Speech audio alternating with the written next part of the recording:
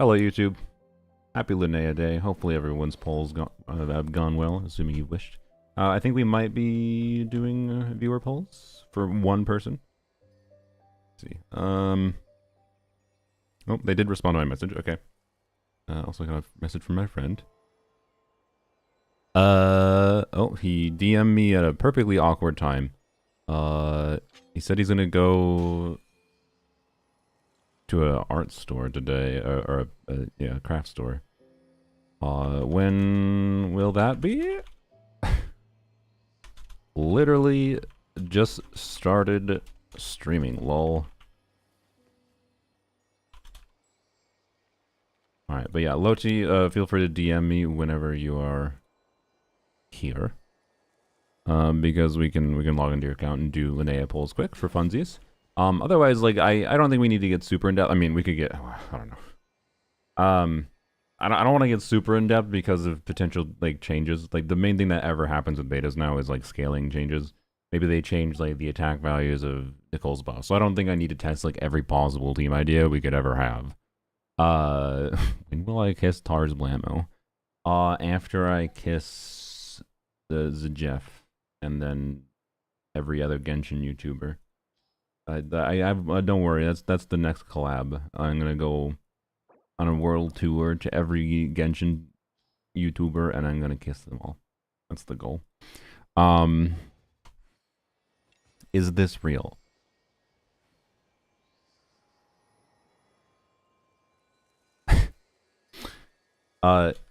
Anyways,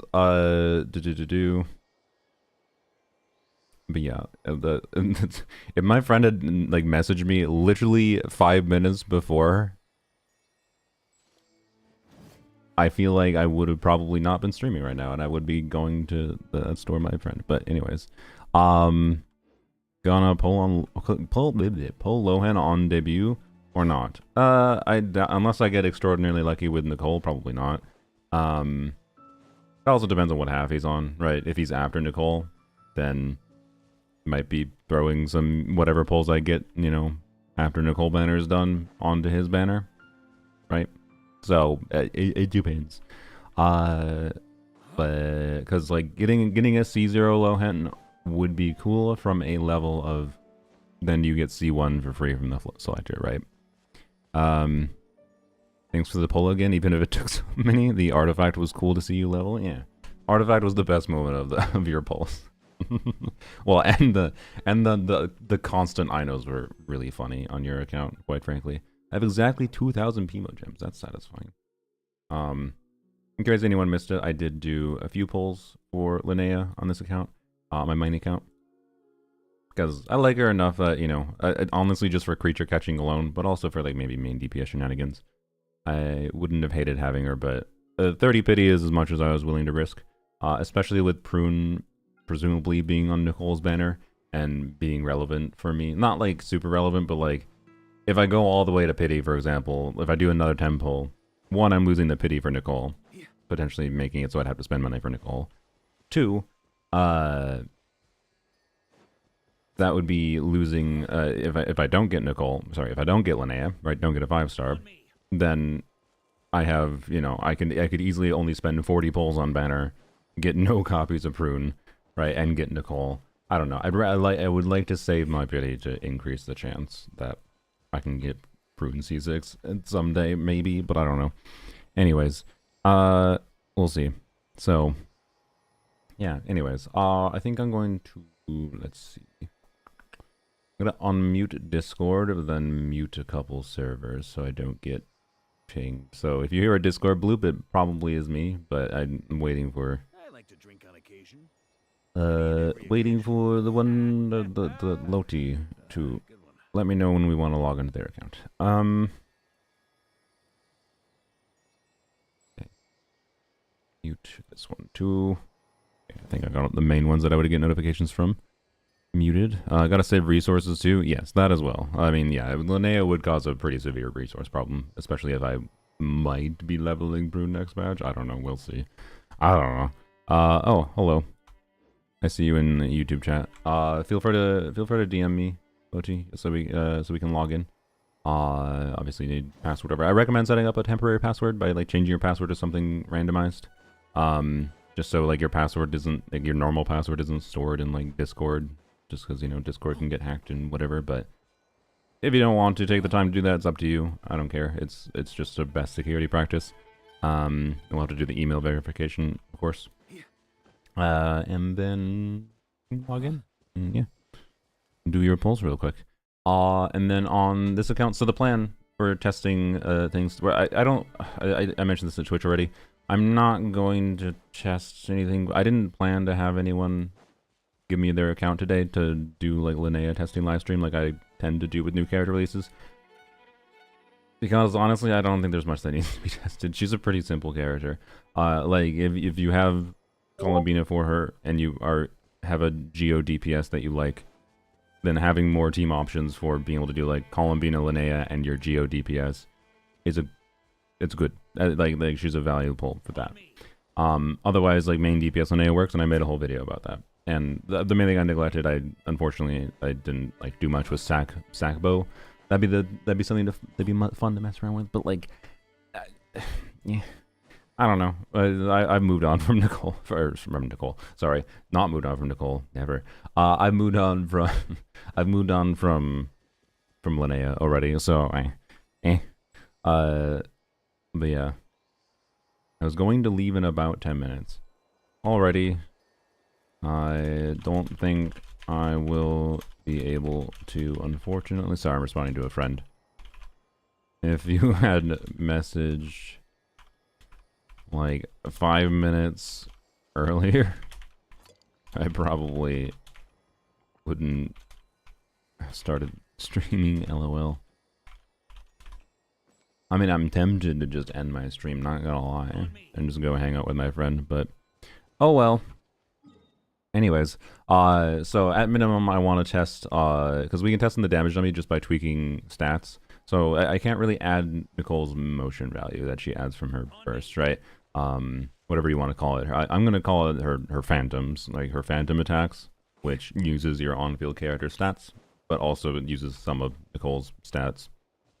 If it's simple, right? If the character is a Hexorite character, but if the character is not a Hexorite character, then it just uses the on-field character stats. Anyways, Nicole's phantom attacks I can't factor in, and those do matter, but those just give me wiggle room for like fudging the numbers a little bit. Like in particular, the format I'm going to test, for example, is like using Bennett in place of Nicole. And like for Lanyan, for example, like I was doing yesterday, that doesn't enable the Hexorite passive for Durin. So like I can just factor in, okay, having a little bit of extra res shred, like 5% extra res shred, and having and biasing towards, you know, assuming that we get like good uptime on the 300 attack buffer on fielders, whatever, right? Okay, that was a DM from Loti Kukul. It's on an America server. Okay. Interesting. Yeah, we'll go do some viewer polls quick for funsies. Why not start with some Gamba? And then we'll go from there. You can just reduce the res. Well, yeah, but I can only reduce the res in 10% increments. Unless Cosmo's already changed it, but we'll find out a little bit. Okay, change the password after. Sounds good. Okay, let me log out quick, and we'll go do some Gamba. So Loti, feel free to let me know in the YouTube chat probably. How many? What are we looking at? What are we going into? I know it's a bow only account. Are we planning on just C0? Obviously a bow only account. We don't really care about Eat Lua, so that's something. Is it actually? Wait, you only have Siege Wind as a Hydro unit, right? I mean, I guess she can work fine without Hydro. What the hell did teams look like for Linnea on the account? They're probably fine, but like not incredible. I don't know. Linnea will be really nice for like clearing Abyss. I feel like a bow only account doesn't exactly clear Stygian. That was my assumption. I think it is one of the trickier challenges for like only weapon challenges, right? Alright, email should be sent, so putting on the code. Alright. I love how sassy Lohen looks. Yes, Lohen's animations, if you have not seen it, are very, very good. His burst animation grabs the camera, but I won't describe exactly how it grabs the camera if you don't want to be spoiled by it. But it's pretty good. And Nicole's animations, you know, it's kind of typical off-fielder affair. They're relatively subdued, I guess, is the word for it, maybe. Still waiting on code. And like Columbina, yeah. Although, like, I'm a little disappointed by... I expected more, like, blue fire rather than what her animations are. So, there we go. Got the code. Cool. And here we go. And it says NA. I think they're in Europe, but they have an NA account. All right. Fair. Depends who you want to play with. So anyways, is 1.8 million DPR and a 20-second Navia rotation good? I think Navia oftentimes wants to do 18-second rotations, ideally, most of the time, right? Looks too much like Real Fire? Yeah. I feel like it should have been a little bit more magic-y. And like her burst went too much like on like a... Her burst is like, looks like a pyro DPS burst almost in a sense, in that it's going for like, this grand scale. I don't want to describe specifically what it is too much, but like it's going for like this grand scale vibe of, ooh, look at this, it's like, oh, badass and whatever vibe, and like you know, oh no, the apocalypse might be happening because this character's casting their burst. But that's not actually the effect of the burst at all, and I don't think that's the vibe they were actually going for. And I think it's part of the color balance to me, and I don't know. So unfortunately, I kind of don't love her burst animation. It's not bad, mind you. It's just it's fine. It's fine. So I like her weapon. Her weapon looks funny. It's like a compass with a seaweed thingy looking inside. All right. Lohen Shatter Beto. I mean, it'll probably work okay. I don't know if it's going to be incredible, but it'll probably work pretty okay. Play, I don't know, who do you... Columbina, Lohen, Verena, Bennett? I don't know. Now that we, by the way, the new artifacts are giving damage bonus, like we have so many damn sources of damage bonus. Hey, there's a chest I can grab for you, the same one I just grabbed. Oh,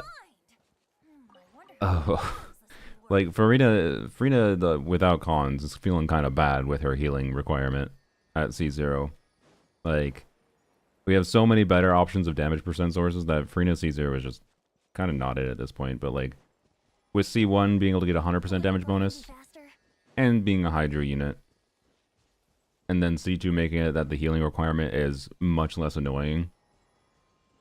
We're now at the point where I feel like C2 Frina is almost necessary for Frina to feel like a more relevant character to use to be competitive at all with newer characters. And even then, it's like not necessarily the case.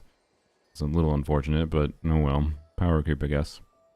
Wasn't able to top up today, neither through LD Shop nor Loot Bar. Is that a long-term problem? Does anyone know something? I got the email, by the way, from Hoyaverse. Did you get the email from Hoyaverse where it's like...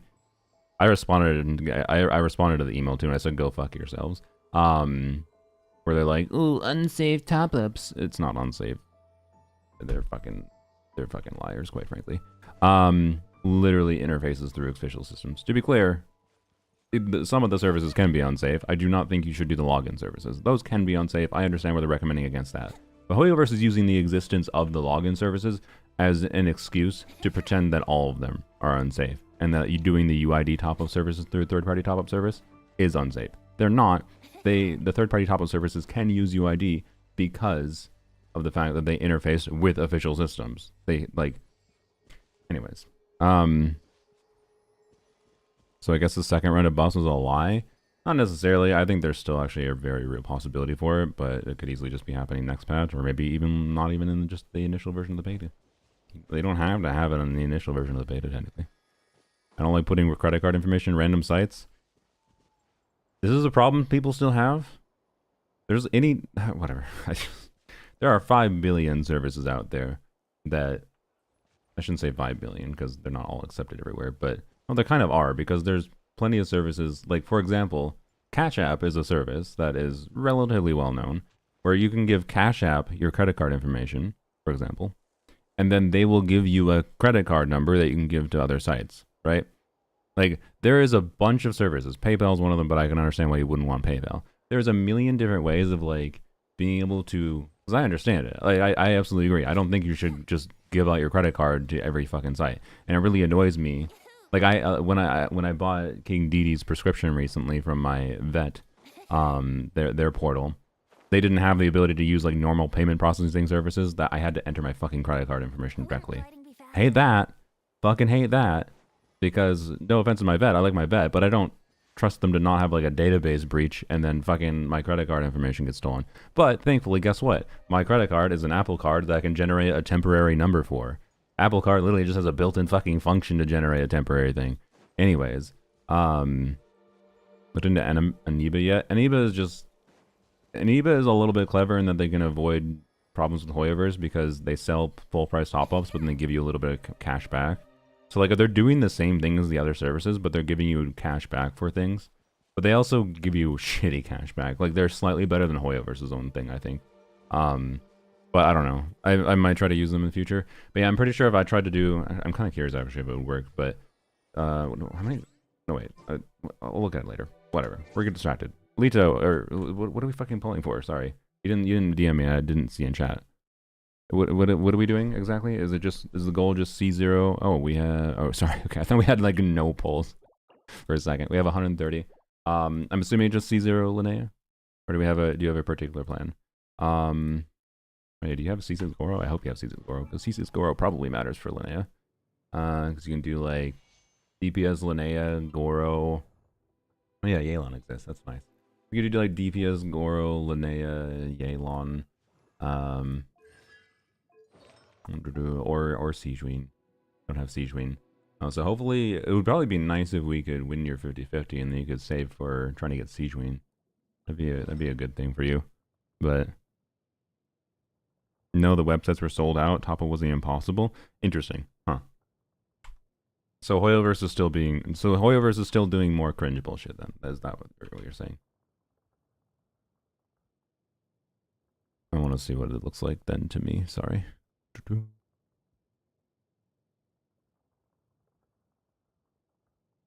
Cashback. Oh, has LD Shop switched to a cashback system as well? Genshin Impact topples are currently region-based. Okay. So, what cashback do you get? I don't know. Whatever. Anyways.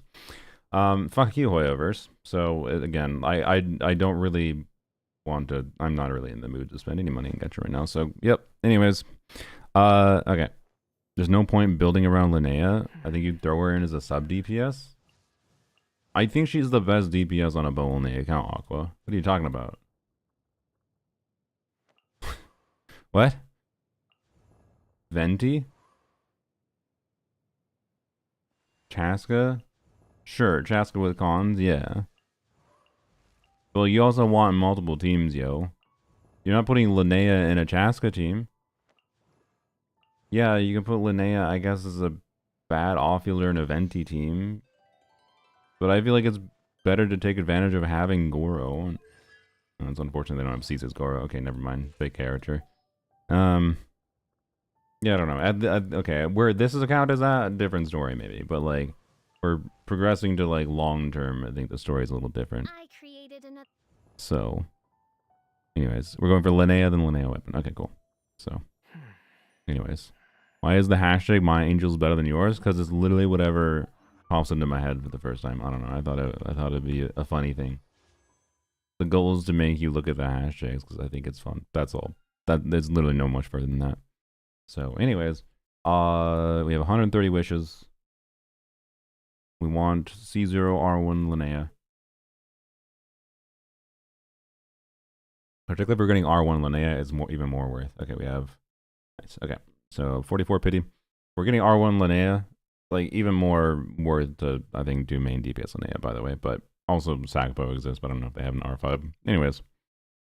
This account is still relatively early on progression-wise for like a challenge account, so it'll be interesting to see how your account manages to progress from here, though. Oh yeah, Chaska's here too. Fuck, I totally forgot. Also, that means this banner is pretty good. Are you planning on playing Chaska? Cause I don't know. Like Chaska is probably a character you really want on a bow only account. But I'm not gonna tell you what to do in your account. So Chaska weapon if pulls left. Okay. I mean the ideal would be if you wanted to get Chaska's weapon, the ideal would be getting Chaska's weapon. Then whatever. Main deep is Linnea actually a thing? Yes. You don't need Zabai to beat Moongecko. Linnea main DPS can beat Moongecko. So, yep. Do they have Chaska already? No, I didn't see her either. I don't think we have Chaska. Yeah. So, interesting. I mean, resources are constrained. This account is fairly early on, but yeah. I think on an only account, it would be a little bit sad to not get this, but yeah, it's a little bit of an awkward situation having two compelling bow units at the same time. But anyways, let's see. Let's just hopefully we can just get some luck. We can channel some polearms only luck. This bow only account. We can get a Linnea, and how about we get an immediate double 10 pull for both weapons on the banner, and then we have enough to go to pity on Chaska and win another 50-50. Easy. I was thinking main DPS Linnea. Yeah, so it's gonna be a little bit more of a struggle without Cease's Goro. Frankly, you have nothing that's gonna buff her. You have literally nothing. So I don't know what to expect. But I don't know. I think building around Linnea herself is one of the compelling options on this account for sure. But you're at investment level at this point in the account. It's mostly just like throw offfielders together that can do damage together. So throw Linnea, Yelan, Fischl, Venti together, and you'll have a good time, right? Like that's I think all you really need to do right now in your account.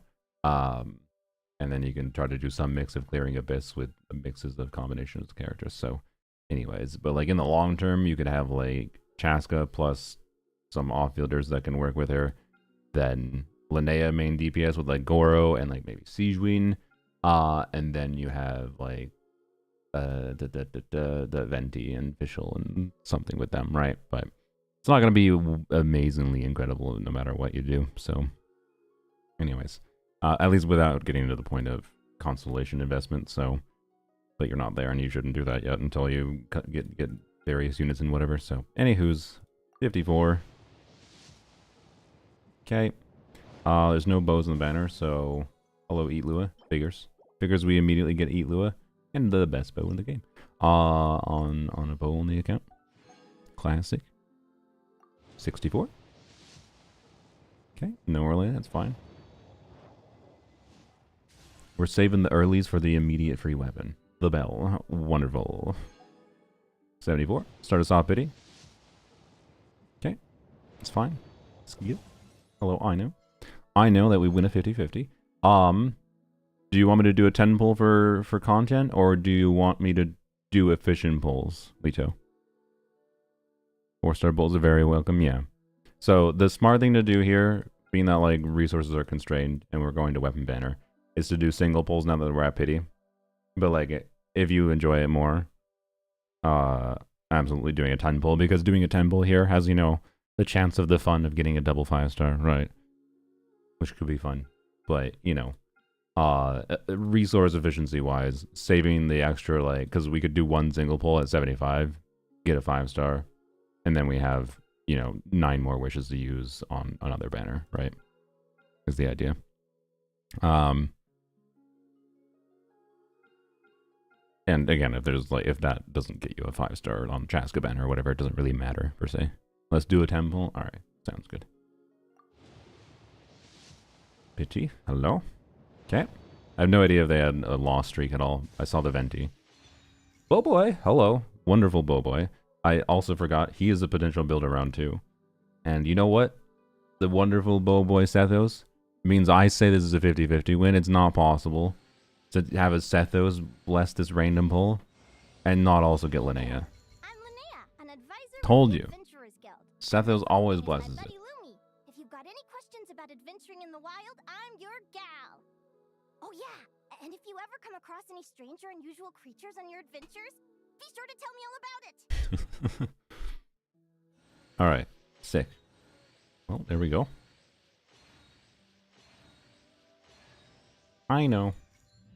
She's present. Alright, cool. Well, that's nice. That is the ideal situation here. Okay, just to make sure, so want to continue on bow banner? Targeting this, I guess? Yeah, I mean, it doesn't really matter what we target in this case. Or do you, because like, realistically, getting more characters should be better than going on the bow banner, but also missing out on this bow banner is rough. You could, like, this is like a rare circumstance on a bow-only account. Like, I've never had a polearm banner where it had like 2 good polearms on it at the same time, right? Literally never. The one time there was a double polearm banner was like, that was relevant was before I started doing polearms only, right? So like, factoring that this is an only challenge, and the fact that one, this is an exploration patch that hopefully you could like still grind a pity or whatever, and like hopefully, I don't know. I also don't know how much other content they have done. I want the bow banner because Chaska rerun, but exactly it's a win-win banner. Yeah, that's what my thinking is as well. Like, even if you don't get Chaska, you can get Chaska on a rerun, whereas this probably isn't coming back. I mean, it might. We don't know what the next rerun's going to be, or if Chaska's doomed to Chronicle banner after this. I don't know. Probably not because our cons are good, but yeah. It would be really. She's the smartest character to get like invest in constellations for. On like this is a bow characters. This is a bow only accounts Arlecchino like C6 style thing where getting a number of cons on her is like really good. Well, I mean C3 to C5 not incredible, but anyways, bow banner it is. So in theory, the ideal for like long term progression in this account would be, in my opinion, earlies obviously, but losing the 37.5 whatever, losing to Chaska's weapon, and then because we have path to Linnea weapon, and then getting Linnea weapon, and with earlies of course. So let's see what happens. Okay, you got Daybreak Chronicles and it's Fenty weapon. Nice, makes sense. All right, 1 pity, go to 11, 5-star right away. Surely, I lied. Okay. I mean, hey, you got this bow. This is a good option for Chaska at minimum, among maybe other circumstances. So it's cool to have it. It's also pretty. 20. Okay, earlies don't exist.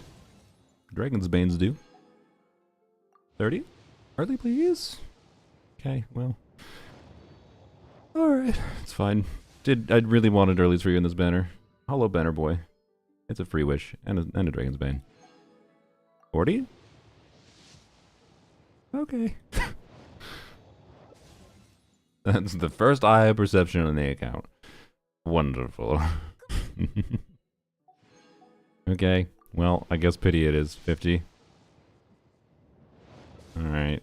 We got another one of this. That's cool. It gets meaningfully better with the refines, so, if I recall. Time to lose to Skyward Harp? I mean, that wouldn't be terrible. Alright, we're very, very pity. Hello. Not bow character.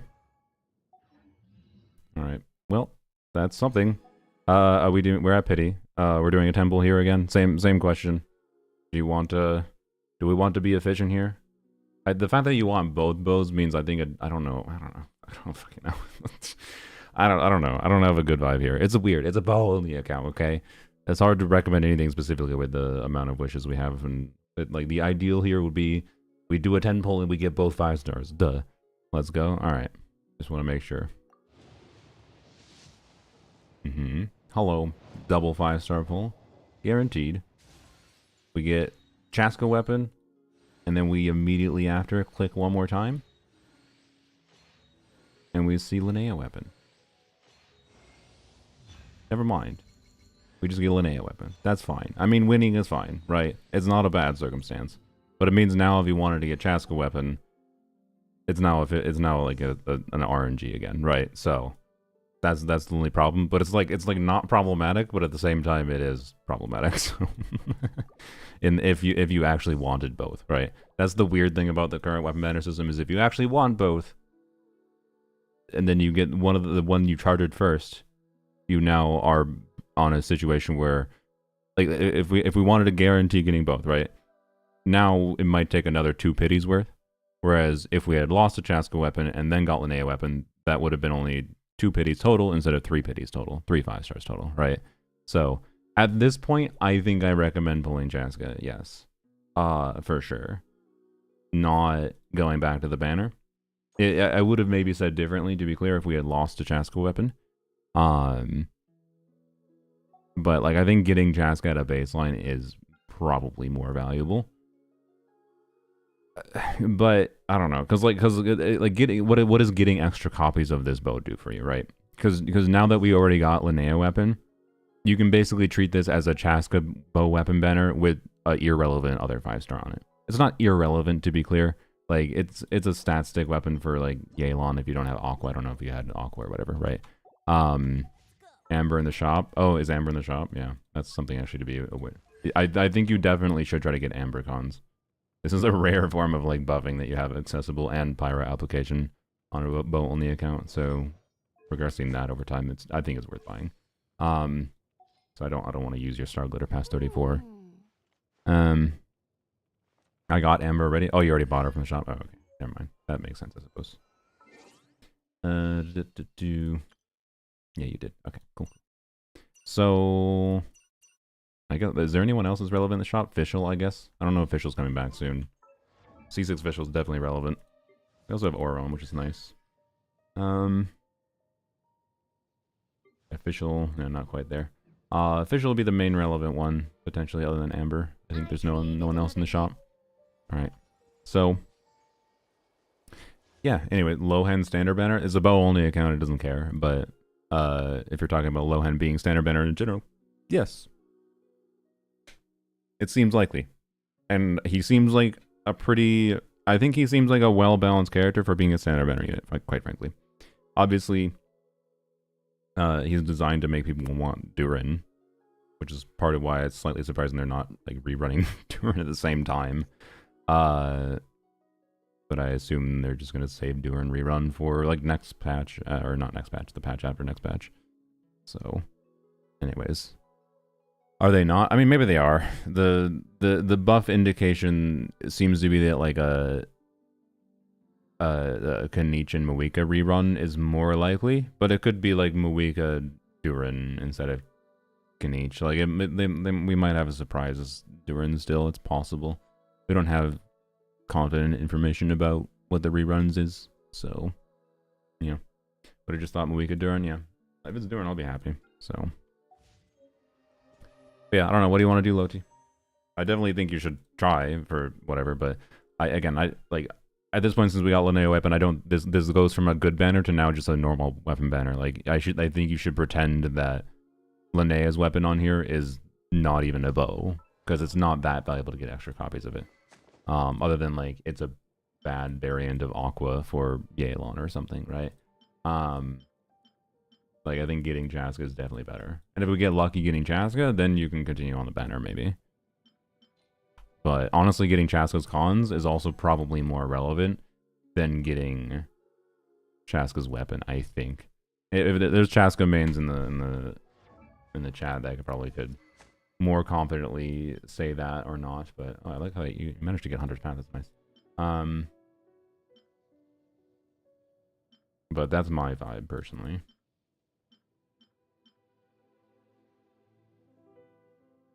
Didn't know people pull support signature weapon. I mean, do you know this weapon is as good? Like for Zibai, this weapon is as good as Zibai C1. This thing is actually strong. But I'm not saying I think you should go for it, but this thing might be better than you expect.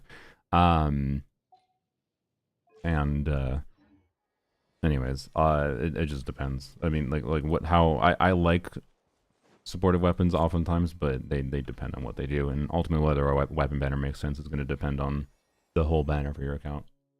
For this account, it's a good banner, right? A much lower risk. Big new Chaska, it's a bow only account. Just want to own every bow character. Yeah, okay, cool. But I figured just want to make sure. So yeah, we have I think a tiny little bit of pity on here. It doesn't matter because we get an early Chaska. Fucking goddamn it! I've gotten like no earlies in the polls I did yesterday and the polls I did today. No earlies, except for right now. Fucking hell. Okay. Hi, I know. But I know I assume you're fine using a little bit of star glitter because it's only official that you care about the remainder of the year. So we should do. I assume you're fine with doing one more temple. Get 2 exchange. I want to make sure because we can do it, right. Surely I can manifest streamer luck for a free Chaska for you. Not free, but 30 pity Chaska. That'd be a wonderful end result, man. Just C0 R1 Linnea and a Chaska. Let's do. You want to do all? Okay, well, I don't know when. We'll decide after this poll. Bam. Damn it! Fuck. Okay, Fab sword. If only it was a Fab bow. All right. Well, you sure you want to do all? I don't know when official's in the shop. I'm not gonna go. Well, I could go check. I guess. Let me go check. Paimon chop rotation. Do. Official is not until July, so maybe fine. But I don't. A weird problem that like an only challenge account has is that sometimes like if you want to build up star glitter, it can take a while. Because it takes like 6 months sometimes before you even have a banner that makes sense to wish on, right? So I don't know if you're going to be able to build up to get a copy of official again, right? To be clear, you're going to want a banner that has official run on it to make it truly make sense, of course, but yes, we'll be wishing on Chronicle too. All right, sounds good. That's fair. I forgot. I didn't mention Siege Ring at the start. I just kind of forgot about that, but it's fine. Okay, come on. Manifest an early Chaska so they can have as many resources for Chronicle or Chaska. God, fuck you. Okay, whatever. It's fine. Hello, Dorian. I know. Well, my apologies. At least, look, I mean, okay, we got a 50-50 win on here, and we won the 37.5. Like, it's not like it was bad. And I think winning 50-50s is actually better than getting earlies, generally speaking. Because earlies only really, truly feel good when they're, like, pre-40 pity, in my opinion. After 40 pity is, like, they're cool. They're nice because they save you wishes.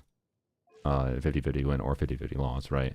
But if you just always win your 50-50s, that's much better feeling. Because then it's just like, wow, I didn't have to spend an extra 75 wishes for this character, right? Anyways, so it's not a bad result. It's just, I was greedy. That's all. But we got the creature. Oh yeah, real quick, because apparently this is a thing. I didn't realize. I think she makes an absurd amount of noises. Looking for me? Yes, we're looking for you.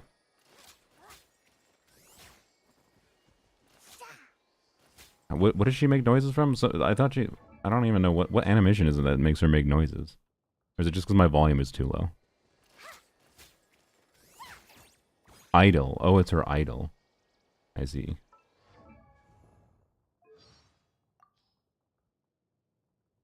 Lumi is just too cute. If you ask me what's the... You want to see my archive? Hey there. Can we not play her idol? I don't think we can. Because it's not a voice line, is it? It's just a... Alright, well. We'll wait for it. There's something that, like, makes really annoying noises. That's a lot of... I mean, there's that one. Okay, I mean... I don't like that one. I really don't like that one. Sorry. That's so loud. I really don't like that one. I'm very satisfied. I'm glad. Too cute. You're... Shush. She does. Dolly is popcorn. I mean, yeah, Dolly is popcorn is pretty hard to beat. But... we'll wait here for a second before we go back to my account. Oh boy.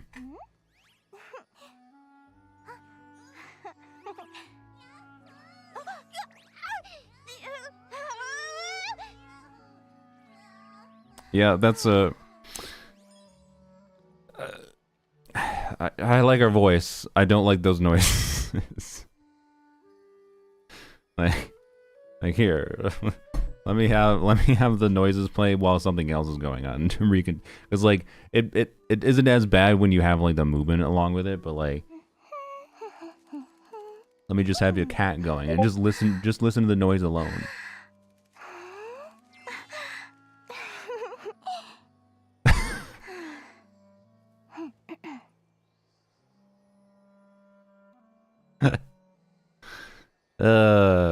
You know. No, I don't know. That probably beats Navia, I will say. That's worse than Navia, I think. If you ask me what's the one place you should visit in She's great, yeah. I mean, town? it's got more emotion. I think the VA did a good job. I don't know if I like on a voice direction level that they asked her to do that. Oh boy. Anyways, hope you can enjoy your Linnea. It'll be interesting. I think she's actually should be a pretty compelling character on a Bolney account. It might take a while to get her there. I think you just use her as a mostly generic off-fielder for now. And I don't know, it's really good that you can just like do her nuke E in whatever team you put her in, to be clear. Without having to, like, you don't need to force Hydra with her. That helps a lot for an account like this, so. Yeah, I'd be happy if she was a polearm character, basically. She wouldn't be, like, a major upgrade for the investment on my polearm account, but, you know, she'd be usable. And on a Bolney account, I think it's more important, because you have weirder conjunction of, like polearms only has a lot of, like, actually compelling teams.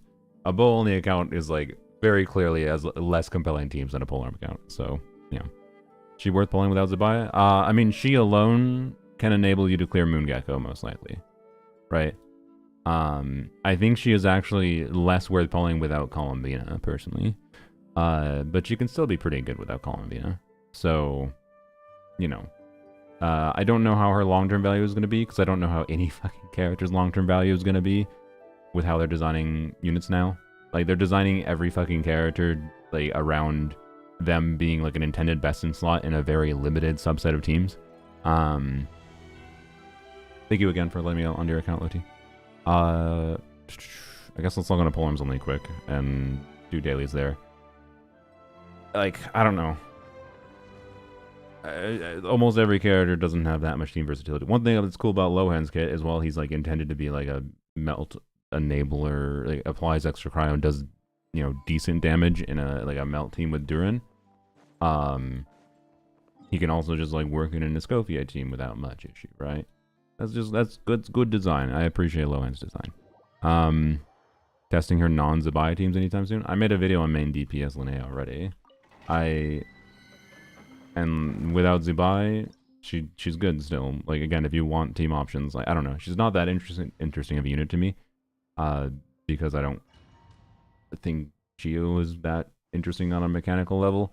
Am I undervaluing? That's loud. Sorry. Am I undervaluing the relevance of, you know, maybe doing some more shenanigans with Lunar Crystallize? Sure, but I also showed that in my video. You know, you can throw her in. You can do Durin, Mona, Inefa, Linnea, and it will work quite well. Like, I trivially cleared the Hera with that team. Without trying to make the builds be good on anyone. I just use like default like bad creator server builds, right? That will be far more than compelling enough for most players of this game. And it can continue to be a path of success to just pull off-fielders. Like, don't get me wrong, she's a good character. I'd be, if she didn't like come at an awkward time resource-wise, and I didn't really want to spend any money. And well, maybe I would even be willing to spend money, to be clear, if it weren't for the resource problem as well. Like, the conjunction of all the gacha things, basically, is why I don't really feel a need to pull for her on my main account. But, I don't know. I don't know if I feel a need to investigate much more than I already did. And you should check out other people's videos on Linnea, to be clear. But I just don't think there's anything interesting I'm gonna find out for her past what I've already done. Who are you? Who are you asking?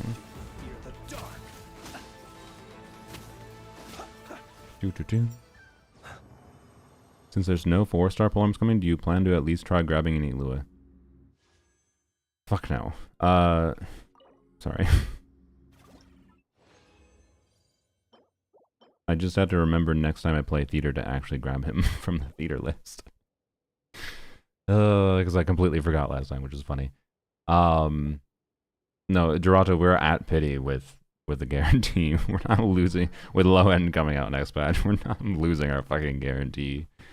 Yeah, let's just spend 150 wishes for the chance at one copy of an utterly useless character on my Polar Money account.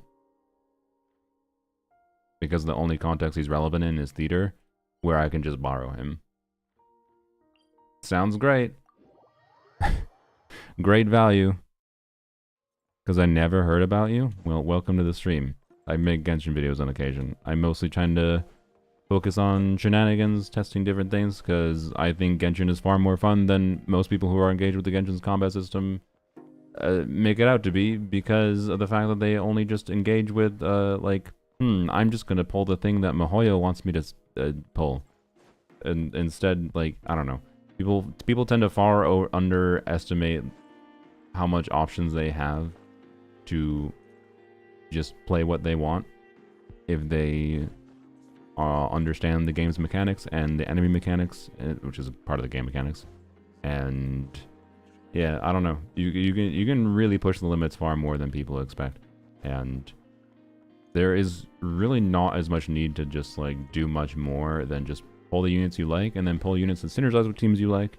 And I tend to focus on team versatility for characters as the main thing that makes them valuable, because covering different use cases is what I think makes characters most enjoyable, because the more options you have to use Flynn's, like, the more times you face an enemy that basically says, fuck you, you can't use Flynn's at all, the less enjoyable he is.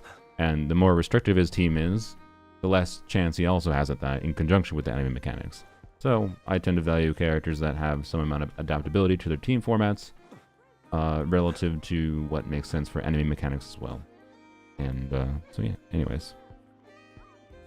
Who's your favorite character? Oh, you'll see her. You'll see her. We're gonna do some testing with her. We're gonna test Nicole today. I don't, what do I do? Whatever, sure, we can do this. Wait. Is there anything that makes sense? Oh yeah, by the way, next patch, the gallery, so Skirk set and Plunge set is being added to Strongbox. For anyone that cares. Is there something else that makes sense for me now that I need to prioritize Lohen? I don't think so. I don't think anything, because we have Shenhe Noblesse, we have a Scofier on Scroll. I mean, maybe Rosaria on a buffing set will be better with Lohen, but I'm not too worried about that right now. Like, Emblem actually might be better now that I think about it on Rosaria after Lohen release. Sure, I guess. I'll get on principle. But whatever. That one has potential. Interesting. Particularly as a Rosaria piece. Not for a Raiden piece, but as a 4-liner, you know. Never know.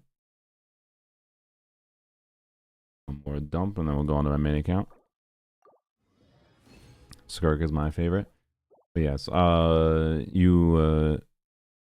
Jason, how dare you spoil it? How dare you spoil it? I was gonna say you probably won't guess what my favorite character is.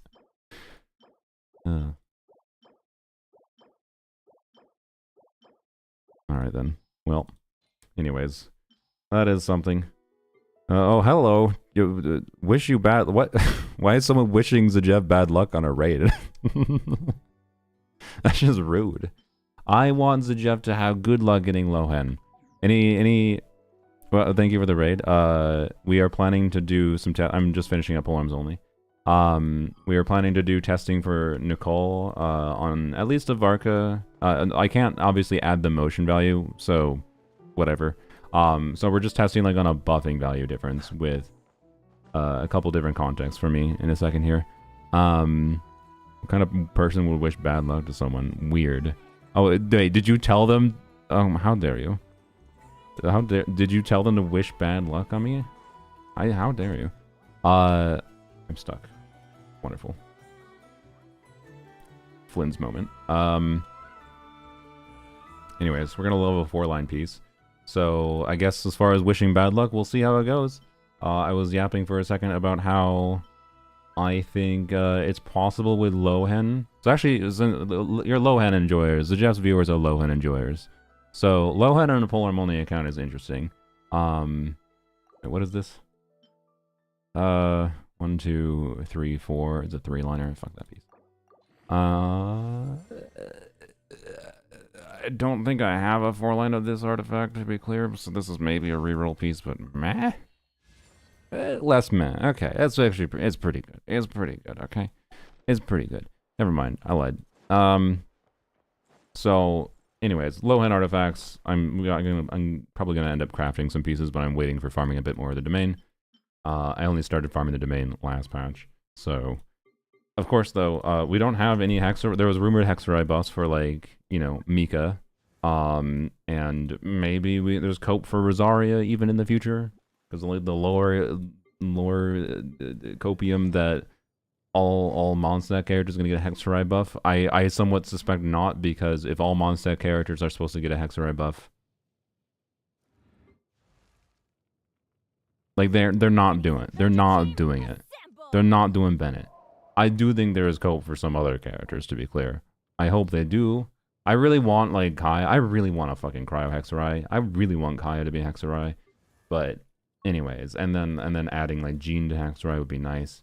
Also my hot take with Prune, by the way, is most of what Prune does should have just been a Jean buff. Just saying. It should have just been a Jean Hexerai buff. But anyways, why is Bennett level 70? Theater. That's why we have a bunch of level 70 characters. I have to just throw away resources on poems only. To be clear, I don't really need the resources for anything else, so it's not that big a deal. But yeah, anyways, it's because of theater. I don't use the characters, but I have to select them. My rule for theater on poems only is I just don't switch to them. You strongboxing emblem for Raiden? Yeah, mostly. Raiden she essentially has a perfect build, but I basically want this circlet but onset. So I am in hellfire zone of trying to optimize Raiden. But anyways, on this account, one of the baseline pretty decent. It's not like, I mean, it clears the cryo bombs perfectly fine at Fearless. But like I'd be able to clear. I'm pretty sure Lohen would enable me to clear Dire Cryo Automaton. Not that it's it's in the previous Stygian, but so Escoffier, Shenhe. I have a Escoffier C1. It's Polar on the account, right? So I can invest a little bit higher into Polar units usually. And then usually Rosaria is who I use. And I have a really good Rosaria build. And this team with my investment gets like, it's not incredible right by current states. Don't get me any current bullshit like Zibai. But it still reaches 80k DPS, which is perfectly fine. It's a very good team format for clearing Abyss. She is surprisingly compelling for Escoffier, Shenhe, Rosaria combo to baseline is surprisingly compelling. But it's obviously been missing the compelling last piece, which is an on-field cryo, right? So Lohen is an on-field cryo unit, but of course we don't have Hexerai bonus, so that makes his weapon worse. I think his weapon is still best in slot, but I think his weapon is probably not that much better than an R3 Jade Spear, is my assumption, but I'll have to run the calcs on it to see exactly. I just assume it's not that much better, right? Because without Hexerai buff, his weapon, I believe, gives 40% normal and normal attack, charge attack, skill bonus, whereas this is going to give 20% bonus with max stacks and then a whole bunch of attack percent. Like, this might just be better than his signature weapon without Hexerai. So I think my priority is to go for C1 Lohen at a baseline. I have a guarantee. I've been holding on to a guarantee. I'm at pity. I skipped Eat Louis. He's the only character I fucking skipped on Poems only because he's the only content he's useful for is theater on this account, and I can borrow him. So I have pity. I am at pity with a guarantee. So I'll get an immediate Lohen, and then anything else I have can go into cons, and then I'll probably try for it. Oh, I forgot to. I'll probably go for his weapon, assuming I can get C1 with the resources I have. So C1 Lohen's probably guaranteed, which is cool. Yeah, it's basically guaranteed. Because I'm already at pity, and then I can have 2 pities more. If I get a little bit lucky, we can go for weapon, or depending on whatever happens. Voices outside. So, anyways, you ran some calcs on Lohen? No, I didn't do any calcs on Lohen. Sorry. But my initial vibe was that he's was going to be a standard banner DPS. Like, just to intuition, I was like, not sure about some unknowns of this kit. Like, obviously, we don't even know for sure that how the, like, will point conversion thing works. But at a baseline, his multipliers are not insane. So he's not a hyper carry. And it seems unlikely they're going to release a specialized support for him. And it obviously seems like he's intended towards being decent with, like, a Scopia 18 formats. And then obviously, you know, Durin dark mode or whatever. Cons kind of scream standard. Yeah. But he seems fun. And that's, I think, exactly what standard banner units should be. They should be compelling enough to feel like it's very usable. And he has 2026 animation quality, obviously. Like, he's probably gonna feel good to play, generally speaking. He's probably gonna be the best standard banner unit as far as, well, no, he is definitely the best standard banner unit at a baseline for DPS potential, I feel like.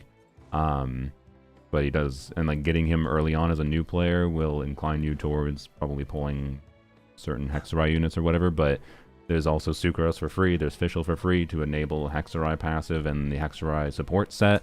So like, and he's going to be easier to build because he has a set that gives crit rate for free. Like, for various players of all kinds of investment levels, I think he's a really, really good addition to the game as a standard banner unit. If he's not standard banner, well, okay. So I hope he's standard. I do hope he's standard. Because I think he's a very positive addition, if so. If he's not, then I don't know. Then he's just another DPS, and then it's just, you know, if you like him, right? Obviously, then it's just, if you like him, pull him, because that's what every single main DPS, even to a meaningful extent, like Zabai, even as broken as Zabai Linnea combo is, Linnea Columbina clears Moongecko. You don't need Zabai to clear Moongecko at Fearless. So, I don't know. Will there be future content where you need Zabai Premium to clear Fearless? Fuck if I know, maybe. But, yeah. Free Varka incident, yeah. I mean, obviously Nicole explains why Varka isn't free, but it's not surprising. Anyways, sorry, I've been yapping. I need to finish dailies on this dang account. Should have been doing dailies, I forgot. Ever hear back from LD Shop to find out what was up with them? What is up with them is that Hoyoverse decided that shutting down third-party top-up services would make them more money than it would lose them. That's not LD Shop, what LD Shop said, to be clear. I don't know, I yapped about it before. There's nothing really interesting. It's boring. I haven't been in contact with him recently, so I don't know. Zajeff just rated us. I say embrace the Zajeff mindset of fucking, I don't know. Look, I spend money in the game. I think there is I think this game is a more enjoyable experience if you spend a little bit of money by treating it like a subscription game where you buy the battle pass to give you more resources to level more things, and then Welkins can, especially over time, Welkins help a fucking lot for being able to allow you to take more risks for pulling different characters that you're like passingly interested in, and not have to like hyperplanet your resources as much. Treating this game as like a $10 to $15 per month game is a far more pleasing experience. But anything past that starts getting into territory of like, you're spending a lot more money on this game than anything else you could do for video games. But also, it's not that insane relative to other insane hobbies people have. It's certainly not as bad as fishing. So I don't know. Like, at this point, with Hoyoverse being cringe with a lot of their things they're doing, I'm becoming more and more anti-spending money. And I say that even though I have C6 Varka. We pretend that didn't happen, okay? Look, C6 Varka, I didn't spend that much money for. It was partially funded by, like, whatever from me, sure, to get the last constellation. But then it was people giving me birthday top-ups, okay? And the fact that I got C3 and 170 pulls. I don't know how the fuck that happened, but, like, I didn't spend meaningful money on Varga. It just, C3 and 170 pulls snowballed, okay? Okay? It's the only instance I've ever had where absurd RNG early on snowballed from there, and it being my birthday did not, lining up with my birthday did not help. Is fishing an expensive hobby? Well, I'll tell you, my dad goes fishing in his boat. I think less than I think my dad goes fishing in his boat that costs like $15,000. Not that you have to buy a $15,000 boat, but I'm talking one piece of equipment. And if you are a if you are a big fishing enthusiast in your life, you probably end up feeling like, you know, it is worth spending a bunch of money. You'll think about buying a boat if you have the means to in your life, right? Like, and my family isn't rich. They're not rich. I mean, they're you know, to be clear, they came from like kind of like the boomer era, so you know they are more privileged than I think they think they are. But fundamentally, right? He spent I think the boat was like over $20,000 actually, potentially. I don't know. It was expensive as fuck. And for how much he uses it, right? That's like I'm sorry, I could have C6'd every fucking character in Genshin. Well, I shouldn't say everyone. But, you know, I could have C6'd most of the characters in Genshin. I could have definitely C6'd every single character in Genshin that I give a shit about, and probably had a lot of money to spare for the cost of that one boat. Also, hi, Bumpy. And, like, he uses it a few times a year. And it's like... So, I don't know. But obviously, like any hobby, there is free-to-play fishing players, right? You don't need expensive equipment to fish. You can catch fish from the water without expensive equipment. But also, depending on what exactly you want to do and the freedoms you want to have for engaging in your hobby, it can cost more money. So, fishing whales are real? Oh yeah. Don't you need a license for fishing? Yes. So, fishing, legally speaking, fishing cannot be free to play, I guess. Where I live, at least. On a generalized sense, you understand what I mean. As like the equivalent fishermen of like free-to-play players in Genshin are the people that like are really stingy with like, you know, spending as little money as possible for fishing, essentially. So, lack of event weapon in 6.6. Wait, is there no event weapon again? I called it. I called out when they did the fucking Catalyst skin. Because people were like, oh, the Catalyst skin is cool. And it was like, no, like look, it's like cute, I guess. As a free thing, it's like at a superficial level. Particularly as a new player, like, oh, that's cute, a free skin for an event. Except, like, no, they used to give us actually useful things. Every other patch. Where the fuck? There we go, a Catalyst character. I don't know why it took me so long to find a Catalyst character. Wait, I don't even have it on this, do I? No, I do. Sorry, I didn't. Okay. Like, it doesn't even look good. It's fucking ugly and, like, low res. It's lower res than Eye of Perception. Look, it has less detail than Eye of Perception, bruh. Like, the intern made this in 3 seconds. I'm not kidding. Like, it's cool if you like Lisa. Only if you like purple Lisa, actually. I don't know. Like, and this is what we get instead of useful event weapons? Like, think about the fact, like think about the fact that Nicole, one of the compelling, not that it's like the end of the world to not have the old event weapon. Let's go log into my main account. Did I at least? I think I did, yes. Like, Sworn Eye is not that incredible, but like a lot of players do not have it. And it will be a very nice to have for a lot of people for Nicole. And this means like, there's like, so it's fab for most people, right? If you don't have Sworn Eye. And log in my main account. So it's like, one, they should fix the fucking problem where they can rerun event weapons in some form. Put them in the fucking Starglitter shop at minimum. But otherwise, this was a very obvious opportunity. Either the previous patch instead of the stupid Catalyst skin, or the next patch where we're getting apparently a Claymore skin. I heard about. I think, is that what it is? I think it's on chat. Give us a fucking event weapon that's like a decent weapon for Nicole.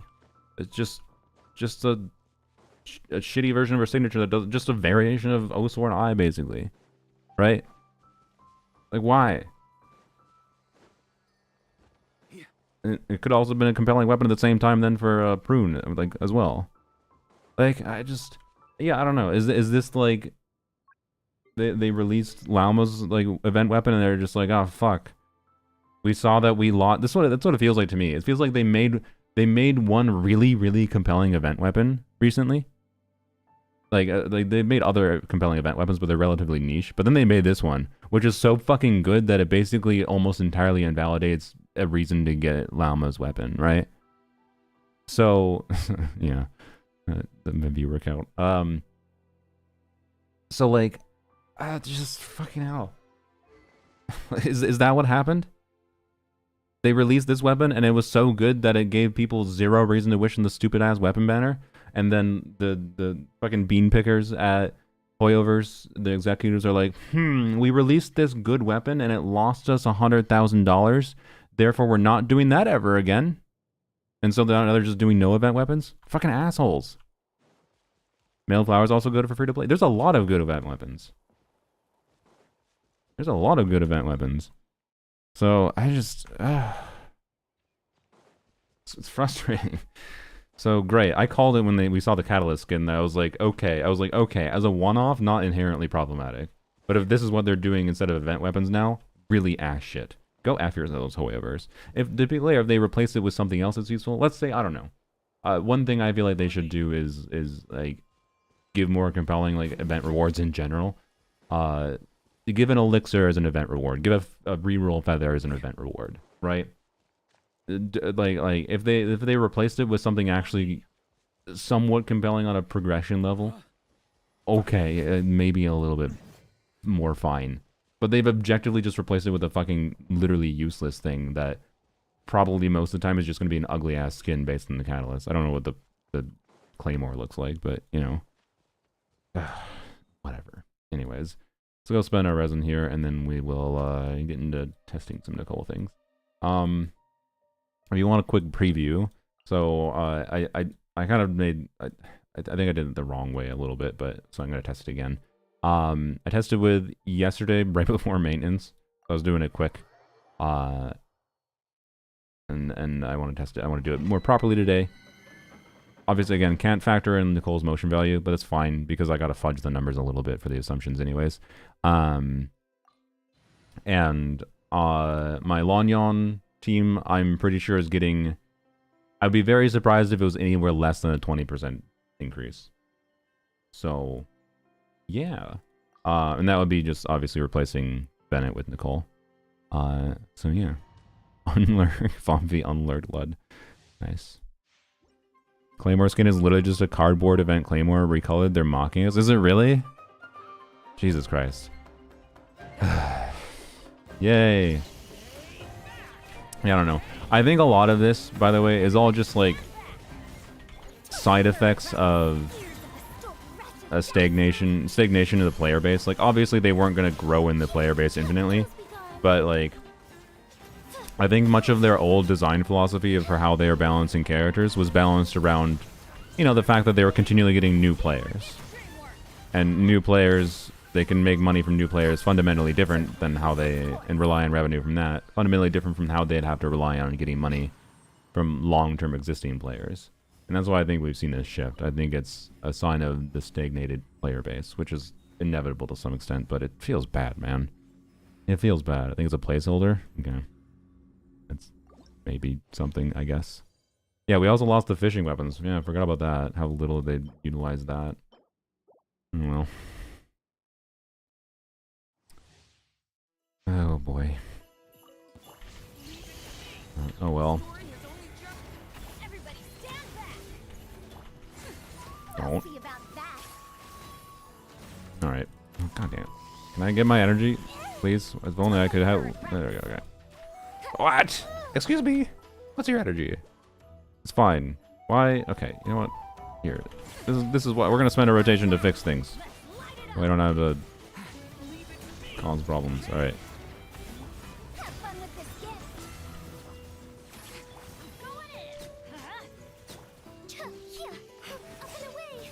But yeah, preliminary results for this team was basically, so Lanyon's damage contribution in this team is like 70-ish% usually.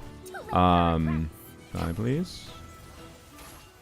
And so she falls from 70% damage contribution to more towards 50% with Nicole on the team. Because what Nicole does is loses a little bit of Lanyon damage, but then adds Durin and Farazan damage. But I think Lanyon's damage contribution is also going to go up a little bit, factoring in the Nicole Phantom attacks, right? which will count with Lanyan's damage. Lol. Honestly, I don't even think I care about a double crit mineral piece with that percent. I'm aware, by the way, that it's a Linnea piece. I don't have Linnea, so yeah. Well, I think I'll pass. I am looking for a whatever. Okay. Sunder. I am looking for a upgraded Columbina flower still, but it's fine. So, anyways, I think I will quite like the balance of Nicole for Lanyan. Please die. Okay. I forgot that he's on dark mode. Well, whatever. Ow. Ow. Is Ayaka officially dead? What? What do you mean? There might be awkwardness in Bennett. Bennett self-applies pyro. As far as well, actually, I don't know. I have to go double check the footage. Maybe Nicole's shield self-applies pyro. Shields sometimes do that. Actually, let me go check the animations quick. Okay, and I'm just gonna spend the 20 resin. Check the animations quick because maybe shields sometimes self-apply pyro. If shields self-apply pyro, that means Nicole can do the same thing for Lanyan as Bennett does for the convenience of self-pyro application from Bennett burst. Allows me to much easier guarantee a infusion on her shield, which is important for her to do any damage. Okay, there we go.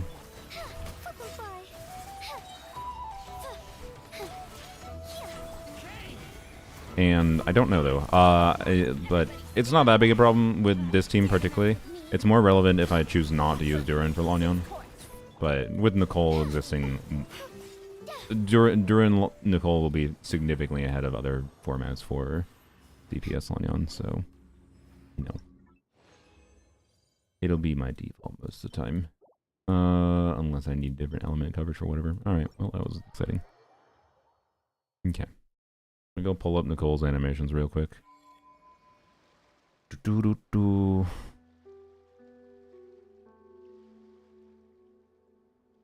see. Alright. Hoyo still release characters that apply elements to themselves? Not really, not like Bennett does. But they could, if they're gonna do it, it would be from a shield effect, right? That's the only real chance, I feel like. There they are.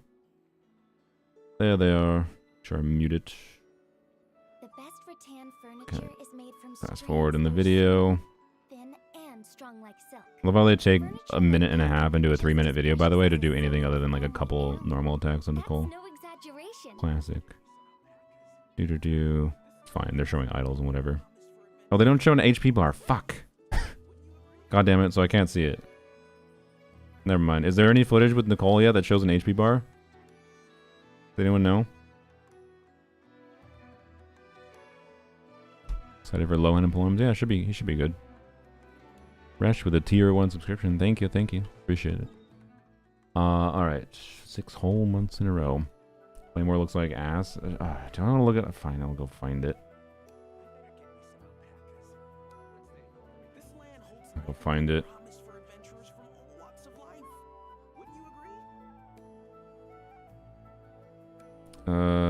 Let's see.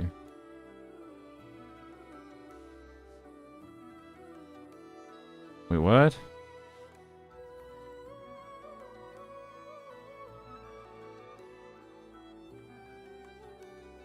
What? Huh?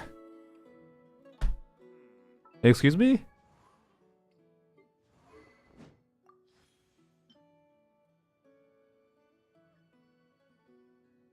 It's this, but looks slightly different, bruh. Oh, my viewers, the Jeff rated, and that's why.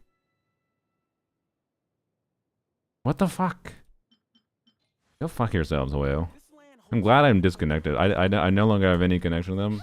I can just tell them to go fuck themselves constantly now. Anyways, claim my dailies, I guess. Alright.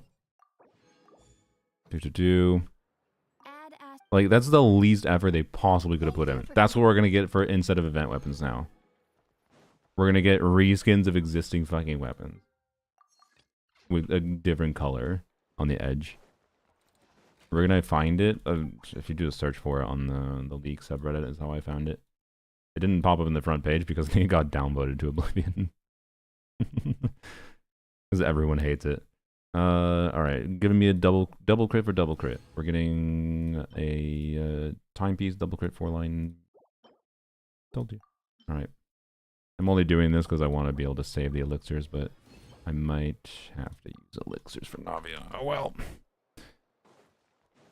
Free weapon skin era, yeah. Okay, so before we go tests quick, so I get 100k-ish. It's a little weird because it falls off a little bit and depends on some crit RNG and Lanyon, but I get 100k-ish with my Lanyon team currently. And this is with Durin on a 2-piece build. Bennett on Noblesse. But we're gonna go test the hypothetical Nicole, the damage dummy, just by modifying the stats of our characters. I think the Nicole thing with the 3-second delay for the 300 attack is weird. I tested it yesterday, assuming that like I had half optim on the 300 attack, so I added like I treated it as like 750 attack for Lanyon. I'm gonna treat it as 900 today, for the purpose of I don't have access to the additional motion value from Nicole anyways, and I'm pretty sure I can get most of Lanyon's damage to happen with that 300 attack buff up anyways, other than like maybe her burst or maybe one skill. I don't know exactly. Like, it's not going to be functionally 300 attack for all of Lanyon's damage is my point, but considering I don't have the ability to have the extra motion value from Nicole anyways, it should be pretty close. Or it's probably still, whatever my results are for my DPS, with assuming the full 300 attack is up for all of Lanyon's attacks, will probably be similar, or it's probably still going to be worse, I'm pretty sure, than after she actually exists when with the buff up, because 1000% motion value will be good. But the 1000% motion value is weird because like sometimes it'll use Farazan stats, sometimes it'll use Lanyon stats. One of them will probably trigger on Durin if I do Durin burst after Nicole. Depends how I order things in the rotation. I think I can get Lanyon to trigger at least 3 out of the 5. But it's gonna, I don't know. The gameplay is gonna be a little bit different with Nicole's my point. I don't know. Anyways, Lanyon's artifacts will stay the same. Farazan's artifacts will stay the same. We're gonna keep on Noblesse. We're gonna put Durin on Noblesse. I'm gonna do like a hold E on Bennett to try to simulate Nicole's field time. We're gonna do like that. It's probably pretty close. Well, maybe we gotta do longer than that. I don't know. How long does it take to do a full charge? I don't know. Is that like approximately the time of an existing skin from TEST? Yeah. Nicole's idle be silent because she can't speak?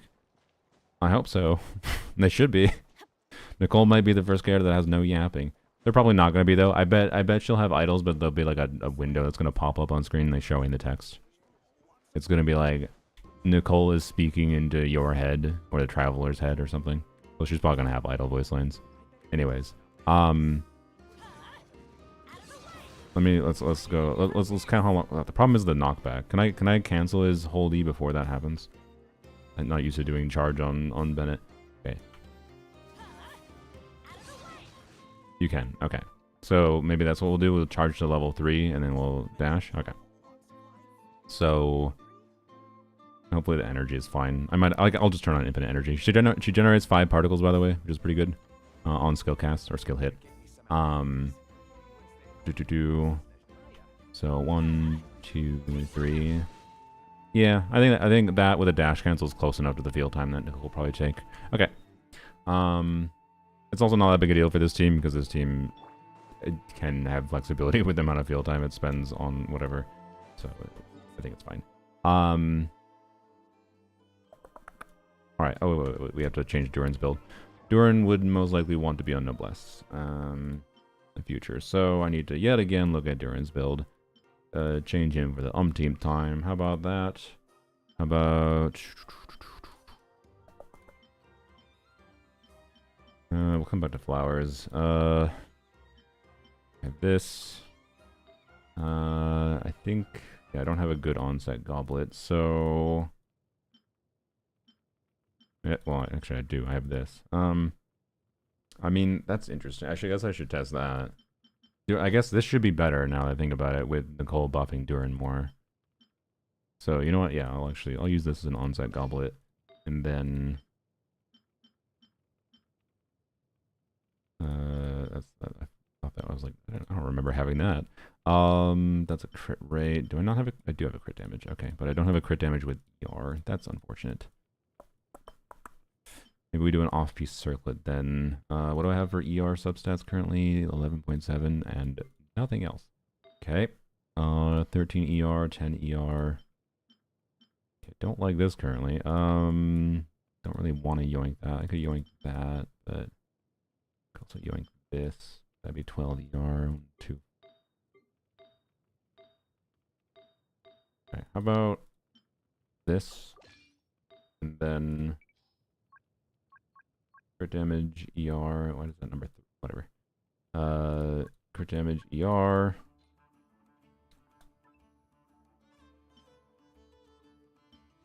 What do you have that right now? Whatever. Okay. It says an attack percent roll.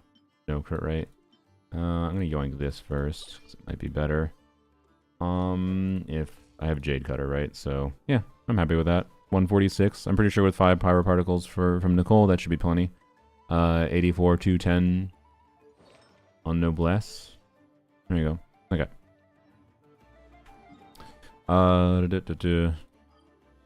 I don't think my Bennett skill is actually gonna contact, so I'm probably gonna have to turn on infinite energy, but I don't know. I'm not sure. I'm not sure if his holy generates energy when you do a dash cancel or not. We'll see. Alright.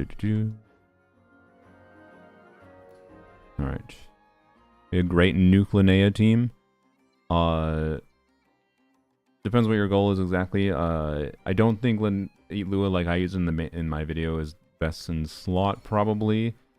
So your last one's gonna depend, but most likely Goro, Columbina, and then you have a flex slot for putting in whatever makes sense for buffing him, like a Zhongli, an Albedo, whatever floats your boat. You can put in a Navia, maybe. That's something I didn't mess with. It's like do Nuki, Columbina, Nuki on what's their bucket, and then switch to Navia, do Ease on her. You can do switch back to Linnea again, do another Noki with like a sack bow kind of thing. So I like that. The quick swap between. Wait, I haven't been in here yet. The dragon in the sky. I like the idea of quick swappy DPS Linnea with Navia, but depends on your account. Okay, start. So we. Yeah, well, I don't need to do anything here. So we're just going to that. Oh yeah, there's new environment Cosmos did. I don't know if Cosmos did anything else.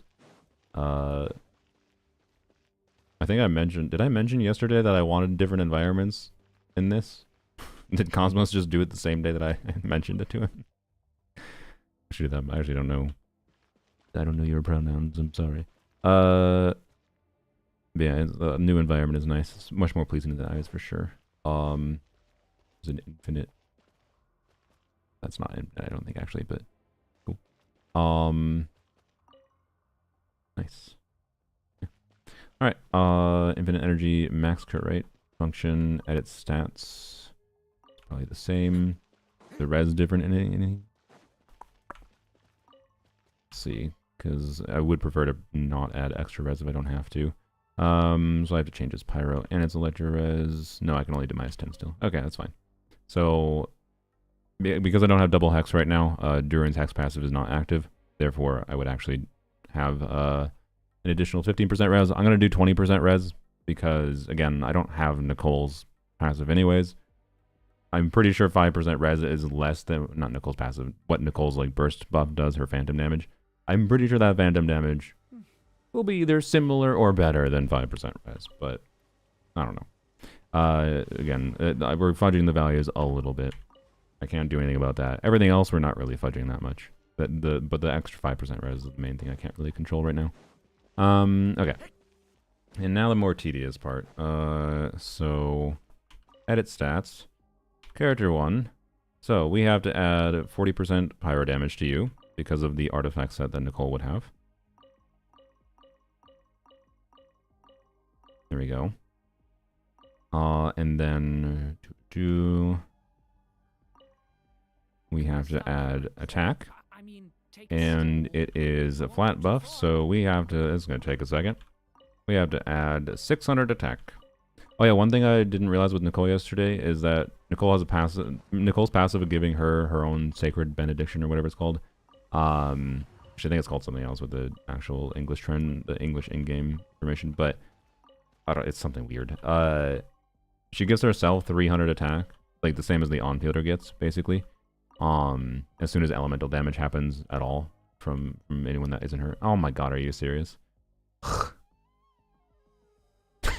I can't add, there's a limit. No, the limit is barely below what I can do. Okay, that means I need to calculate what... Ah, fuck me. Wait, can I see what an attack, how much attack does... 827 seems reasonable. Yeah, but like, I would prefer... Oh wait, no, I need to add 600. My brain was turning off. What am I doing? No. I don't need to add 900 to you, but I am gonna have to figure it out for Lanyan. Only Lanyan needs to have 900. Okay, we're fine. My brain. But... Alright, there we go. 595. Yeah, that's not Lanyan, that was Durin. Alright. So, we got the pyro damage from the artifact set. We got that. Is there anything else? I plan on getting Nicole's signature weapon, so I'm like thinking about Nicole's sig. I purposely saved my current pity for it, so hopefully I just win the 50-50.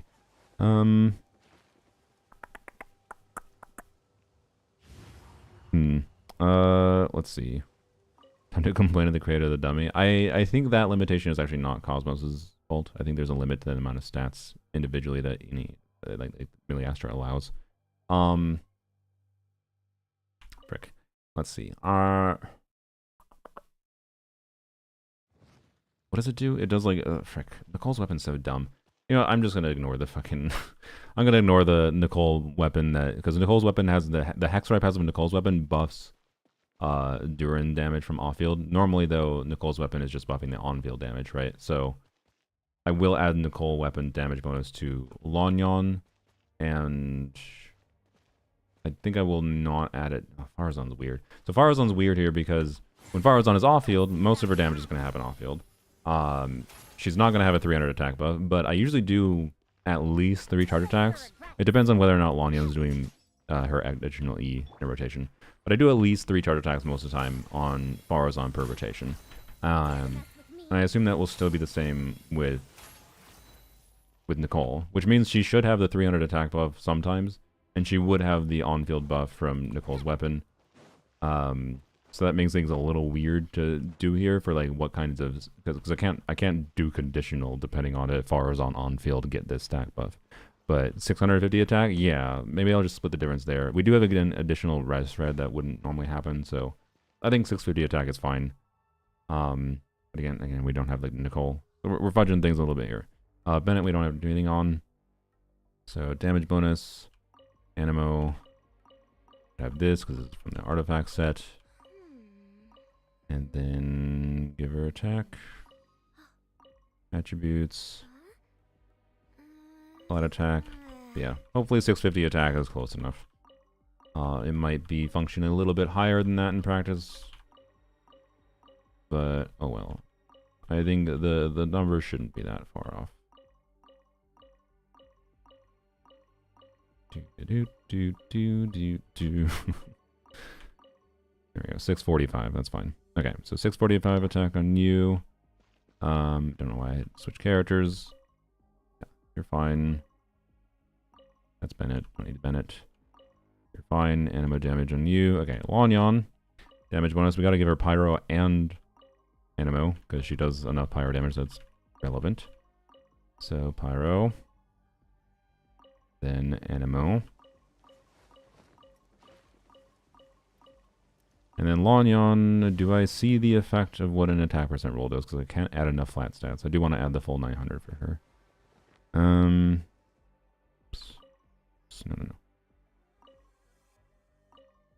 Attributes, attack percent. I do. Okay, sick. Okay, so an attack percent roll adds about 40. So I think I need to do like one attack percent roll on top of the flat stats, right? But let's see. How many flat stats did I do again?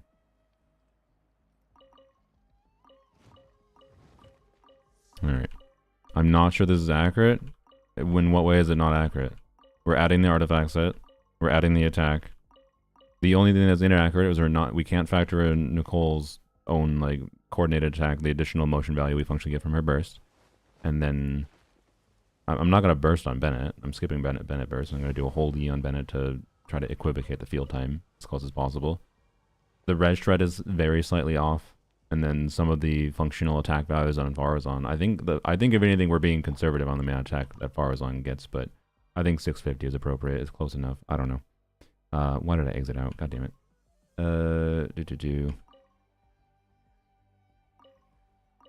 Anyways. Academic research isn't some kind of fashion. It should be fairly close. Topics don't just go in and out of fashion. Lonnie on snapshot? No. Okay, 827. So we need to do... They'll do -1 and they'll do 2 rolls of attack percent, I think. Yeah. Alright, there we go. That should be about 900. Okay, cool. So I'm skipping Bennett burst, but I do need to do like a holdy. I'm going to do this on Bennett. Whoops. Want to dash cancel it. Don't want to do that. I'm going to do a holdy to try to skip or try to simulate the Nicole field time.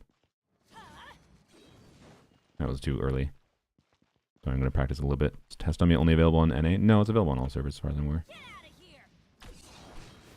God damn it. Why is that annoying to cancel? I guess I should just activate it right before that happens. Might be easier. Overkill this with scroll on Eva for another 40%. Just came to complain. What? Oh, third 50-50. My condolences. Like adding Eve as like an alternative to what Farazan or something for scroll. I mean you can, but triggering scroll on Eve is awful. So unless he's like your on fielder. There we go. Okay. Just have to be a little bit good with it. Okay. Hopefully I can just do it well. We'll see if we need to turn on infinite energy. Hopefully I don't have to. Let's go.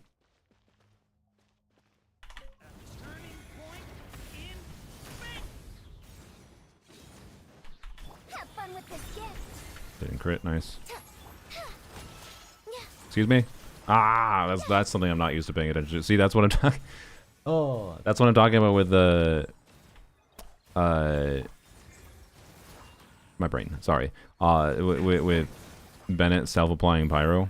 I don't have to worry about that. I have to make sure, because what happened there was Farazan swirl, right? So I should not have done that Farazan charge attack. I think that might actually avoid this issue.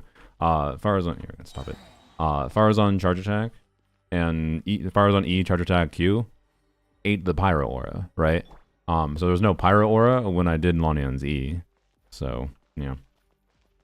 Anyway, so that's something I'm just gonna have to get used to. But I'm very used to like being able to just wait very slightly for Bennett's cell application to apply to Lonion, and then I'm fine, right? So I have to be a little bit more aware of things.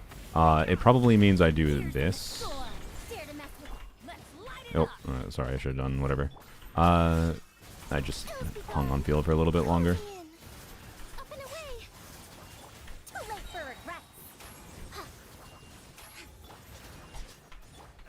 Okay.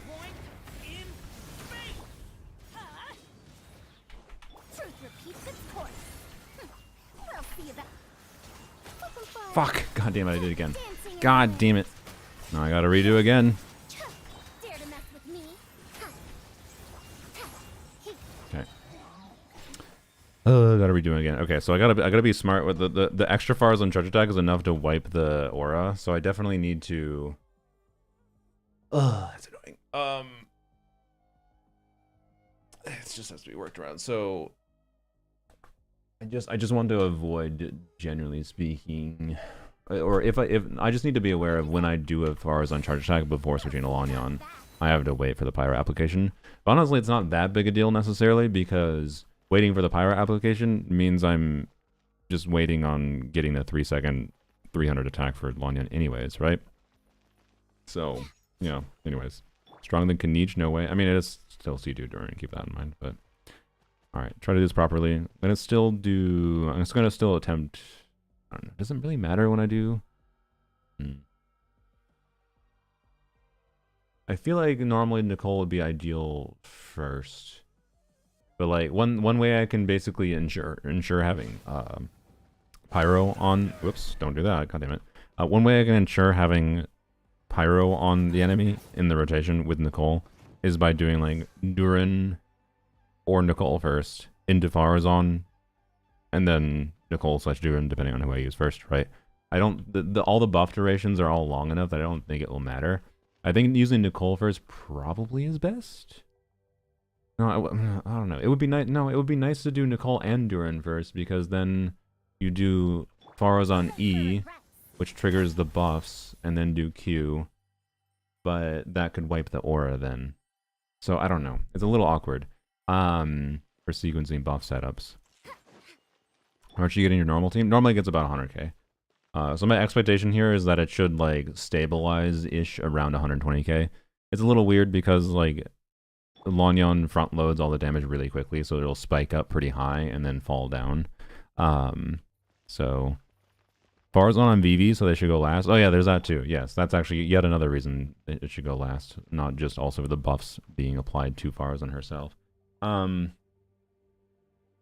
So a little annoying. I'm just gonna try to because I think my preference would be Farazan into Lanyon, particularly for sending particles from Fab to her sometimes.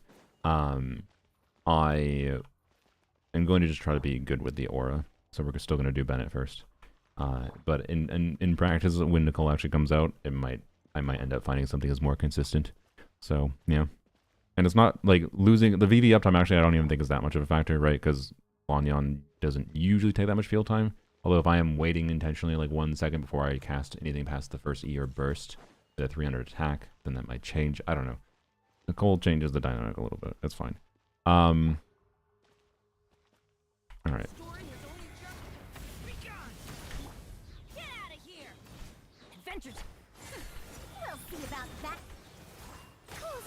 Good. What? How did that happen? Oh god, maybe Nicole is actually cooked for Lanyon without self-application. Maybe Bennett more important. I mean, I've been able to play Lanyon teams without Bennett before, though. Plenty fine, though. That was... What the fuck, though? Like, why did the Lanyon... Like, Lanyon applies 2 instances of Pyro application. That shouldn't have happened. Why did it run out of Pyro? I guess, no, not necessarily, because she can wipe her own Pyro aura. Are we simulating her quills? We're not really simulating the quills, other than the fact that there's 5% extra red shred here, which is, I can't even control that. I can't even make it 5% lower. There's 5% extra red shred, and then I also probably have, I'm assuming full uptime on the 300 attack buff on Lanyon, which wouldn't actually be the case normally. I think it would be partial uptime, but I think that hopefully gets close. But I'm pretty sure, to be clear, we're still below what the quills would actually do for us. So, not quills. Fuck, I don't want to call it quills. Just the phantom damage. I'm just calling it phantom damage. I don't know. It's weird. Okay. You know what? We're gonna. I'm just gonna forgo. Well, she's still. Farazan permanently has the Nicole buff off, as if when she normally wouldn't if I do Durin into Farazan into Bennett. Right. But I'm gonna try it that way anyways.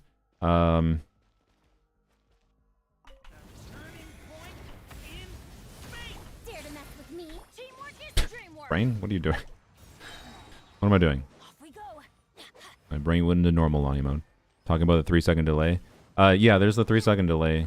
Yeah, for the 300 attack being applied. Yeah, which is a weird factor too.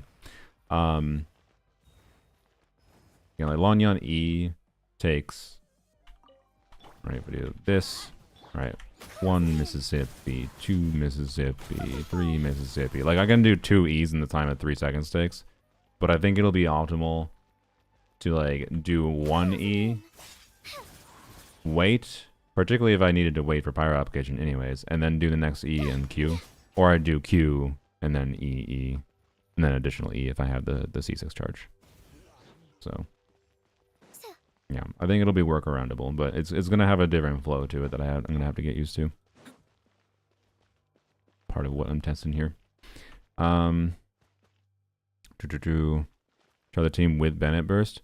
I mean, I can do Bennett burst, but then I have the attack buff up. I did that yesterday, but what I did yesterday is I had Bennett burst. I used Bennett burst, but then I subtracted attack stats from Lanyan because of the fact that Lanyan would be getting less attack in total from Nicole, right? And yesterday I was getting 130, a little bit over 133k with doing that. But I think that was a little bit of incorrect assumptions, but I think it's still probably pretty close, to be clear. This is more stimulating what the actual gameplay would be like, and it's good to do since I need to work around how it'll be a little bit different without the self-application. But again, maybe I will get lucky. I mean, let me double check if there's any footage on the subreddit of... because I know there was footage, there was some footage of, what's her bucket, on a hilly trail, Prune, doing her hammer attack, and she had Nicole shield up. Each day is a new page in my story. I want to savor every scene, every footnote. Let's see, there we go. Turn to the next one. No, there's no HP bar there. Yeah, I need footage with an HP bar to see if it self-applies pyro. Does Toma's shield self-apply pyro? I don't remember. Alright. Okay.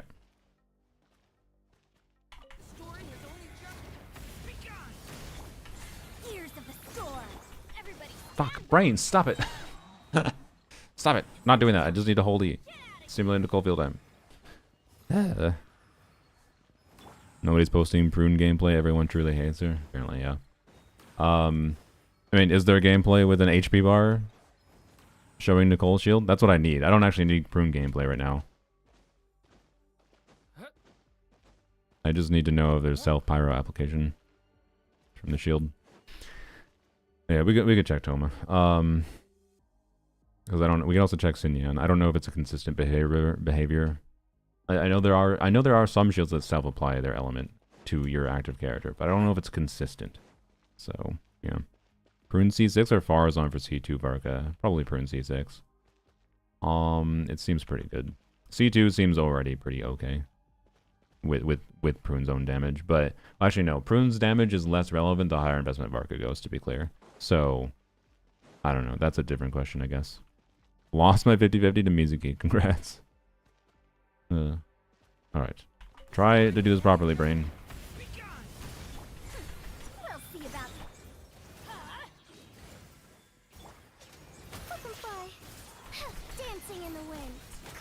Fucking god damn it. Oh my god, alright.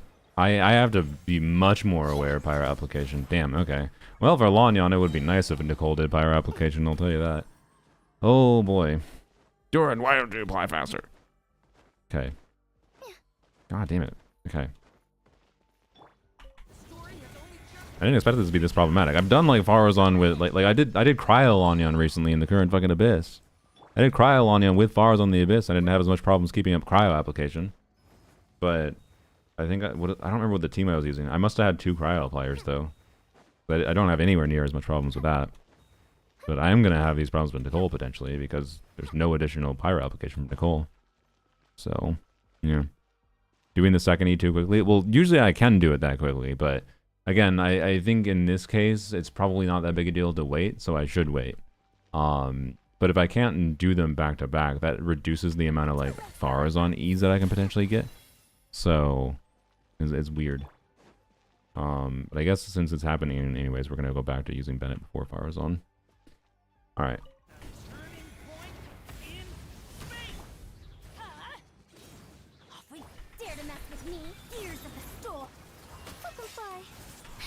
Oh, it's also the burst that's wiping it out. Okay, actually, that might be what's happening. Oh fuck. Well, it's not just the burst. No, it happened there. God damn it. Oh, this is gonna be more clunky than I expected. Holy. I might not actually like Nicole for Lanyon then. This is really awkward to work around, I'm not gonna lie. More awkward than expected. Burst, wait, EE? Yeah, maybe. Maybe that is the play.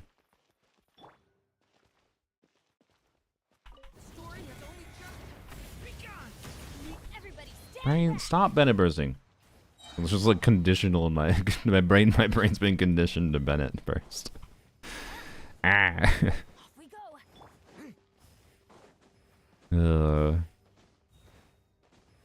Stop going, Druid, please. Stop it.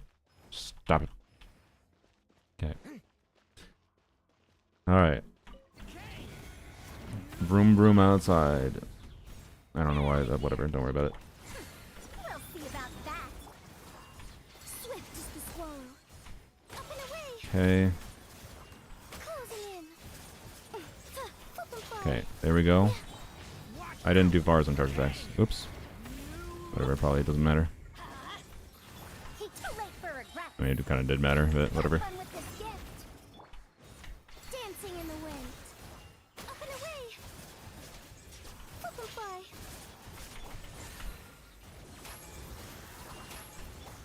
Leave it to me.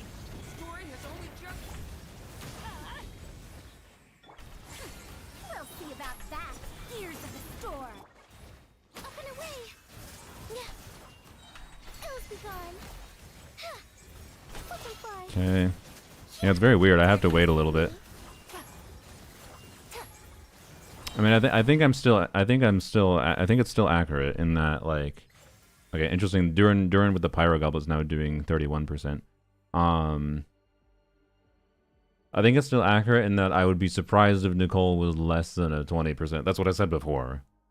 Like, this is still definitely an upgrade. It's just a little bit clunky to play around. So it's not necessarily that burst first is the play, Resh. It's like either way, the burst is going to probably erase the Pyro aura. I don't think it's that big a deal. It's just about being smart. With the timing, yeah. Sugrass sound different? Yeah, I think they probably replaced her voice lines. Or no, they replaced her voice lines a couple patches ago, didn't they? So, anyways, I don't hate the fact that I have, you know, a new team option, but I wonder if I feel like for Abyss, I often might still just use Bennett for Lanyon, honestly. Like, because it's just kind of clunky. I can reset all my stats and show. Well, I don't have the proper artifacts on Durin, but I can reset all my stats and show what it performs like with the wrong set on Durin. But obviously, this is a little bit less than I got yesterday. But I think this is much closer to what it probably will be in practice. And again, I don't know exactly what the motion value from Nicole will do. It will probably add like 5% damage. We could go run the numbers. I think most rotations I'd trigger 3 of them, maybe only 2. I don't know. It's a little weird. It depends how long I wait. If it makes sense to purposely wait 3 seconds, or a couple seconds at any point. Definitely 2. But it also depends on the timing of when I trigger the first one. Like, because if I trigger one on Farazan right before I switch to Lanyon, then Lanyon's not going to get a Phantom trigger until 3 seconds after she's on field, right? Which might be fine, but I got Linnea C2 early on Raidens, nice. So, Nicole raise R0 Varka's DPS to 120k? Yeah, it should.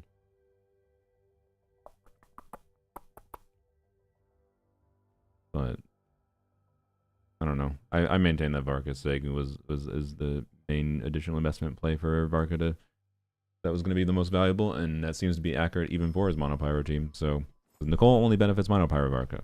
Varka Sig benefits all Varka. So that's not a normal case. Normally, like, the supports are the better play, but Varka's kit is weird, so. Nicole for Venti. It should be a pretty meaningful upgrade, I assume. Okay. So I'm just trying to think of things a little bit here. Anything I could do differently. 40% pyro damage and everything. Also, Nicole will do a little bit of damage herself. Like, Nicole probably would be at like 100k damage here, just from her skill and burst activation, but that's whatever. Try it one more time. Oop, that was bad. Have fun. Up and away. Dancing in the wind.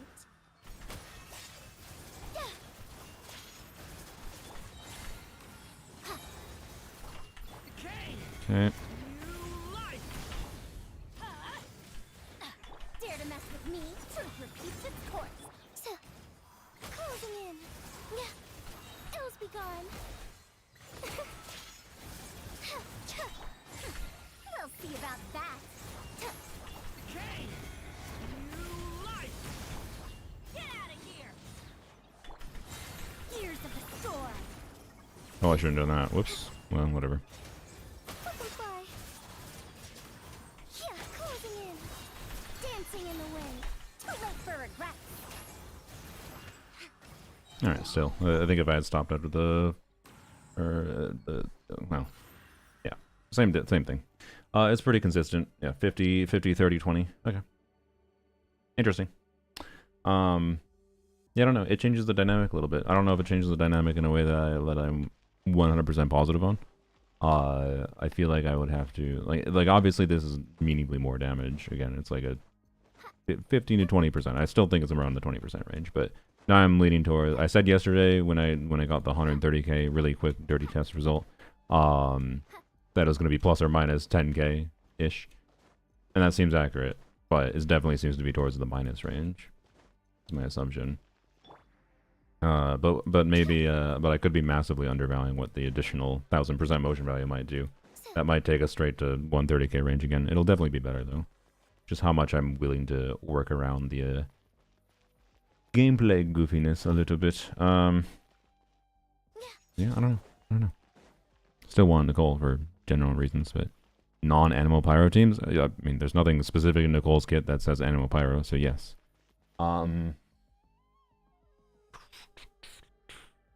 We can go test a team where we can add like Nicole buffs to like off-fielders like Nefa or Emily or whatever. I still play endgame content if I start now. Yeah, because endgame content is mostly designed to incentivize newer releases anyways, so it'll take you a bit to catch up, don't get me wrong, but it's not that impossible by any means. Also, it depends on what endgame we're talking about. Okay, so let's reset the buffs. I want to see. I want to see out of curiosity, considering I have Durin on a incorrect build. We're gonna use Bennett here, but it's just reset all. All right, does that reset everyone? Yes, it reset everyone. Cool. Okay. So yeah, I'm curious what Durin gets here. I mean, well, actually, one thing to test. I'm gonna add the damage bonus because Durin.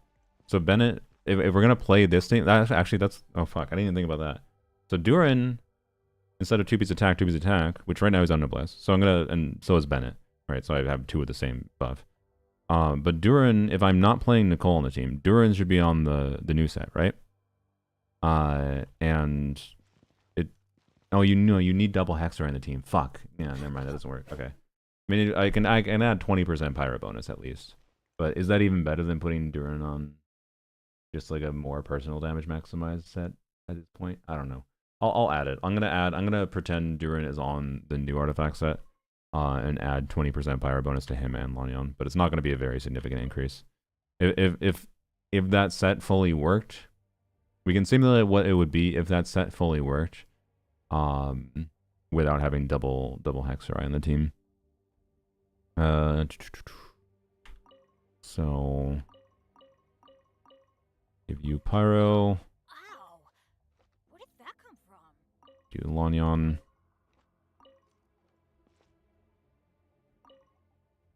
Pyro. Okay. See what this does. Alright. This would be new artifact configuration, but my normal DPS Lanyon basically. Alright.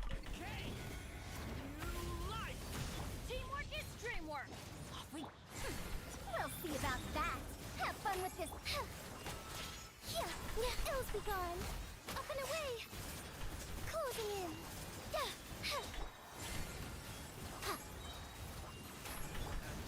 I'm so used to dynamic here. It's like, it feels so much slower having to work around the waiting for application. Whoops. Up and away. Swift is the swallow. Flip and fly. Yeah, too late for regrets. Story has only just begun. I'm going in. Years of the storm. Up and away. Yeah, flip and fly. Ills be gone.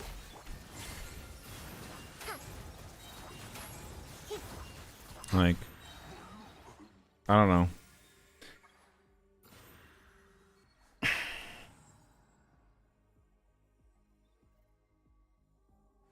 I don't know. Like that's obvious. It's gonna be worse than Nicole, but it's not gonna be that much worse. There's not like in Stygian is the buff from Nicole going to be enough that it's whether or not I would clear? Potentially yes, maybe. But like, whoop-de-doo also at the same time? I don't know. Oh, I forgot to add Nicole Sig. Oops. Fuck. I don't want to go have to add the stats again. So Nicole Sig would add damage to Lanyan a little bit.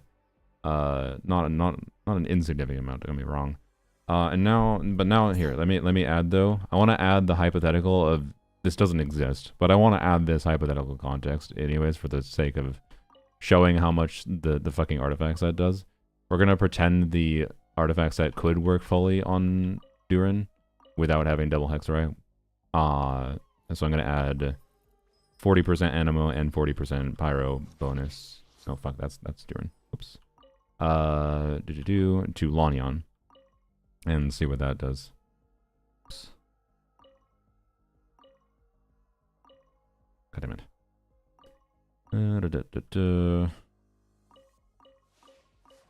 Again, this does not exist, so this is not something I will actually be able to do with this team without having Nicole on the team in some form.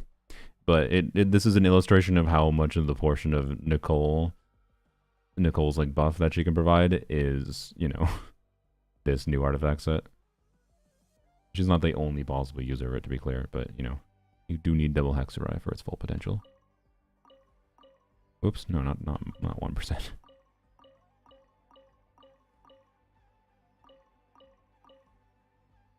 Okay. Alright. Teamwork is dreamwork. We'll see about that. Have fun with this. Up and away. Dancing in the wind. Closing in. Flip and fly. Try to catch the particles on field. I definitely miss Faraz on charge attacks with having to wait for stuff with Nicole. Years of the storm. So I lose Farazon. Like Farazon gains less than expected with Nicole with having to wait out things, right? This is a meaningful factor here. Story has only just begun. Everybody stand back. Too late for regrets. Have fun with this gift. Dancing in the wind. Up and away.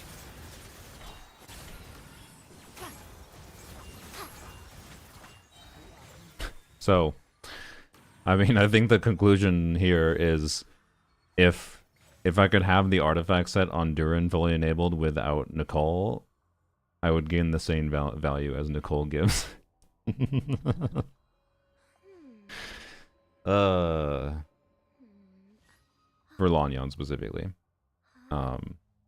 Because of this problem with having to wait out the application is pretty fucking awkward. So, doesn't mean I dislike Nicole, it just means I think I'm gonna find it. I'm not gonna necessarily use her that often with Lanyan, which is interesting. I don't know. 741 base attack will hit different? What do you mean? Like the... I mean, I can go add the stats again and assume I have Nicole Sig. We can also check Nicole Cons. Why not? Fuck it. I'm gonna go to the effort of doing it. so for Durin, we'll do it in flat stats still. Have the damage bonus. We have to add the. Oh, I didn't even add the damage bonus to Farazan in that hypothetical context, so it would have been even higher. But yeah, like, just oh man, it would have been so nice if that fucking artifact worked with just Hexarai, just one Hexarai unit. But nope, they gotta do racism passives nowadays in Genshin. Only racism is allowed, because gotta restrict team building to make sure that new characters don't allow extra utility for old characters. Nope, they must just be relevant on using new characters. That's why they're designing it like this. I think that's their only goal. But whatever. Okay, let's do Farazan first. Damage bonus. Ammo.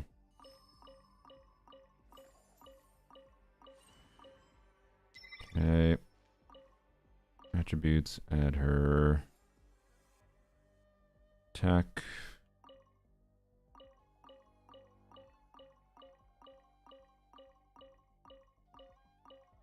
We'll do 650 again. Especially because like Nicole's weapon would actually play a little bit too. Well, actually no. I'm gonna assume 600. Because of how I'm getting fewer charge attacks in general than expected. But I will still add I'll add a little bit of damage bonus, like from Nicole weapon on field partially. Like is it just probably just 5%? It gives like 26% at a baseline. Wait, is it? No, sorry. 26 or 29? Barca's balance more around the new set more than Nicole. Yeah, but Lanyon would gain really significantly from animo bonus in the set, is my point. And I don't get animo bonus from it, right? Without having Nicole on the team or having double Hexarai elsewise.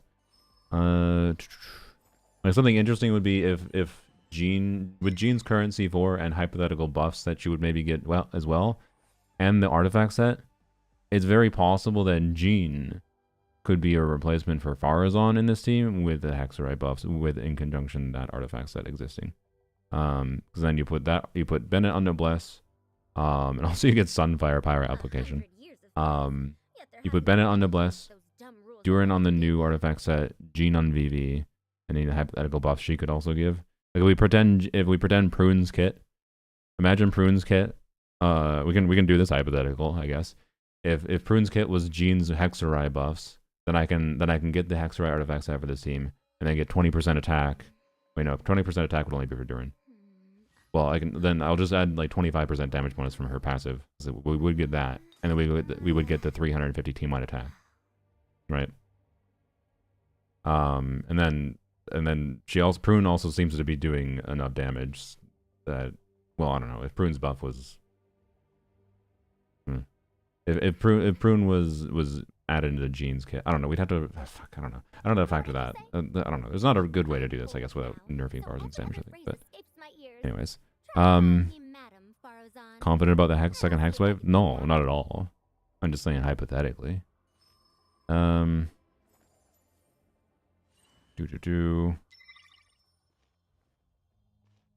Let's see.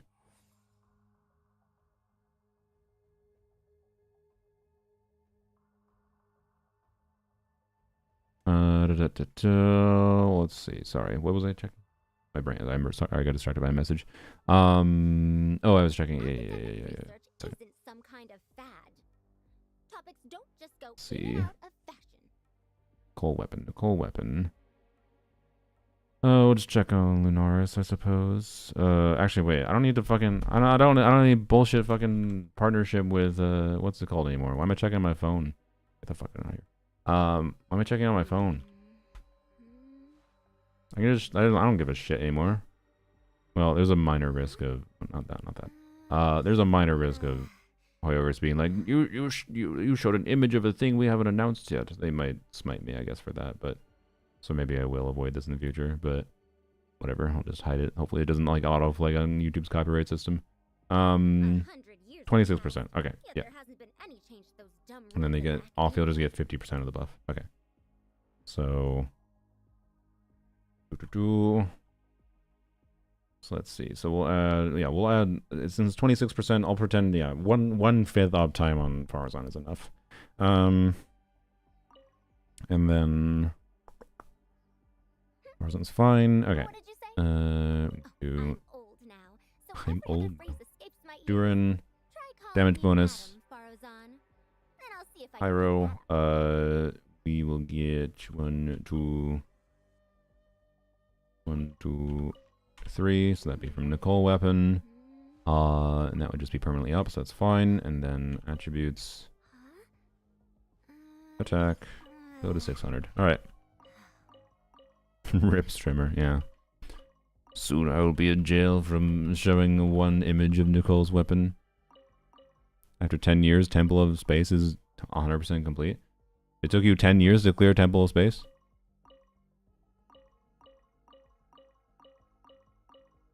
I didn't think it was going to be that in-depth. Alright, there we go. And now, the annoying one. Okay, Lanyon.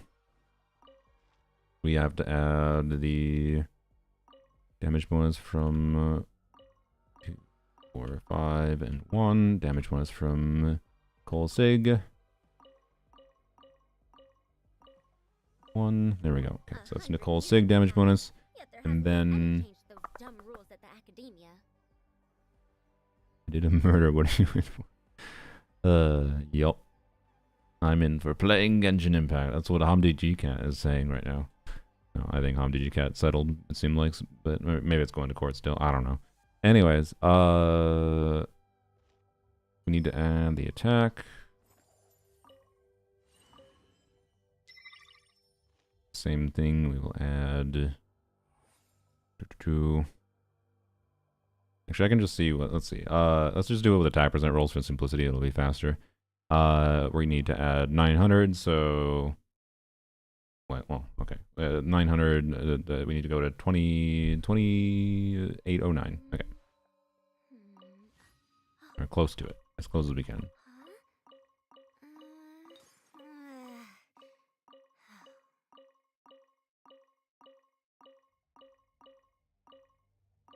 Alright.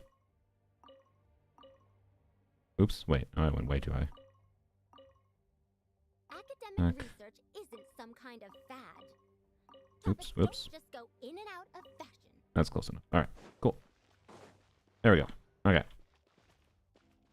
So we're testing with the hypothetical Nicole again, but with Nicole Sig. What was the impact of Nicole Sig? Alright. Gotta work around this annoying thing again. Alright. We'll see about that. Let them fly. Ills be gone. Closing in. Too late for regret. Okay, nice. I was able to get a second Farazan charge attack out that time. Get out of here. We'll see about that. Up and away. Swift as the swallow. Let them fly. Okay, I'm getting better at paying attention to it. I don't know why I did that first, but... Adventure. Too late for regret. Years of the storm. Closing in. Ills be gone. Alright. We'll see about that. Well, that was a lot more than I got before. I think so. There's a lot of crit RNG potentially going on here with 70% crit rate on Farazan and 70% on Lanyon, for what it's worth. That might explain the difference, but why I do not think Sig Weapon on Nicole will be a 15k DPS upgrade. But this is much closer than to what I got yesterday, right? It was also that I learned the timing a little bit better, to be clear. That was much more clean. But I don't think the timing was so much better to explain that increase per se, but I was definitely expecting like a 5k-ish increase in the damage bonus. But I don't know, let's do it one more time, I guess, just to verify. But this is much more in the territory of I'm willing to work around that, and that also flowed much better now that I'm used to the timing more. So I probably will like Nicole with Lanyon. I don't know. We'll see. We'll see. Okay.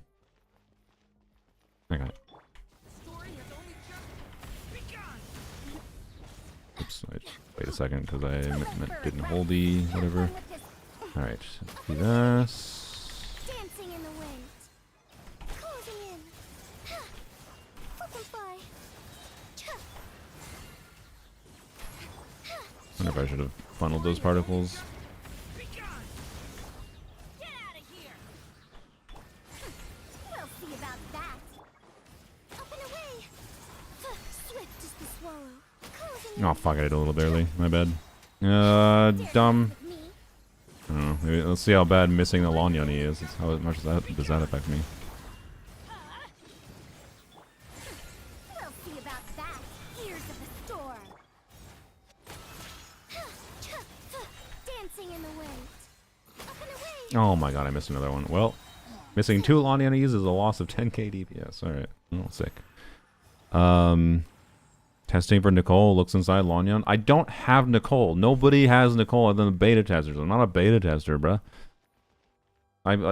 You see all the stats I'm adding? The characters? I'm not using Bennett burst. I'm simulating it.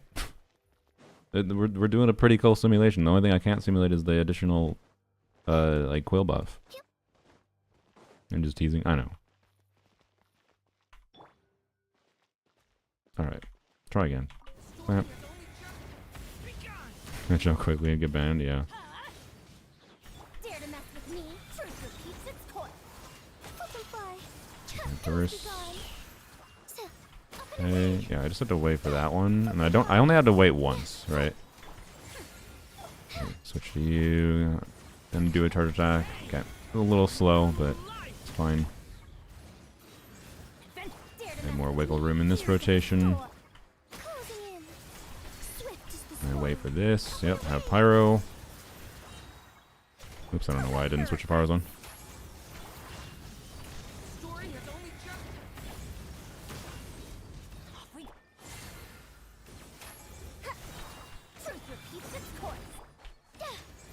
Alright. Dancing in the wind. Up and away. Dare to mess with me. Okay, well. Maybe it's the difference of playing better, but I think that was a little bit worse crit-wise, but I also did worse rotation-wise. So, I don't know, yeah. It seems like Nicole with Sig will be in the territory of a 20. I'm pretty confident now, honestly, with that Nicole with Sig will be, because again, not being able to properly factor a quill buff should probably be at more than this, I'm assuming. But because of the fact that we have a little bit of additional red shred, and because of the fact that, like, I'm assuming full uptime on the 300 attack for Lanyan, which won't really be the case, but I think that'll balance out-ish with the quill buff, and the quill buff I think will still make it beat out. The quill buff will apply to different characters at different times, so, like, I don't know exactly, right?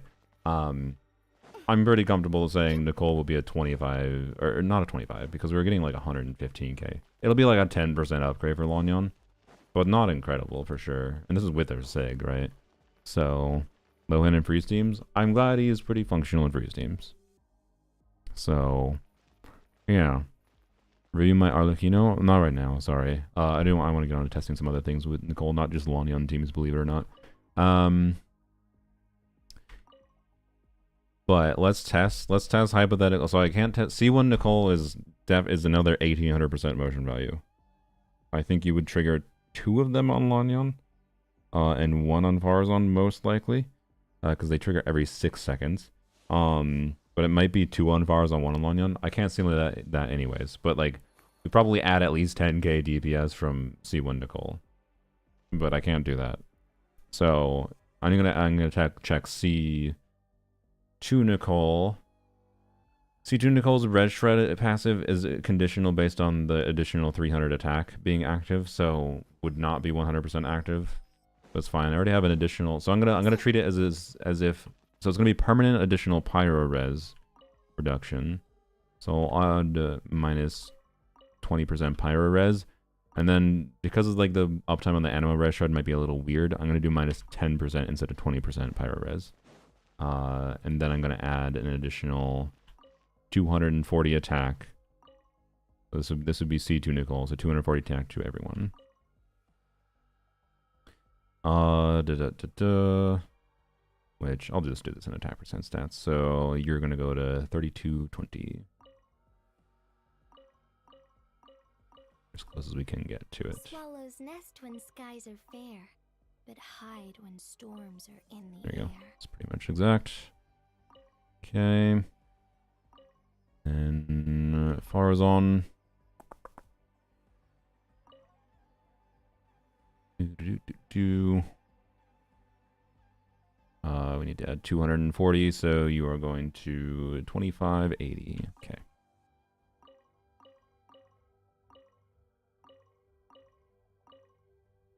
The best rattan furniture Close enough. is made from Oops, strands not that correct. are smooth, thin, and strong like silk. Furniture And like that can be just as precious as a no, that's silver Farazan. family heirloom. That's You, no it's exaggeration. no exaggeration, you're going to go to 30,040 about. All right.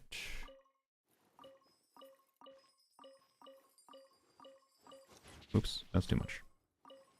Close enough. All right, cool.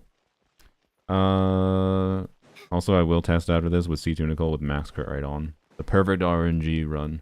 Because, you know, 70% crit rate. Still thinking Lohen is standard? Yeah, it seems like it is. But he seems like a pretty good standard unit. I like it. Alright. Only faster service new roulette are the Kingdom of Farina. Who would you say are characters worth prioritizing pulling? The character you like the most and the characters that synergize with them. I think that is the simple answer. You're not going to be able to pull everyone to be able to get to the point from your account of being able to clear Fearless automatically easily. But in general, pulling newer characters and the other newer characters they release. Because, like, Genshin's team building is very quickly and very obviously getting to a point where, like, if you want a character's best team, it's just going to be a newer character plus a bunch of other newer characters that were released pretty close to them. Like, Varka's best team is going to become Varka, C6 of a new 4-star, Durin, a 5-star release shortly before him, and then Nicole, a 5-star release shortly after him. Zibai's best team. Zibai, Eat Lua, released at the same exact time. Linnea, and then Columbina. Columbina released the same patch. Like, 3 characters released the same patch, version 6.3, very recently. And then a character that just came out. Like, this is what Genshin's team building has become. And this is why people like Zajef are like, the meta of Genshin is fucking really not fun right now. Right? But to be clear, you don't need to do that. You definitely don't need to do that. But if you're someone who wants, like, gets over-focused on just having a character's best team, it's going to feel more and more like that. So, yeah. But what we're doing here is, you know, we're experimenting with hypothetical Nicole scenarios for not just the newest DPSs and whatever, right? So, anyways.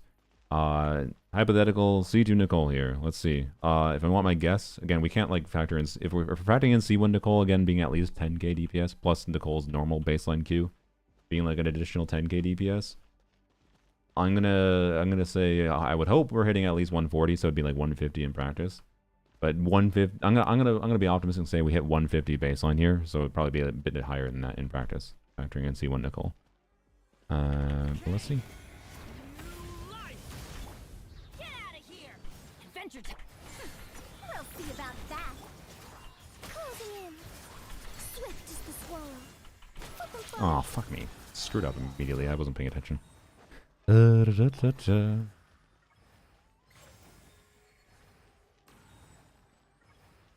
Honduran. Farazan. There we go. Okay. Alright. Oops, wait a second. Okay.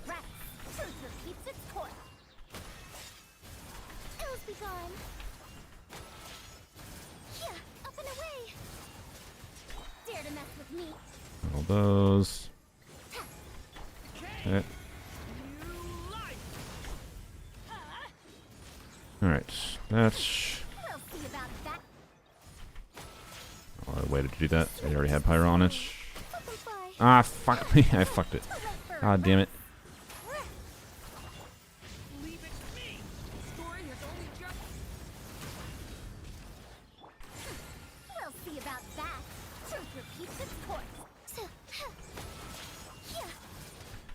Dancing in the wind. Up and away. Too late for regrets. Well, I missed a Lanyan E, but I think my initial vibe was accurate. It was probably about 140k, so eh. Yeah. C2 Nicole for Lanyan is fine. Is fine. That's my vibe. I'm pretty sure with proper play we'd hit 140. I don't really feel the need to test it more. It's not incredible, that's for sure. If we were like 145k there with the mistakes I made, it'd be like, maybe a different story. But it's clearly just fine. Kind of what I expected. I don't think it's super relevant, but that's fine. That removes some temptation I had for cons right now. But again, not being able to factor in her C1. Her C1's still kind of tempting because it'd be fun, right?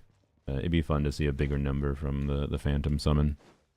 But I don't think her C1 is necessarily that good. It depends on the team. It'd be better in DPS Lanyan than it would be like for Varka, right? How much Lohen discussion? Not a lot. I think he's an interesting cryo DPS, but I don't understand enough of the nuance of how to optimize his gameplay. And fundamentally, I don't think his teams are going to be super interesting, but he has the Scofia team options. He doesn't really have team options that are that compelling, as far as I can tell, that will be him being played as a melt DPS. But like Superconduct might become more of a thing in the future, so he might be compelling as a slot in for like I don't know what Sandrone does, right? Maybe Sandrone is intended to be like a new Superconduct with like some mechanic that they introduce in Snedge IO. So maybe a compelling team format though will be Lohen and Sandrone as an Electro unit with Superconduct weirdness. I don't know, right? Like I think there could be cool things going on in the future with Lohen too. He's not made in a way that's like, oh, you must play only Melt Durin with him. He's just that's where one of the ways he works well. And you get C1 on him and maybe his weapon, and he's like pretty damn compelling as a DPS. So C6 Nicole is 20% shred, 1000 attack, 40 def ignore, and 20% damage bonus to any. I don't know where you're getting 20% damage bonus, but if you're factoring the artifact set, it's 40% damage bonus. 40% Pyro and 40% of any whatever the on-fielder is. Yeah, so it'd be 20% shred. So C6 Nicole will be 40% Devinor, 20% shred. And I think it's... So I think... What is there? We have it scaling. Let me go check our scaling. Scaling with C3, right? It will increase her scaling for her attack buff. So with C6 gets rid of the annoying 3-second condition completely. Good things come to those who So it is... That's what they say. Level Anyway. 13. Knowing my luck, the opposite is Level probably 13 true. is 708 attacks. That's an additional whatever. So it looks like, yeah, it is about 1,000. So 708 plus 300 is 1,008 attack for everyone on the team. So that's just below like what a Sad with Blade Bennett is. Plus 40% damage bonus, plus 40 def ignore. Yes. And the flat buff that she gives both from C4 and then her own Q from C1 and whatever, right? So, yep. Okay. So, was I gonna test you? Testing Nicole, whatever. Nicole C2, right? I thought I was gonna test something else, or was I just gonna switch characters now? Got distracted. Test this again. I don't know. Okay, that was terrible. You know what? I'm gonna try to smooth the rotations a little bit because it's kind of annoying as fuck to do this dash cancel. I'm just gonna do an E, and then I'll wait, and then swap off. All right. So I think that's what it'll actually work like in practice more often. Lohen in this year's standard banner selector. I mean, they did last year for Mizuki. If they put Mizuki in last year and they don't fucking put Lohen in the free standard banner selector this year because, oh, he's a better one. Like, they chose to make a better standard banner unit versus the really shitty one they made last year. And then they choose not to put him in the standard selector this year. Fucking assholes if they do that. Like, that's extremely assholeish if they don't. So, yeah. What any team can I make with C0 Farazan? So, C0 Farazan actually can work surprisingly okay because normally, like, Farazan is a major problem pre-C6 in that, like, it's almost impossible to build her even to burst every rotation without C6 because it doesn't necessarily, like with Shao, you don't want to be doing charge attacks to generate energy on Farazan. But with Lanyan, you actively want to do charge attacks anyways, so that means you're generating energy for her. and her build is not necessarily insane. But she also is, like, you still have to build primarily energy on her. So she's only basically going to be on buffing duty. She's almost going to do no damage with a non C6 Farazan. And it's going to be quite a bit worse. And you're also losing the C6 buff, right, as well, obviously. But you're still getting, like, Farazan is still doing her res shred. Farazan is still doing her little bit of damage bonus and whatever she gives.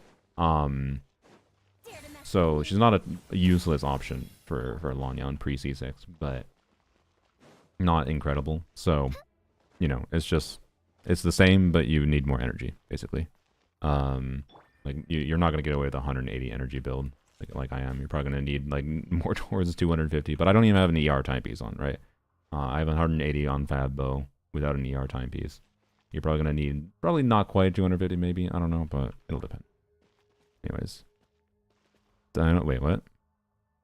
Diona C6 buffed and Stellar what? What do you mean? They actually buffed Diona C6?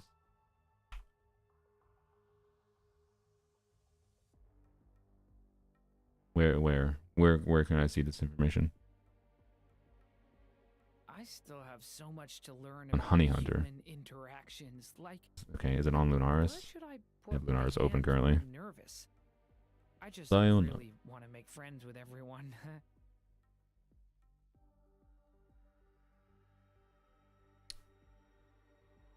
Oh. Okay, so I mean, look, seeing what we've seen with Nogcry, it could be really cool. It could be really cool. But the problem is, like, seeing what we've seen with Nogcry, it's not like I'm happy with how team building has been with Nogcry, yo. Like,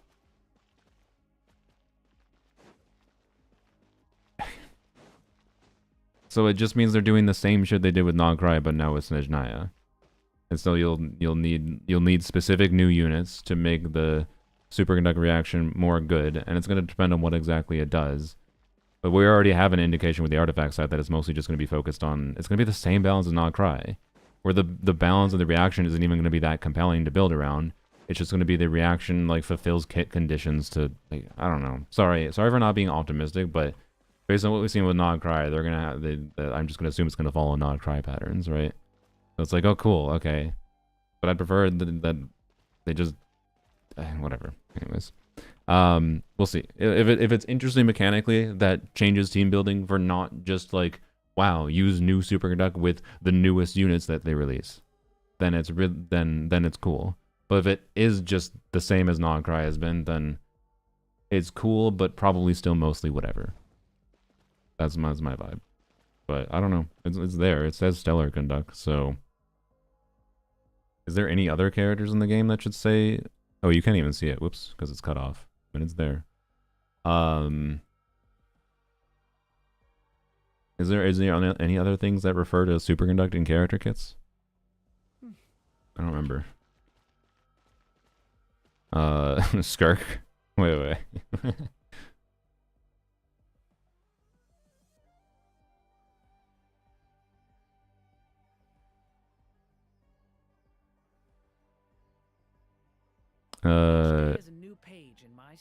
I gifted you a C6 Chaska. Wow, nice. Congrats.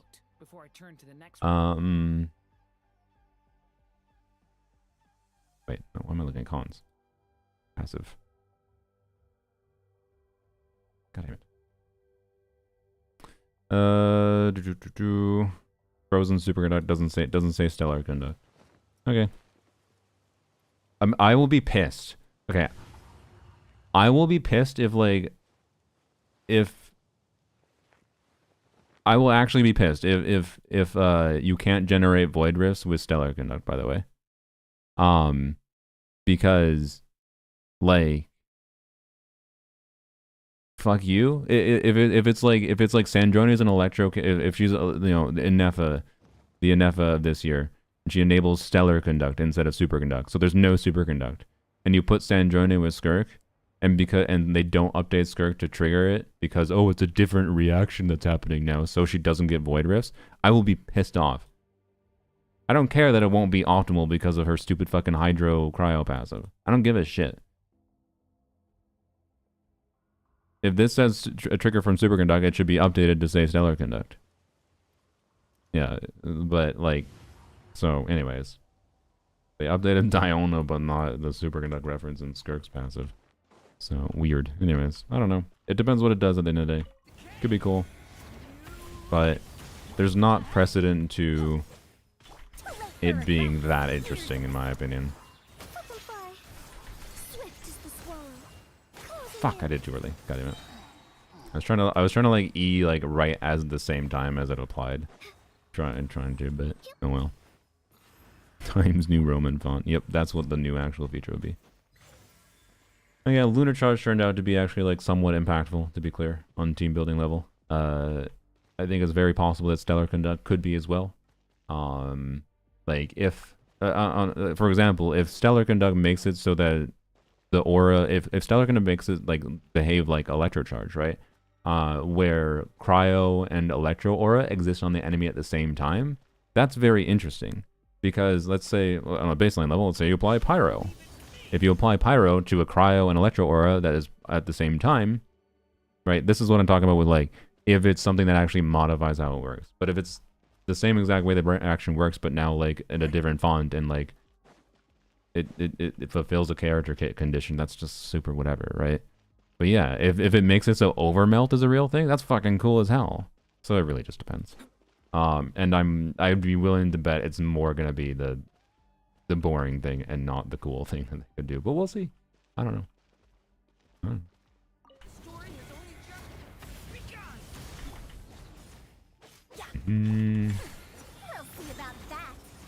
Didn't crit, of course, or oh well. That pyro application felt like it took forever. Okay, oh, I didn't even get the charge jacket. Oh my god, that's so scuffed. Whatever. Don't worry about it. Didn't crit again. Dancing in the wind. Closing in. Dare to mess with me?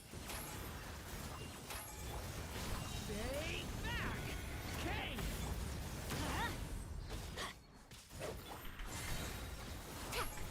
Have fun with this gift.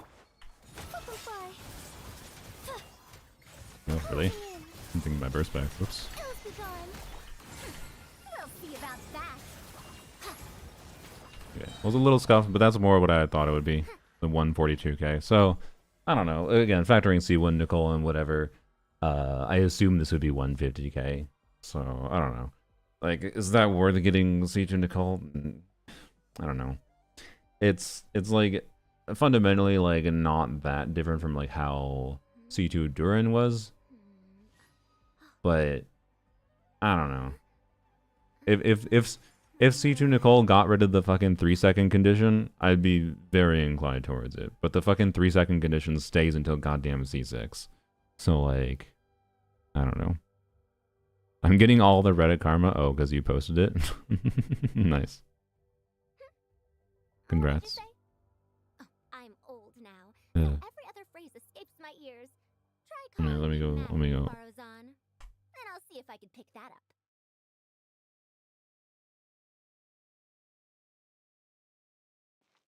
Is this yours?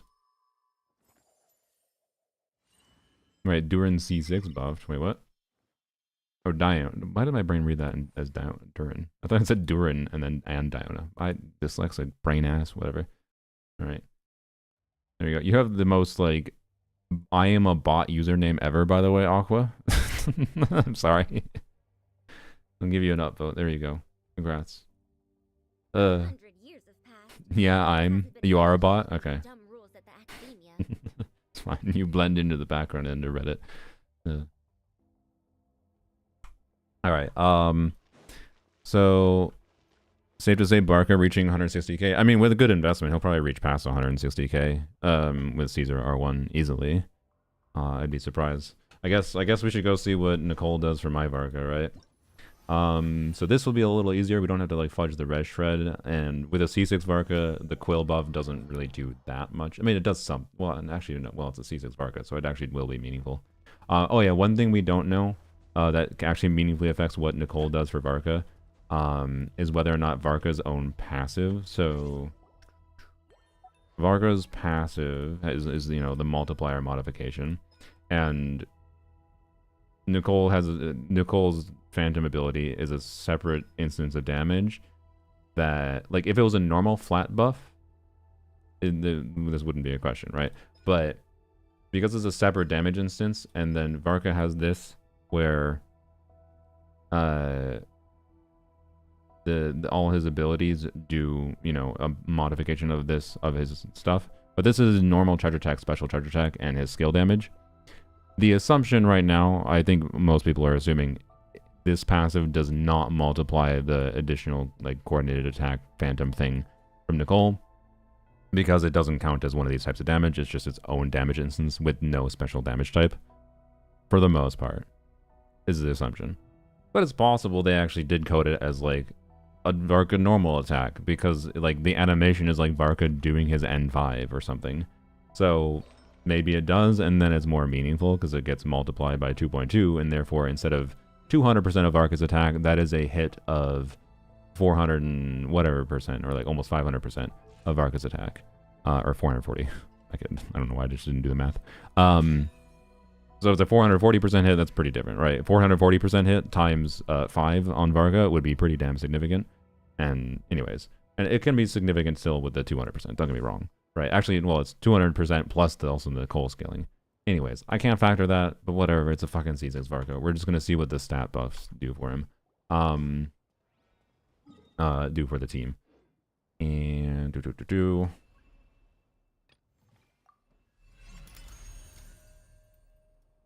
All right, and again, this is a fucking C6 Varka, FYI. I could remove his artifacts. If I remove my Varka artifacts, it puts him down at C0 level, FYI. But I don't need to do that. I don't care. I trust the people's calcs that they're doing right now. He's not that complicated a character to calc now that he's out and we have known factors to balance around. Let's see. Why my brain? Who do I want to actually assume for the last slot? You can also like do estimations for prune. I don't think I'm gonna do that right now. I'll just throw in Venti. Didn't keep you waiting, did I? Wait, are you on elegy right now? I don't know if you are. Fuck. Whatever. If he's not on elegy, we'll see what it is without elegy, I guess.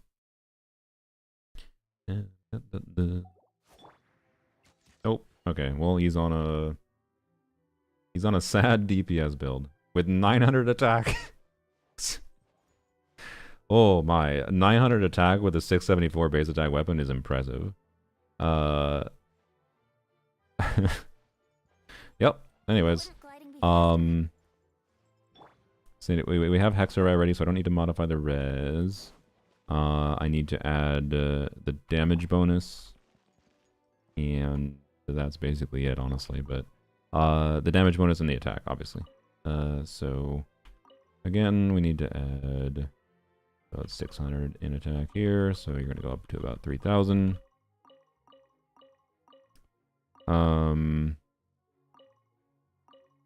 So that's about correct. Should I add elegy? No, I'm not gonna add elegy. We'll see what does at a baseline, but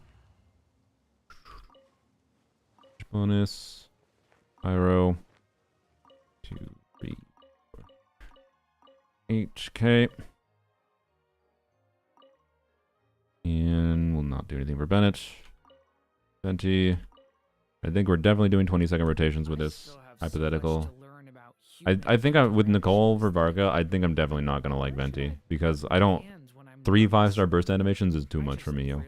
Usually, 2 is generally my line. I tend to get annoyed having to optimize any gameplay around 3 5-star burst animations. It's just too much time where you can't see what the fuck the enemy is doing, and too much time that you can't like adapt to the timings of different abilities for what the enemy is doing as well. So, anyways, oh wait, no, it says Venti has a 2,000 attack. Okay, that makes a little more sense. I think I'm gonna add some crit to him too, because if I have him on a Skyward Heart build, I'm fine with testing him on a Skyward Heart build, but he would actually have more crit than this. If I was actually doing this for realsies. But, oh wait, oops. I need to get him to 2640. Okay, or 2740.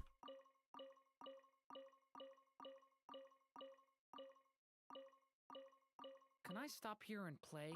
I mean, take a stroll? I won't go too far. Okay, that is where he would be with Nicole buff.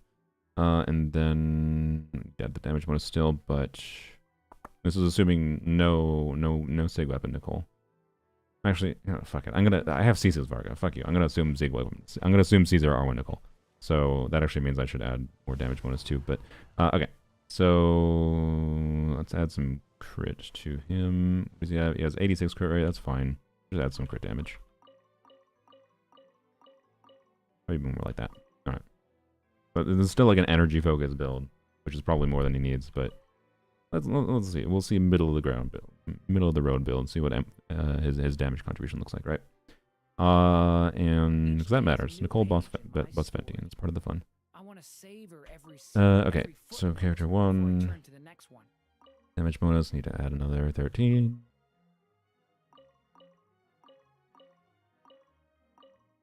All right. Venti. Animo. 2, 3, 5, 6, 7, 8. Okay. And 1, 2, 2, 1, 2, 3. There we go. It's Nicole Sig. Okay. And now Varker boy. Let's see. Damage bonus we'll do first. 1, 2, 3, 4, 5, 6, 7, 8. 1, 2. I still have so much to learn about human 66 pyro. Like, where should I put my And hands 66 when I'm nervous? animo. I just really want to make friends with everyone. My prediction before we had Nicole full information, by the way, was that... Wait, what the fuck did I reach before? I don't actually remember. My prediction that was that I would probably get like an additional 100k DPS. This was with Elegy. I think I was right below 400k DPS with this team before. And my prediction was that Nicole would put me at close to 500k and at least 450k. So my range was a 50k range, but weird 66 investment bullshit, right? That seems like more than it actually is with this scaling. Varka's current best team is Varka, Columbina, Albedo, Linnea. No, I didn't test that team. I think they are wrong, but I don't give a shit. Whatever. Each day is a new page in my Honestly. story. Savor every scene, every When it's Hoyo photo, buffing Diona, turn she's to the not next one. buffed. They just... okay. One of my viewers is the one that posted that. Aqua.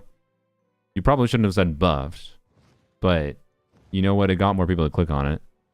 And you probably got 100 people to make tweets and spread misinformation on Twitter. It's not really a buff. They just put in there that it works with what the thing they're going to do in the future. So, she buffed Super Duck and Cryo Swirl. Yeah, didn't she have that before? Like, the only thing they did is they added the Stellar Conduct, no? Or was that literally not there before? Wait, she didn't have that at all before? Really? Oh. That's fucking weird then. No, not Ember. Please? I just thought I just assumed it was there before and we just... Okay, never mind. My bad. That is a buff then. Okay. Then they're buffing because they want to add more sources of buffing things. You know, that just wasn't there before. Okay, my bad. Never mind. My apologies. Oh wait, she also buffs HP? Diona's max HP... Oh, no, Diona's HP is increased by 25%. Okay. Interesting. Like, where should I put my hands when I'm nervous? I Why... just really want to make friends with everyone. Yeah, why? Is this an indicator that they're not doing more Hexerize or that they are doing more Hexerize? Like, that's weird. Anyways. I don't know. I fuck if I know what their internal decision-making structure is like. Okay. Sorry, we have Varka Pyro damage. Now we need to add the attack stats. Yeah, okay. Varka boy.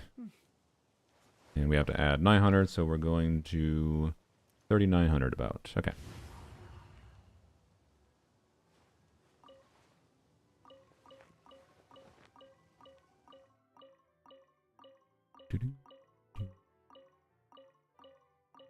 All right.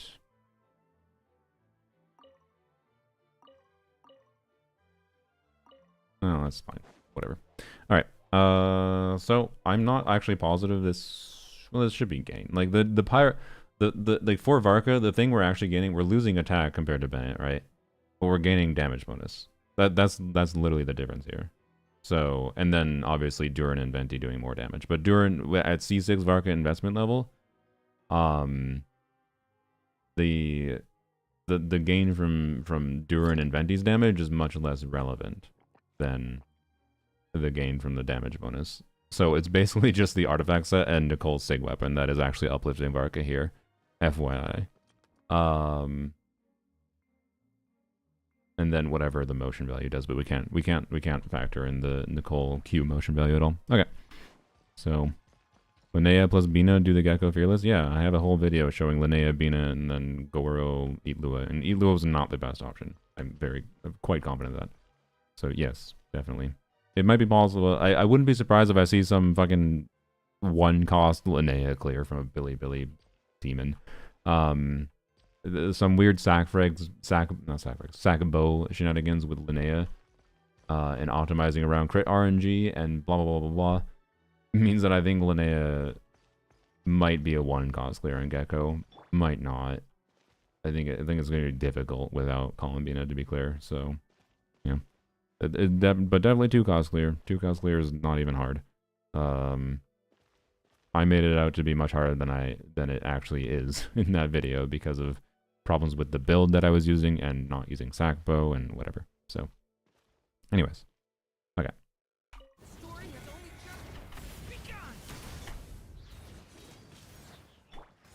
Think you can get away?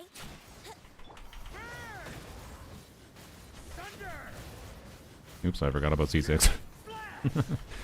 Don't worry about me.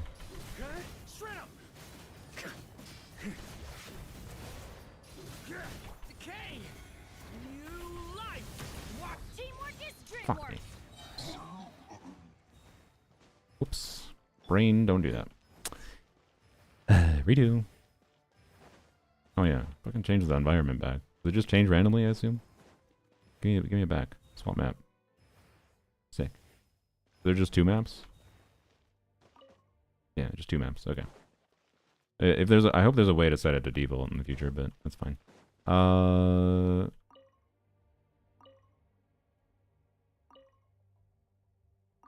Tower Knight. It's all purple. There we go. Okay.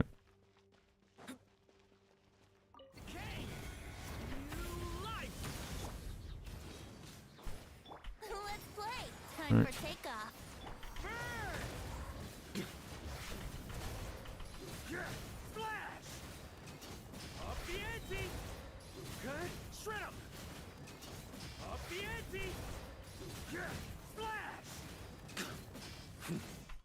What did I do that? Also, that was stupid long of a rotation. What am I doing? What am I doing? Sorry. I'm not gonna lie. Right now, my vibe is at least versus an Aquila C6 Bennett, which is, you know, an extra like 150 attack versus a non-Aquila Bennett, to be clear. I think C0R1 Nicole is not an upgrade for C6 Varka.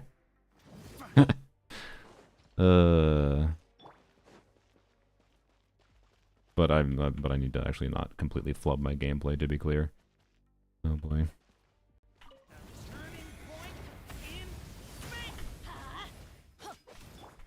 Think you can get away? God,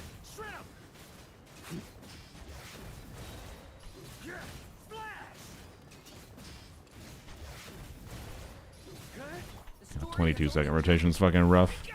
Again, this is to simulate like Nicole's time she takes to fucking.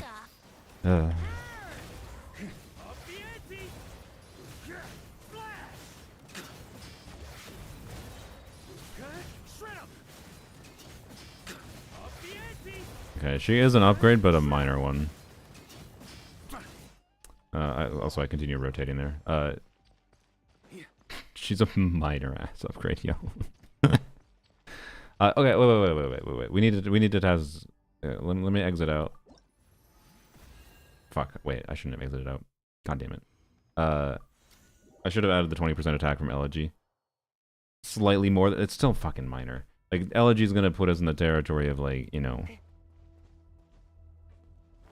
probably like 420k, right? So, I don't know. Also, wait. I think just doing on the new artifact set with Bennett might be better for me. I gotta check that. Okay, let's check that. So we'll use Bennett, but I'll pretend Durin has this same build, but on the new artifact set. Also, fuck, no, I need to, god damn it, I need to put Venti in Elegy. The Venti, very clearly there at C6 level investment. Because the problem here is, Nicole is very balanced around the buff she gives off-fielders. But at C6 level investment, only buffing Barca matters far more than buffing the off-fielders, right? So losing 25% of Bennett's buff in exchange for some more damage bonus is not enough, right? Because we don't really gain meaningfully as the vibe there. You're skipping her? No, I wasn't planning on pulling Nicole only for Varka. If anything, I'm actually happy with that, quite frankly. Because I don't like that Nicole, at least at C0 investment level, increases the gap between Pyro Varka and non-Pyro Varka teams. There's also some stuff that Nicole will benefit for, like Melt Varka, that I think might be interesting. That I'm not gonna mess around with right now, but yeah. Anyways, so yeah. Okay, we need to Venti on Elegy. So Venti, whatever. I'm not even gonna add any more crit stats to him. Just swap him back to Elegy. Full on buff and Elegy, or buff and mode. Okay. And he was he was on VV, right? Just to make sure. Yes. Okay. Cool. Good. Okay, and then Durin will keep on the current like noblesse build, but again, we're gonna simulate. Durin and Bennett are both on noblesse right now, so we're gonna simulate adding Durin on the new artifact set. So 40% pyro animal damage bonus for the whole team. Because I think that is actually more impactful. I think we will see equivalent or better DPS with C6 Varka, which is funny. So yeah, just pretend this is the same build. Although it'll actually be easier to get good crit stats on the new artifact set for Durin in this context, because it gives 2-piece ER for free, and about 140-ish ERs would I be targeting. So yeah. All right.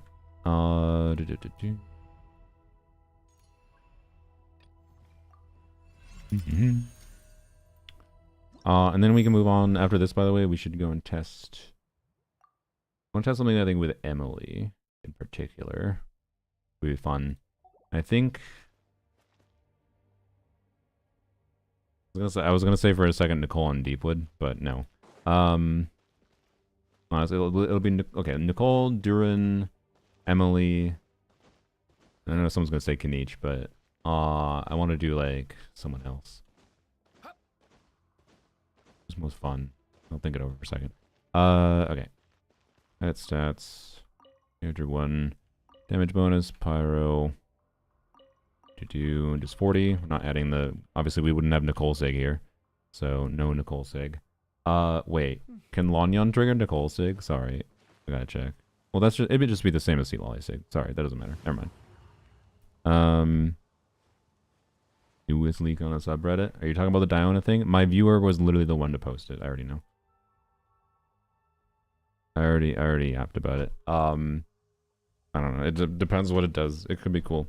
I'm not gonna. I'm neither optimistic nor pessimistic about it, because they've been very hit or miss with their reaction modification stuff. So yeah.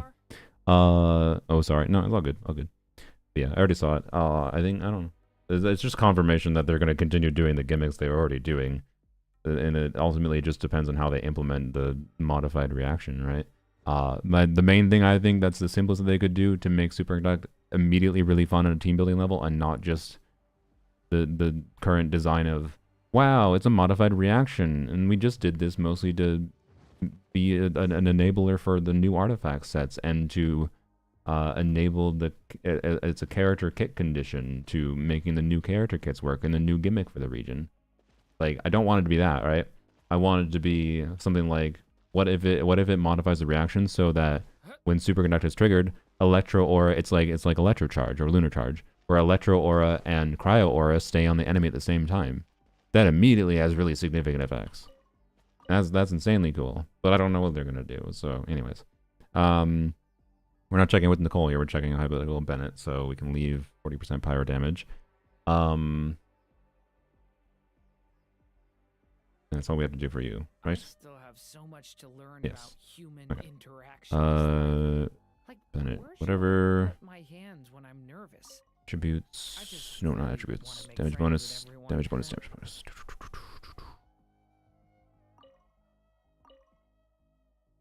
I mean, I guess I should give Venti pyro damage bonus, but it's not gonna matter.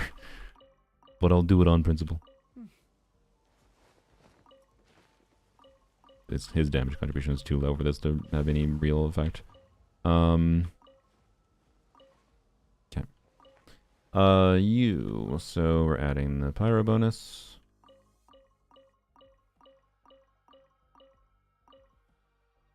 Ammo bonus. And I think that's it. Yeah. I think that's it. Okay.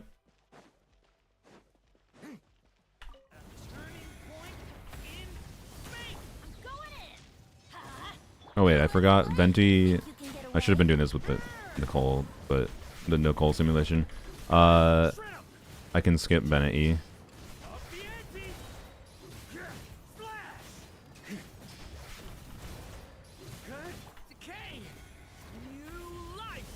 Teamwork is dreamwork. Here we go. Time for takeoff.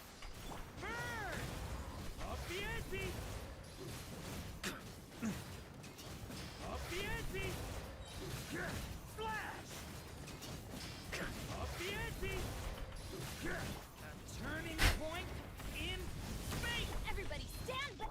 Think you can get away?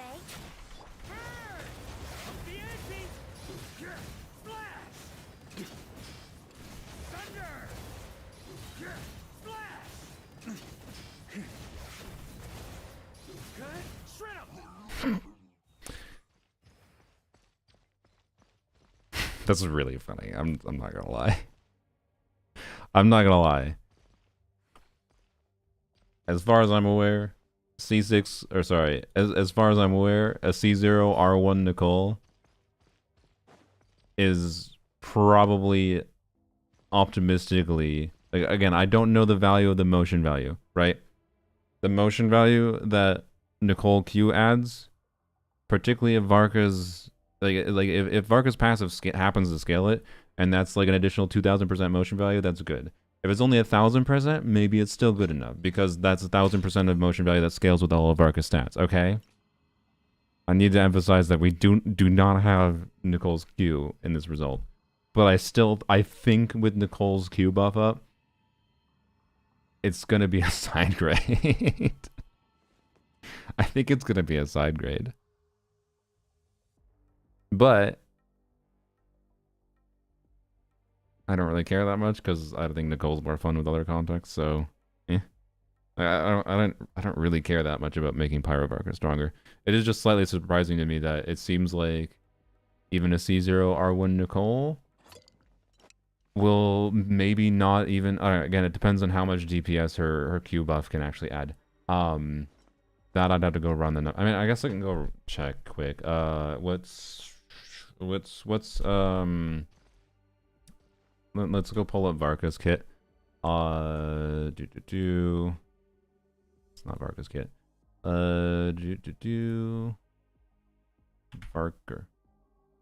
Varker. What hit of his has approximately a? Wait, what's the multiplier on? It'll be an anima hit. So what's the multiplier? Is an 800% hit on his C2? Yeah, okay. So C2 is an 800% hit, and this has no damage type. So presuming this does not get scaled by his passive, right? So presuming that it is the same with Nicole, Nicole is going to be like each Nicole coordinated attack is going to be 1/4 of this, right? So we can literally just take this number and then bam. But I need to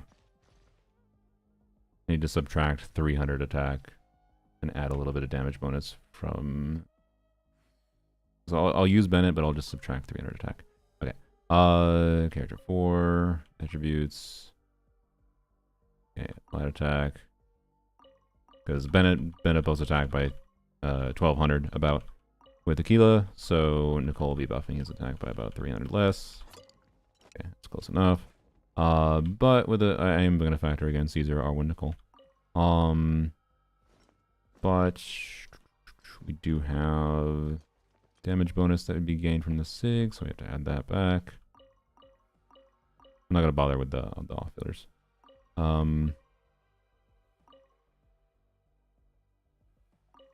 Okay. Okay.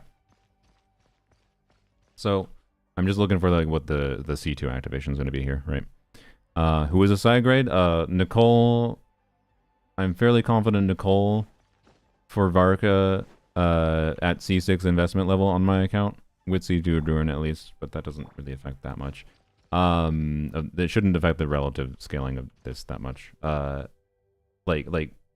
the testing I just was doing was seeing basically what the effect of just putting the new artifact set on Durin alone is for Varka at C6 versus what Nicole does. But it seems to be that we're losing the 15% damage bonus from Bennett C6. So the damage bonus we're gaining from Nicole is actually not that high from replacing Bennett with Nicole.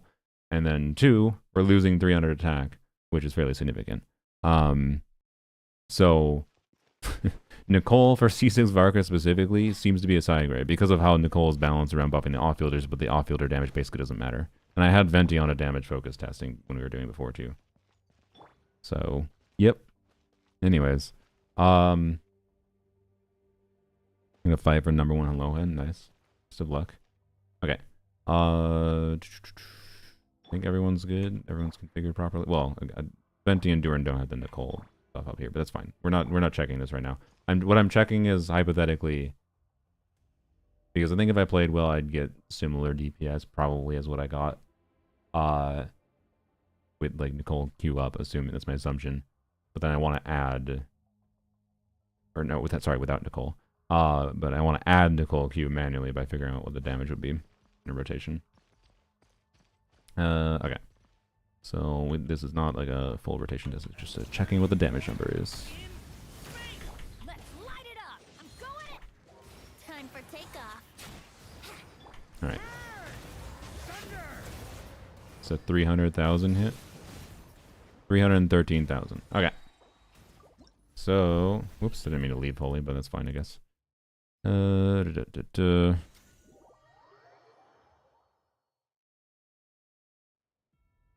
So 313,000 divided by 4 times 5 per rotation. That is an additional 400k damage. So 400k damage divided by, we're doing with C6, we're doing longer than 20-second rotations with Venti in the team at least. Prune might be able to do shorter rotations. Optimistically, assuming we can do 20-second rotations, it is adding an additional 20k DPS, is what Nicole's motion value is adding from her Q. So, yeah. So Nicole's a side grade. Like, side grade or minor upgrade at C6 investment level. Like, and this is assuming Nicole's weapon, right? So, no, I'm gonna say it. Nicole C0 without her weapon, I'm pretty confident is a side grade for Varka C6. Like, the artifact buff is far more notable. So, side grade is not bad, because more team options is good. That frees up Bennett for a different team. But Nicole has to buff Varka more for Varka C6 to actually gain meaningful benefit from Nicole. That's my vibe. because she's just too balanced around buffing off-fielders, which is fine. That's what I like about her kit. I'm actually completely fine with this balance, to be clear. It's just somewhat surprising. It feels like an oversight, because there's plenty of players, I think, that if they were in my situation where, like, this would just cause them to skip Nicole, right? So, yeah. I don't know. Anyways, get the hell out of here. Oh, wait, I have a bunch of... Wow, look at all these holes I got. Exciting.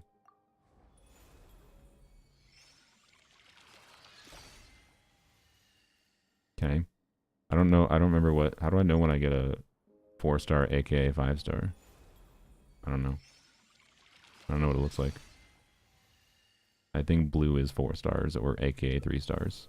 Same rarity as 4 stars are on our character banner. Alright, I think I got nothing. Pog. Sick. I like a cosmetic gotcha. Alright. When it's purple. Okay. Cool. Well, that was fun. Let's go here, I guess. So, anyways, what do we want to check with Emily? Because I want to see more of the impact. I want to get a baseline vibe of like what the team-wide buff can do. That's interesting. So, also a side grade at C0R1. I need to test more to confidently say she's a side grade at C0R1. I think C0R1 is probably an upgrade with proper play. And I need to look more into... Like, one thing I need to test, for example, to truly get the vibe, particularly with C6 Varka, is I think the time it takes... I think it's a pretty big downside, actually, to have to spend the time on... Like, the factoring in Nicole doing a burst animation, factoring in Duran doing a burst animation, and Venti doing a burst animation. And then also C6 Varka inherently wants to spend longer field time. To get his extra E's, his extra charge attacks that take a little while. That's why I was doing like 23 seconds there, basically 22-second rotations. I'm pretty sure Sucrose would be better, is my point. Because I do Sucrose, E-Q, and then that's just going to save like a whole second or two. Which will probably be... It means that Sucrose should be better for C6 Varka with Nicole. Is my assumption. And that would probably be the same for Prune as well. Also, this means the 20% attack from Prune and the 350 attack from Prune also is probably really fucking good. So, I don't know. Maybe do we want to go check Prune? We can check Prune with C0R1 Nicole. But if I'm getting C6 Prune, it probably means I'm getting Nicole Cons. So, fuck, like... It's just... But, yeah, that inclines me away from... Well, actually, does it? I don't know. I don't really care about... Again, I don't... I'm slightly surprised by it, but I don't really... I'm not really upset about the fact that Nicole doesn't insanely buff Arca at C6. I think she is certainly a sizable increase for team DPS at not C6.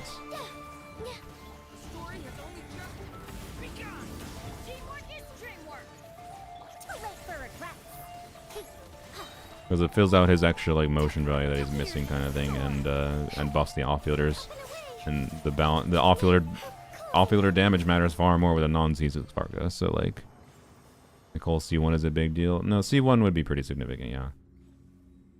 For Varka, like C1 would be.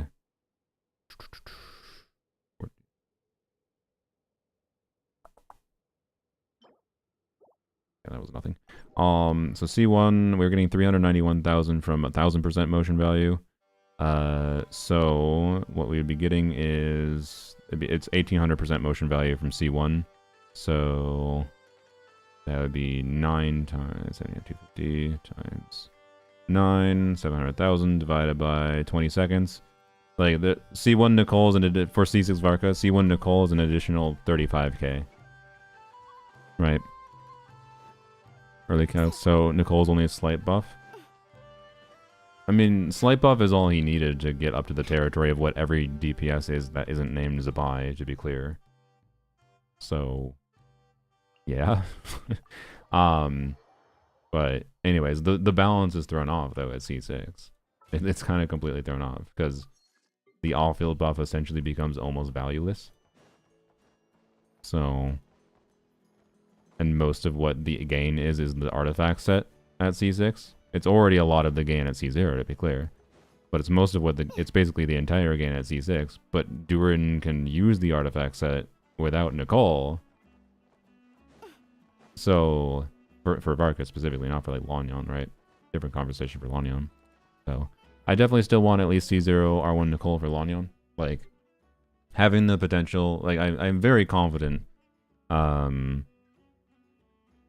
I need to figure out, what does one Lanyon E do? Fuck, I should go figure out what Lanyon, I could have actually calced what. Because actually, conveniently, one Lanyon E is 200%. So, in theory, like, again, if I'm right, that, like, I get 3 procs on you, it's basically like, again, I can do, yeah, I don't know, it'd actually be pretty easy to check what Nicole Q does for Lanyon. But anyways, Prune C6 kind of good? Yes, it is quite good.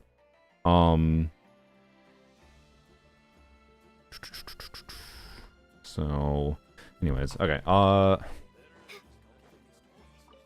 have a thing. Well, God damn it, now I'm kind of curious. What am I doing?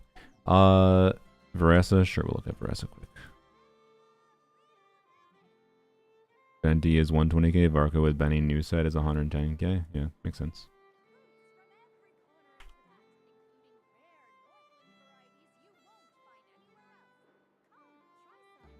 92 cow, 96 2. This is an insane build. A little low in attack subs, but I mean you have like a perfect crit ratio, so this thing gives a bunch of crit damage, by the way. So aiming towards 100% crit rate is pretty ideal and not simple. You also have ER, by the way, so like, yeah, congrats on having a basically perfect Varessa. I don't know.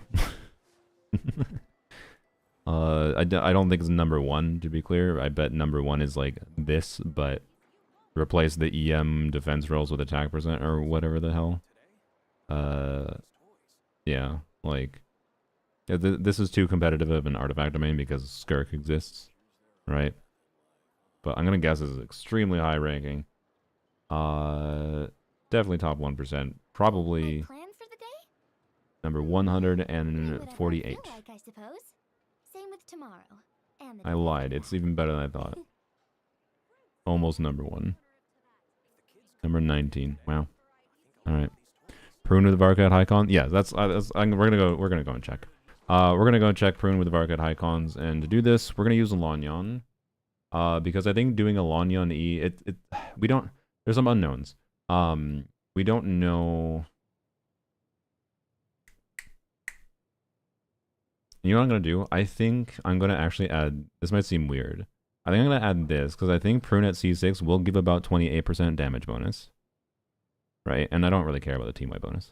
So I'm going to put this on Lanyon to pretend this is the Prune damage bonus. I'll add the attack percent from Thrilling Tales manually.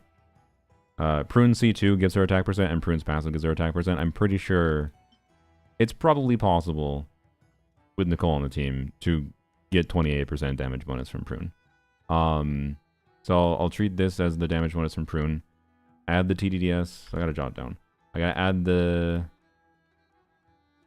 I'm gonna assume Caesar Armor Nicole again, because that's my plan. So... Okay, add TDDS, and I'm gonna add like 40% attack instead of 48% because it's 10-second uptime, to be clear. Actually, wait, maybe that means I should just... Okay, actually, because of that... Wait, fuck. Because of that, I should just use TDDS. The reason... No, I don't want to. The reason I don't want to is because I want Lonnie to do damage. I want Lonnie... Oh, hi, Egro. I want Lonnie to do damage because Prune does damage. Well, I don't know. At C6 investment doesn't fucking matter. Never mind. I mean, it doesn't not matter, technically, but, like, you know... She'll still do damage on TDDS. So no, okay. Well, we'll check TDDS. I'll add the Prune damage percent manually. That'll be more accurate. I'll add it to the other characters. Okay. So back to this. Then go to this. Okay, so we'll go do TDDS. So we don't have to factor any uptime of that. That'll just naturally work properly. So with Prune, we need to add 20% attack because of Prune's Hexerite passive. We need to add... I'm not going to factor in Prune's own damage contribution. Hopefully Lonyan's damage contribution is close to what Prune does. And then we need to add 340 from C... We're going to simulate C6, right? 340 attack, team-wide. Then we need to add damage percent. 40% damage bonus. Artifact set. And then add Nicole 900. Add Nicole attack. Add Nicole sig. God, it's gonna take a fucking hot second to do this. And then I need to also put Lanyan on the correct artifact set. That's not. I don't need to add that, but I do need to do that.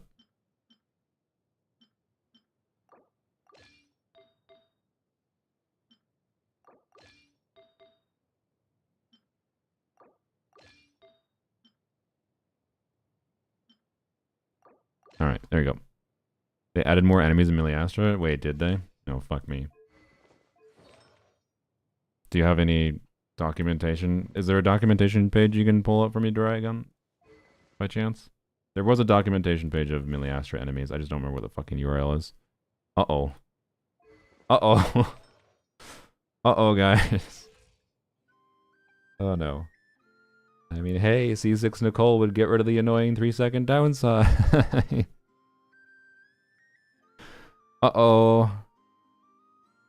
See, it was me. If it was me, I just wouldn't pull him. Pull who? Oh, Deluke, I see. Anyways, okay, we'll not think about that right now. Might not be a slight increase after all. I assume with 40 Depth Shred and more attack. Honestly, it's not even that much more attack, though. It's still... But, anyways. No, I just entered creative mod and Kukasaur is there. Like a normal Kukasaur? Okay. Well, let me know if you find any other enemies. Like how many, like, what other bosses in general? Because if you mean, by the way, if you mean Kukasaur is in this boss, that was there before. This was definitely here before. But, anyways, what were we doing? Oh yeah, sorry, jotting down what I need to. If we're gonna simulate C6 Prune, Caesar R1 Nicole, 20% attack from Prune, 340 team wide attack, 40% damage bonus from the artifact set, Nicole attack bonus, so 600, 900, and Nicole sig. Okay, that's it. That's it. So we have TDDS, right? There's nothing we missed. I know it's everything. Okay. It's no exaggeration. Alright, this. Okay then, never saw him before. Alright, sick. I'm safe. But let me know if you see any other enemies that you think might be new.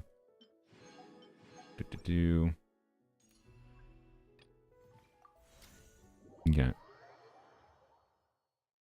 If you get the same level of luck on Nicole as Barkay, C6 is possible or reasonable. I'm not going to assume that.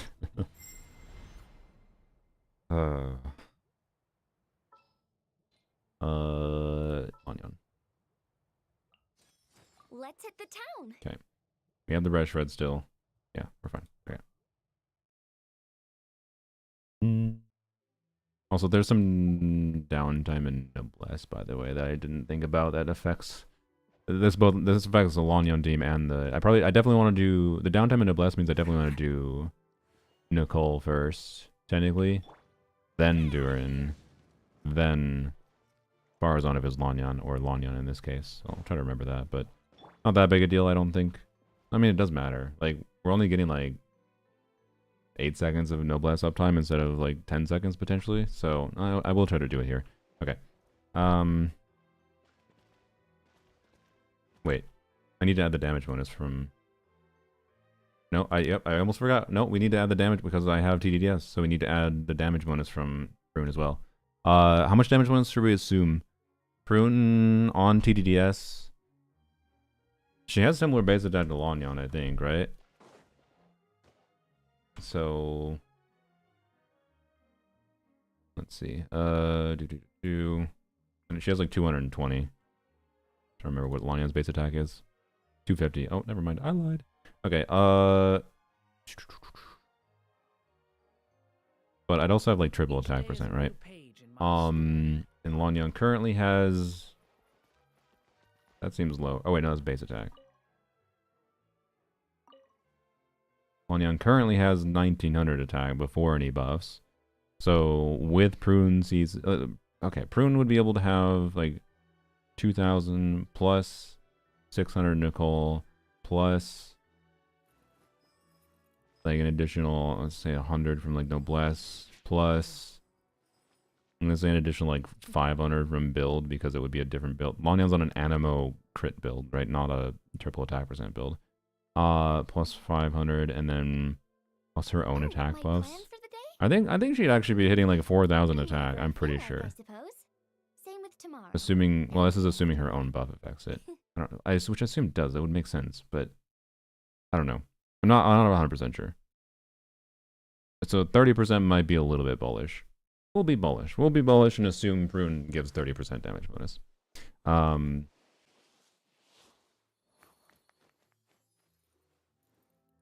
Okay. Oh boy, what a fucking mess. This is gonna take a hot second. So 340 attack plus the... So Varka needs to get 900 plus 340. He needs to get 1240 attack. So 1240 attack. And then everyone else needs to get 940. 1240, 940. So yeah, okay. 1240, 940, and then... Yeah, okay. So, attributes... Lanyon. We're simulating Lanyon. We're going to pretend Lanyon's damage is similar to Prune's damage. I think it might be... Like, I think the number of times Lanyon's E hits probably is actually not that different from how much Prune should be hitting. So I'm going to assume she gets Nicole Sig buff, and therefore will have... I'll just do Animo damage bonus. We'll have additional damage bonus. Okay, so that's artifact set, Nicole Sig, and then I need to add 1, 2, 3, 4, 5, 6 from Prune damage bonus, which is also, so this would be simulated Prune buffing herself, right?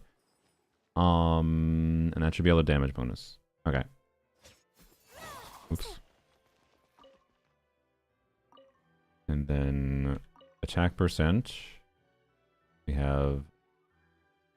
I'm gonna throw some attack percent stats on here to factor in that like Prune would be having more damage, but so I think the multiplier value is the same with one. We're not doing multiple Lanyon E's, right? We're doing one Lanyon E per rotation. Like it hits 6 times and then it has the passive damage.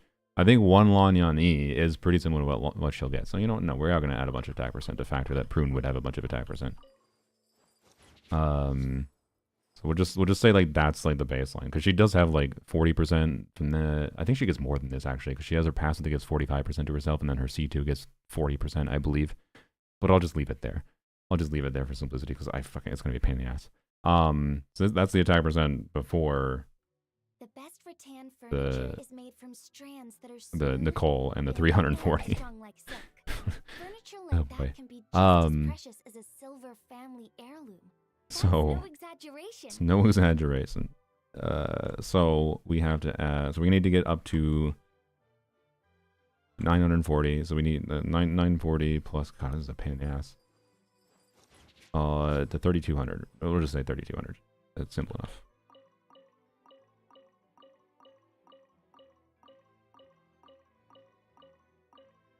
This is obviously number fudging, by the way. I fully admit that. That's fine. We are very number fudging here to get approximations. It's like the stats we're putting into Lanyon shouldn't matter that much. So that's Nicole buff. All the damage bonuses, approximation for attack stats as if she was Prune. I try to simulate that. Artifact set. I think it's everything. Okay, that's everything for Lanyon. Sick. One of the easy ones done. Character 1 now. Okay. Vibe theory crafting? No, it's not vibe theory crafting. It's an approximation. And the approximation again, like Prune's damage shouldn't matter that much. It shouldn't really affect the overall DPS when 90% of the team DPS is coming from Varka, right? But I want to see it anyways, right? That's the point of adding the stats there. To try to get a ish approximation. It's not going to be massively far off. The multiplier value is actually pretty close. So it'd be assuming like a pretty min-max Prune build, to be clear. But, you know. Anyways, we've already seen calc results that put her in the territory of 10k plus DPS. Like, that's my goal here, is I want Lanyan to represent 10k plus DPS, right? That's not fucking just vibing. That's me trying to get to that approximation. Anyways, Venti plus Elegy is better than C6 Prune. I mean, we'll see. We'll see for C6 Varka. Without C6 Varka, I could believe that. Oh, my plans for the Okay, day? so wait, Durin. Doing whatever I feel like, I suppose. You need to Same do with the tomorrow. damage bonus first. And the Damage day bonus. after that. Okay, so pyro damage bonus. So first, artifacts at 40%. Nicole Sig, 13%. And then Prune damage bonus. I was assuming 30%. That's it. Right? Yes. Okay. Turn. The same reason we're adding Durin. Like, even Durin's the same story. It's not going to be that much relative contribution, but we're amplifying his damage anyways. I want to see it. I want to have it be accurate. Okay. And you 940 attack to you. You were at 2400 about, so 3300. Okay. And The best rattan furniture is made from strands that are smooth, thin, and strong like silk. Furniture like that can be just as precious as a silver family heirloom. That's no exaggeration. thanks, Lanyan. Alright, there we go. Does Prune's 20% attack... Wait, do I have to add another 20% attack? Because Prune does the 20% attack buff, but is that only the on-fielder? No, that is only Varka, because it has a... It doesn't have like a swirl trigger condition. Let me check. She has so many weird fucking trigger conditions for her bullshit.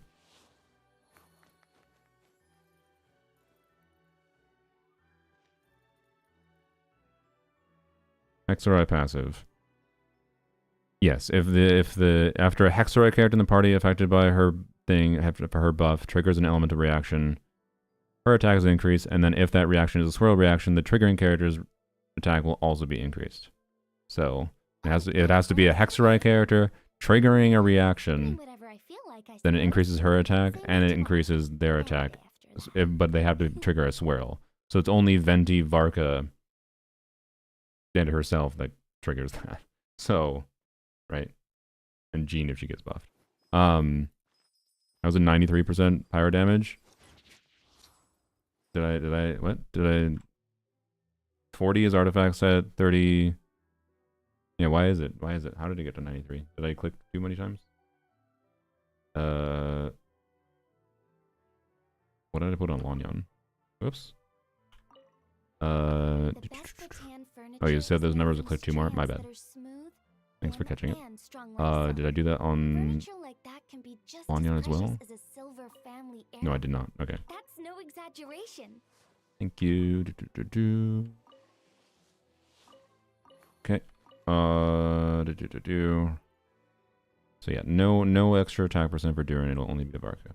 So Durin should be done. And now the complicated one. Okay. Oh boy. Swallow's nest when skies are fair. Let's do Storms are in the air. the attack first. So first let's do the 20% attack from her. That's just simple. 1, 2, 3, 4. There we go. That's the baseline 20% from Prune. And then we need to do the 340 plus the 900 flat attack. So 1200 base or 1200. Sorry, 1240 on top of this. So 4400, a little bit over 4400. Okay.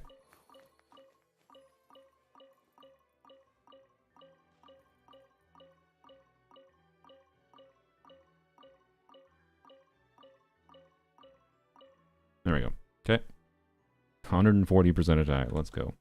And now the damage bonus. Yep, just the damage bonus. Okay.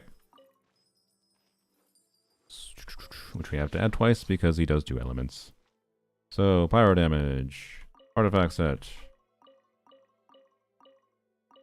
30% from Prune. And then Nicole Sig is 26% for On-Fielder. There we go. Whoops. Alright, what a friggin' mess. What a mess. Oh god. This is all to simulate Prune C6 and Nicole C0R1. Alright, I think that is done. Oh boy. Alright. Meow is this? Is that what? Or WTF. I can't remember what that emote is. We are adding a bunch of stats, so what we are doing here... So I'm not going to use Bennett's burst, right? I'm just going to E on Bennett, wait a little bit to simulate like an EQ on Nicole. Then I will E and I will do Lanyan's damage, because I'm trying to have her at a ish stat distribution, but basically want to see if Prune C6 is an upgrade for C6 Varka with Nicole, because Nicole at a baseline is either minor upgrade or side grade at C0 R1. And it's like R1 is the difference maker for him for probably being a minor upgrade for C6 Varka. Because baseline Nicole Kid is balanced around buffing the off-fielders more, but losing the buffing value from Bennett's extra attack and a little bit of damage bonus from his C6, you don't gain enough at C6 investment level for Varka for Nicole at a baseline, essentially. Like, you do gain, but it's like it's a side grade. So switch Varka to attack goblet Prune C6. He's already attack goblet. I have a way better attack goblet. So yeah, anyways, I think this should be a pretty close approximation to Nicole C0R1 with Prune C6, which is a pretty big assumption because I don't think it's not likely. I mean, I don't know. You never know. Like, lose a 50-50, get a little bit lucky. It's very possible in like 100 and 150 pulls to get a Prune C6, but it's just fucking 4-star RNG bullshit. It's possible to have C1, right? Or C0. It's possible to have no Prune and get a Nicole. So, I don't know. We'll see here.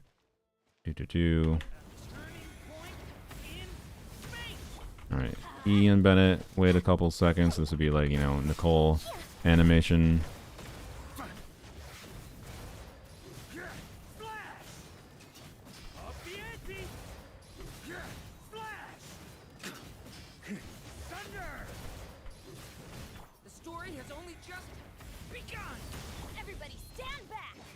Oh fuck, oops. Did Bennett by accident. My bad.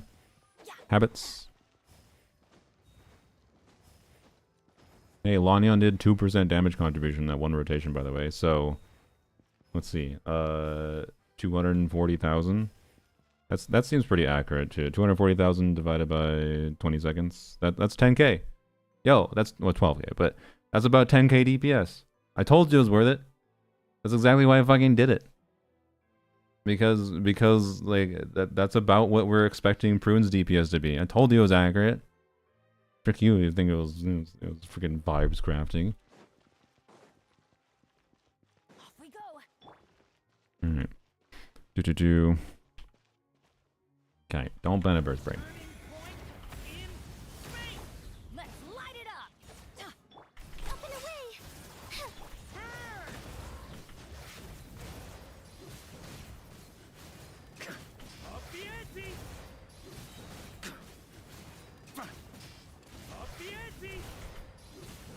You can definitely do fast. You can definitely do faster rotations than you can with Venti.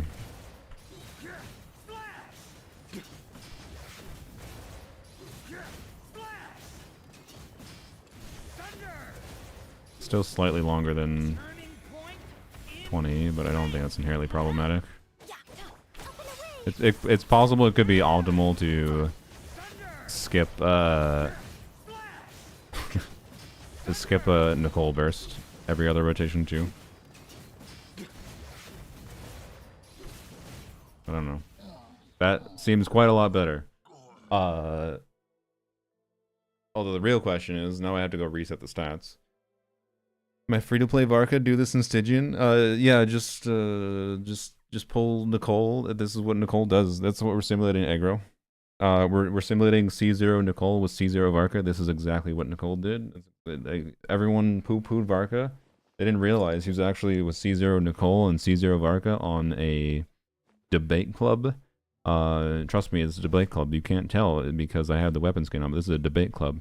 And yeah, it's like you thought the power creep was a buy was bad. Jesus. Sorry, anyways. Wait, does Varka's base attack is 1,000? Oh. I kind of want to leave Varka at level 95 now. I didn't know he had exactly 1,000 base attack. That's kind of satisfying. Anyway, sorry. Joke Society might be top 5. Yeah, he's up to par with the other non-Zabai characters. With Nicole at baseline, so you know, which was expected. But anyways, at C6 here, the relationship is weird. So the question now is, right? If we remove Nicole for this context, so what if it's Prune C6, Durin Bennett Varka instead of Nicole Prune C6, right? So same team, but we're actually using Bennett still. Will we get better than this? I should do one more test to make sure we're getting consistently around this 460k.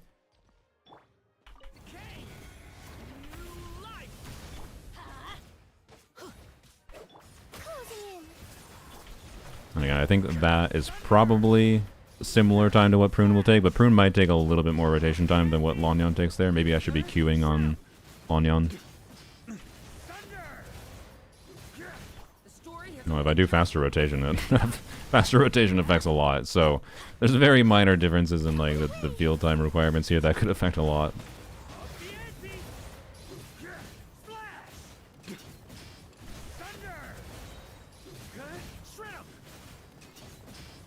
Oops, my bad. It's minus 2 seconds for me because I'm dumb.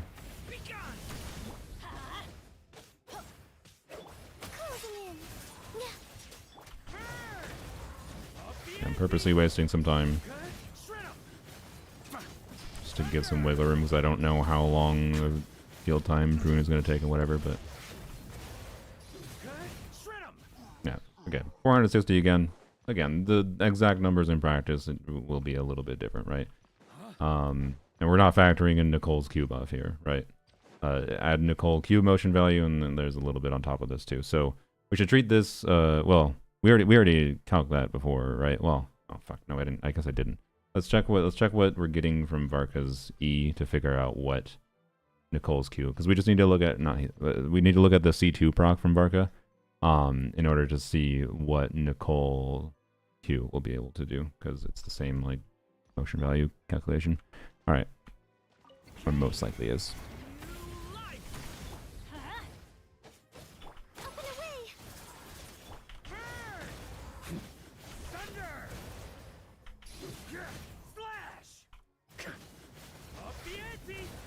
334,000. Okay.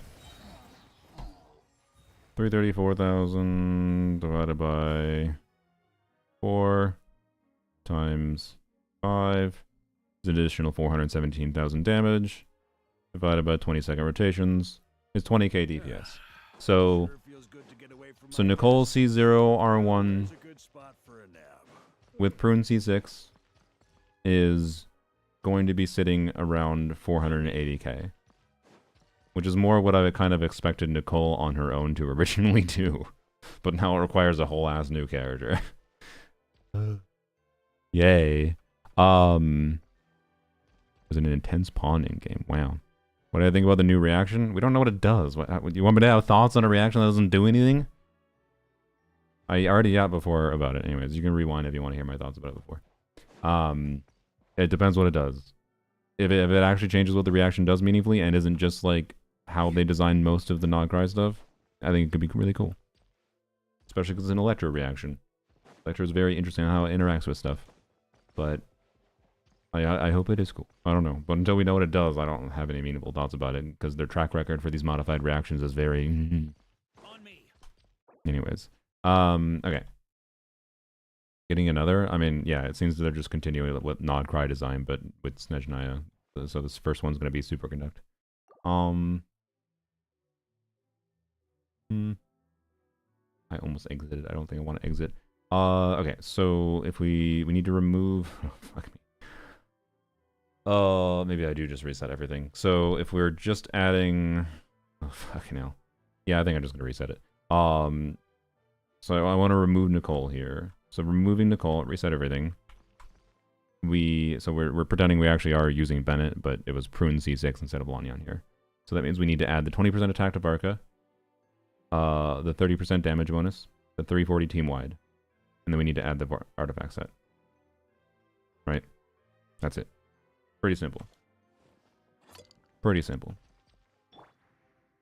I should have just reset. I should have let Lanyan alone. Fuck. Okay, whatever.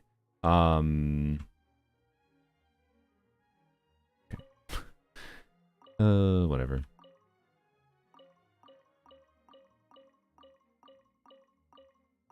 Give you 70% bonus. And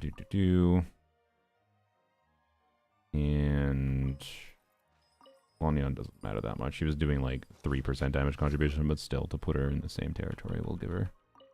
And she'll get some attack from Prune at a baseline, anyways. So, but I'll give her more because Prune would have more attack. But we'll just sit her at that like she was before. I think that's about the same. So damage bonus. We don't have the 20% attack. The other attack is already added. Okay. You're good. Durin. Wait, let's do damage bonus first. Pyro. Okay, artifact set. And then Prune damage bonus. And then, oops. Okay, and then artifacts. Attributes. Durin. We need to add 340, so we need to get to 2720.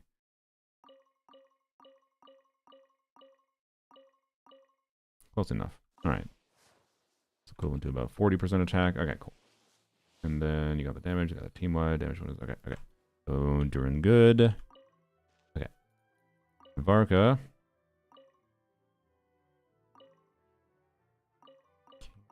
Artifact says, so 70%, simple. Gotta add the Animo. Additionally, Dino's HP is increased by 25%. 20% increase, so probably need Sandrone. Yeah, yes. Sandrone probably enables the reaction, which is going to be the Anefa this year.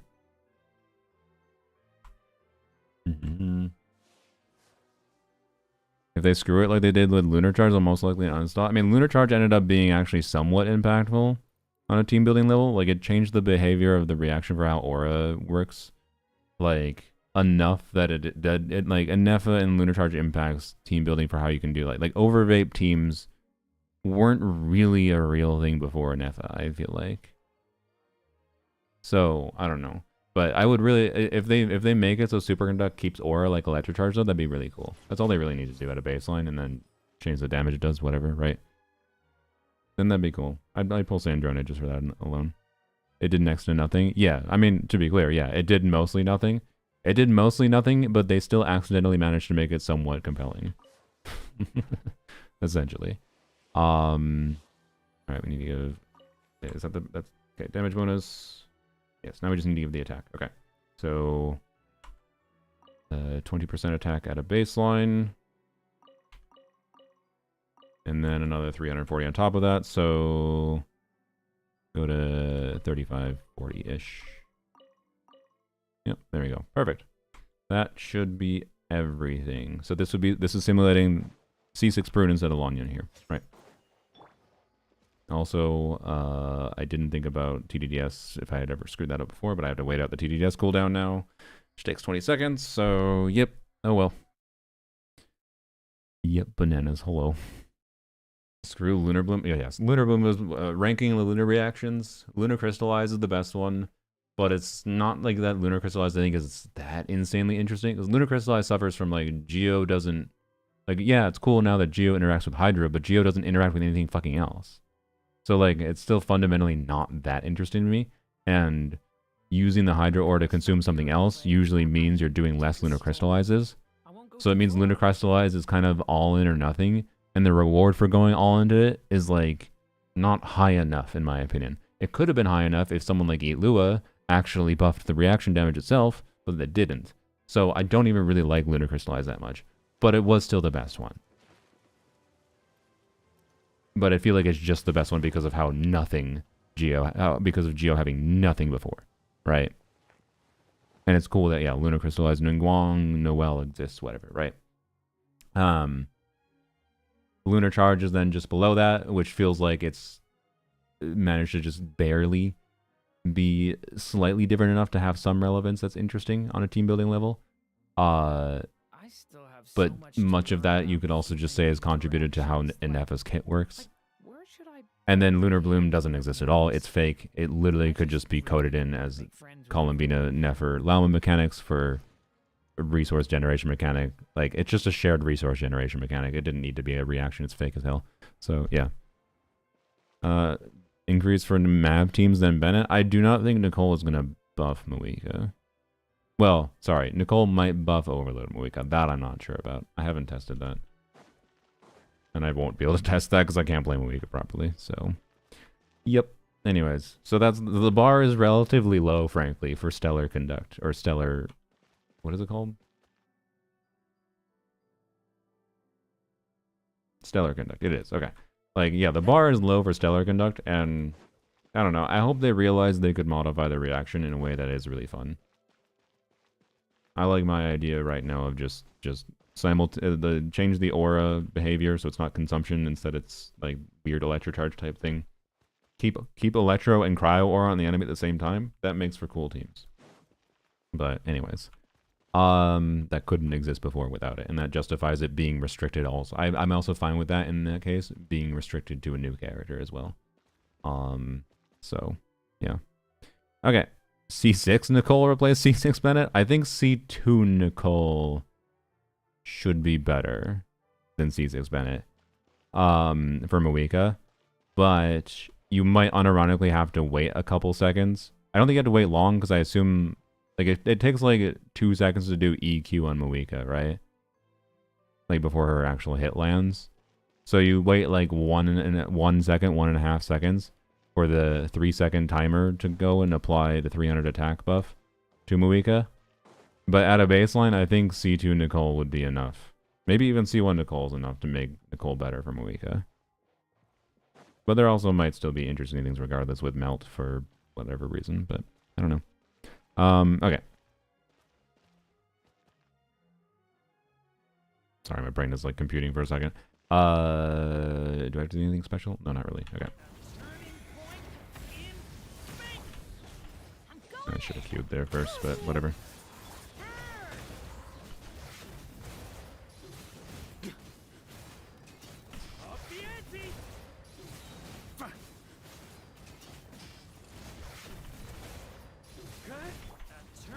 Okay, that's a good rotation. Again, it's very possible Prune ends up taking more field time than Lanyan actually takes here, which could be the main thing that flubs this. I think that's the primary thing that actually affects this. Like, the numbers you might think are like too much of an approximation. I don't think the number approximation is actually the problem. I think the only real problem is like how long does Prune actually require for field time. Particularly, like, she will probably take longer field time if you have to get the converted element hit out. But I don't know if you actually have to get the converted element hit out.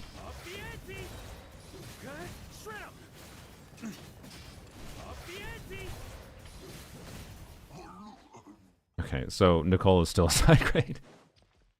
So what I am learning is that Prune is the upgrade for Varka. Like, Prune and the artifact set is the upgrade for Varka, guys. For Varka C6. This wasn't the conclusion I expected today. But that is the conclusion we reached. Like, even if she takes a little bit longer field time, I'm pretty sure that's the conclusion.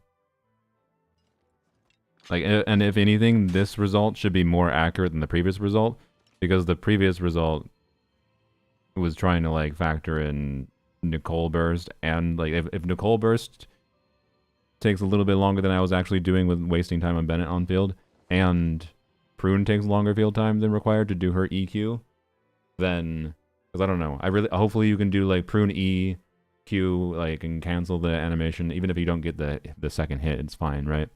So Nicole is only 10% upgrade at C0, so as expected. Yeah, in hindsight, this makes sense. Like, this all actually makes sense intuitively at C6 investment level and whatever. It's just kind of funny, right? And this does not match my original prediction that Nicole would have been... Like, I thought Nicole C0 was going to, like, upgrade C6 Varka to this level originally. But instead, it's a fucking random Anima 4-star that does, and the artifact set. Like, Nicole functionally does nothing for Varka C6 on her own. Like, and also, mind you, by the way, we were checking with C0 R1 Nicole, and we were getting the same result as what we were getting with Prune alone. You didn't assume 20% attack? Oh, fuck, did I miss the 20% attack? No, I did. No, I think I did. I'm pretty sure I did.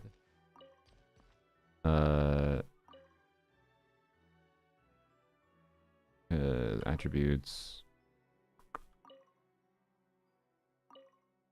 Because I did 1, 2, 3, 4. That was 20% attack, and then I did. Because I added 340 on top. Yeah. No, I had the 20% attack. That was accurate. Yeah. Okay. you had to be scared for a second. I was like, oh fuck, is she even better? Okay, and then I don't. Okay, wait. One thing I didn't factor here though. Wait. I did one thing wrong. Sorry. I'm pretty sure Prune is buffing less. Prune is giving less damage bonus here, right? So she is slightly worse than this. Like let's put Prune at 20% damage bonus because we're not getting Nicole buff for her, right? So therefore, we're probably only getting, and it might have been optimistic to assume 30% in the first place, but so let's remove 10% damage bonus, which is more realistic. 20% should be for sure, I think. So let's remove the 10% damage bonus and see. I know I still have the 10% on Duran and Lanya, but whatever.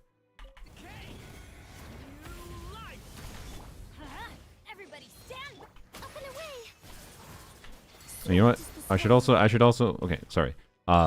I should also check. I had to wait up fucking TDS again. God damn it. I should check doing EQ on Lanyan as well, because like you're gonna have to EQ on Prune. So EQ Lanyan's probably pretty close to what Prune is. Probably should have been doing that in the first place. I feel like, but oh well. Prune does not give 20% attack. She does. Why do you think it's a mistranslation? It was in the CN text originally. People mentioned it yesterday, I believe. And now we have the text for the English kit. It's pretty fucking specific wording. I'd be surprised if this was a mistranslation at this point. No? Look. Okay, Lost Penguin. Are you reading the CN? If you can read Chinese... If you can read Chinese... I'm willing to hear you out. Each day is a new Can you? page in my story. I want to savor every scene, every footnote before I turn to the next one. Because everyone today started assuming it did, which I assume meant we got confirmation. Because I wasn't assuming yesterday that we get the 20%.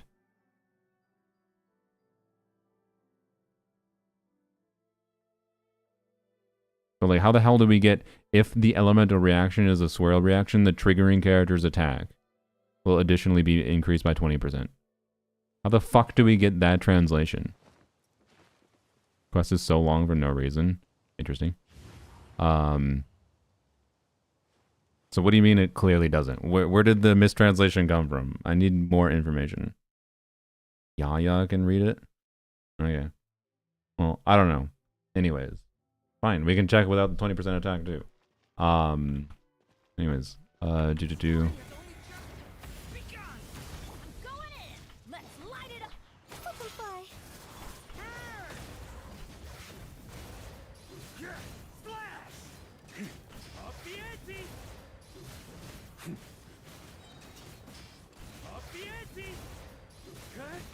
Okay.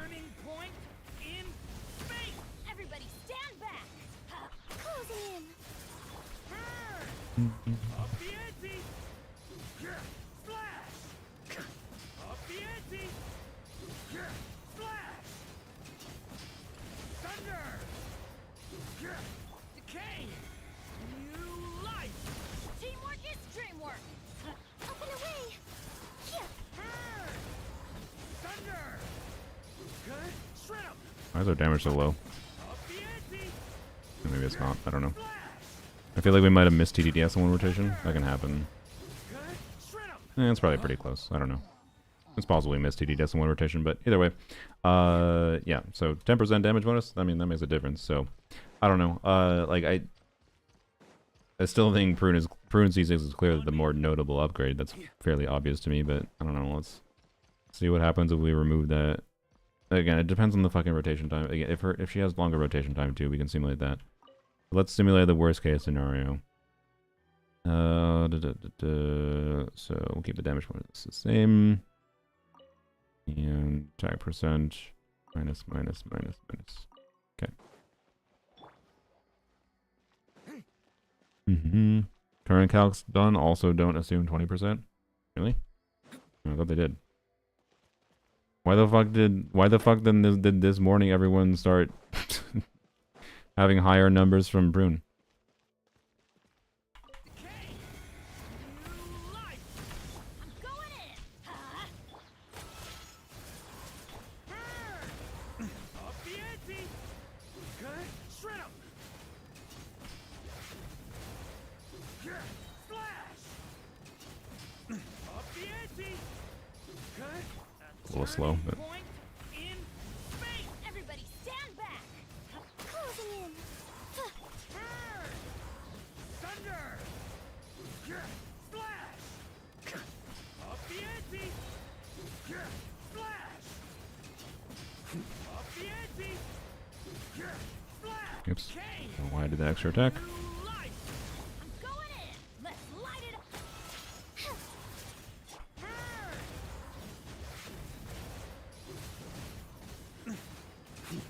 Up the ante! Good. Shred 'em! Up the ante! Yeah, so 20% attack, pretty significant. I don't know. Fuck if I know whether it's actually there. Anyways, let's do a rotation with without Lanya EQ. Teamwork is dreamwork. Sorry, with Lanya EQ. Dancing in the wind. Burn! Up the ante! Up the ante! Good. Shred 'em! Thunder! Good. Decay! Forced a 21-second rotation seem like. Everybody stand back. Yeah, well, I don't have burst up there, but whatever. Up the ante! TLDR thoughts? Prune is weird, particularly with various conflicting bits of information going around. Wait, what was I doing? Whoops. Yeah, okay. Anyways, we're falling down to like 400k again. So, I don't know. I don't know how to evaluate Prune then with the fucking misinformation, potentially. What's wrong with this aggro guy? It's just how aggro speaks. He speaks in emotes. Don't worry about him. He's 90% emotes, 20% words. Yes, it adds to 110%. Don't worry about it. That's just how aggro is. Lohen is cool. I think he's a very positive addition to the game if he's a standard DPS. If he's not a standard banner unit, then he is fine. He is a main DPS, I think, that you can pull for if you like him. Which is basically every main DPS. He has a cool kick gimmick. Like, I don't know. He has a cool kick gimmick for how he functions, but he has problems that are linked by being a cryo unit. Because being cryo, there's not as many interesting cryo reactions. Like, it's very hard to make a unit that would even be relevant for being a melt unit. I would say that they wouldn't just restrict the teams of, and I'd rather have what we have for Lohen's gimmick, with how he incentivizes team building that wants off-fielders doing damage. I think that's cool. There's plenty of off-field damage dealers in the game. There's different kinds of accessible units to make him work. I think it would be nice if they buffed more Hexarai units, make him even more compelling team synergy-wise. But, I don't know, Lohen's cool. Prune is weird and hard to evaluate right now. I think she seems to be okay for a Varka Animo teammate option pre-C6, from my understanding. Primarily because she can do decent damage. Like, she can do, like, Venti level damage, apparently. Which is something. But then it's, like, annoying as fuck, because then you have to invest into her to be able to get her to that point. And it's like, okay. With C6 Varka, obviously, it's weird. But yeah, I don't know. Prune, realistically, though, is mostly a character with C6. And she's an interesting character with C6, because it's a team-wide attack buff. But what is the condition for the buff? It's their hammer hitting, so she has to swirl. So there's plenty of other team contests where that team-wide attack buff could be used. Like, she's a more interesting character with C6 than Yehoda, I would say, mechanically. Because she can do, like, similar things to Yehoda. We don't know exactly how much damage she can do, to be clear, by the way, because we don't have her ICD for how many times she swirls and how many times she can swirl. We'll determine how many times she triggers her passive that can be converted to element damage. But, yeah, so Prune is weird. If she has not, like, applying... She swirls every 2 seconds, I think she's pretty good for her damage contribution. She has a place in the game. I would say, but a weird one. Is all. New Shao teams. I mean, Nicole will give you... Shao's best team was probably... enough... sorry. I mean, it might have been. I don't know what Shao's best team is, technically. Yeah, but actually, no, wait. Something interesting with Shao. So if you're doing Shao... So, to be clear, Shao, like, Farina, Shan Yun, Farazan, right? It was a team where Farazan doing off-field damage, whatever. There's a chance Nicole is better than Farina in that team. Right? The question that I have is, would you replace Shan Yun? Would you replace Farazan with Durin or someone else? I don't know. It's an interesting new option. It's Vivi, Columbina, and Nefa. Yeah. It's an interesting new option for sure. Because, like, yeah, you'll definitely be able to do Durin Nicole. And then you can have Shan Yun in the team, probably, or you could have Farazan, whatever makes sense, right? If you have Shan Yun in the team, you get an interesting aspect where you're going to scale up the value of Shan Yun's buff, because her buff is based on her attack stat, and Nicole will give a flat 600 buff, right? So, and then also damage bonus stats will scale the value too, so more damage bonus from Nicole will scale its value. So, like, yeah, Nicole, Durin, Shan Yun should work pretty okay. And in fact, actually, there's a chance Fischl could be compelling too. I don't remember what the duration on Fischl's, like, overload buff is. Farazan's the only one that stays. I'm not sure, because if you replace Farazan with Durin, you get Durin doing damage versus Farazan C6 doing damage. Yeah, you lose the Farazan C6 crit. The Anemo Res Shred isn't really changing that much, and like to drink on occasion. Any and every occasion. I don't know. I'm not positive it's actually as a loss as you might think, but particularly with the conjunction of, I don't know, but Shan Yun might be the better one to replace instead. There's a very good chance Shan Yun it'd be like Durin, Nicole, Farazan. Yes, I don't know for sure. I'd have to mess around with it. It's just that Nicole making it so Shan Yun is buffing more is an interesting factor. So he definitely gains in team options for sure, right? So I don't know. Anyways, Nicole's very interesting. It is interesting though that, you know, because of the fact that we have this relationship with something like if you have a really high investment unit, and we should see the same thing happen with Muika, right? Because Muika has the same general behavior, not that like she's gonna do 400k DPS at C0. But the same distribution of like Muika's doing like 90%-ish team DPS, right? So if you have Nicole instead of Bennett for Muika, I believe we should see the same results as we tested here, where like probably at best Nicole is just an alternative to Bennett. Is my assumption than Muika. I could be wrong on this, right? I'm not an experienced Muika player, but that should be the case. Yeah, she should be an upgrade for Kanich with Emily, I would think, because buffing Emily and buffing Kanich, and then, you know, fucking Bennett bullshittery with Circle Impact and blah blah blah blah. Also, giving a shield seems nice. Nicole, do we want to do Nicole Duran? Yeah, it's probably Nicole Duran. Yeah. Yeah. For a second, I was like Nicole Eons on Emily. I mean, is that better? You lose the Dender damage bonus, don't you? Yeah. So no, it's probably not. The Dender damage bonus from the artifact set. Probably worth it. Well, I guess you get the damage bonus though from Eonson. I think it will depend on your your Kanichi investment potentially, but yeah, so at a baseline investment level, I think Nicole, Duran, Emily, Kanichi is probably his best team. Put Emily on Reverie even if nobody else is holding Deepwood. No, Emily should be on Deepwood if nobody else is holding it. I think I'm pretty sure it'll still be better. Doesn't Nicole make it easier to cap Eon's on buff? I mean, it's not really that. Nicole would most likely, if your Eon Sun's already built properly. Like, what is the value of reaching the cap, like reaching 3k if you have C5 or C6? If you have C5, C6 Eon Sun, like, and you're not hitting 3k currently, then like yeah, it'll get you to 3k, I guess. But like, it's not the end of the world to not fully max that if you're at like 2900 attack. If you're at like 2400 attack currently and Nicole's buff is enough to make your Eon Sun have max buff, cool, but that just means your Eon Sun's built like shit. She's not built properly.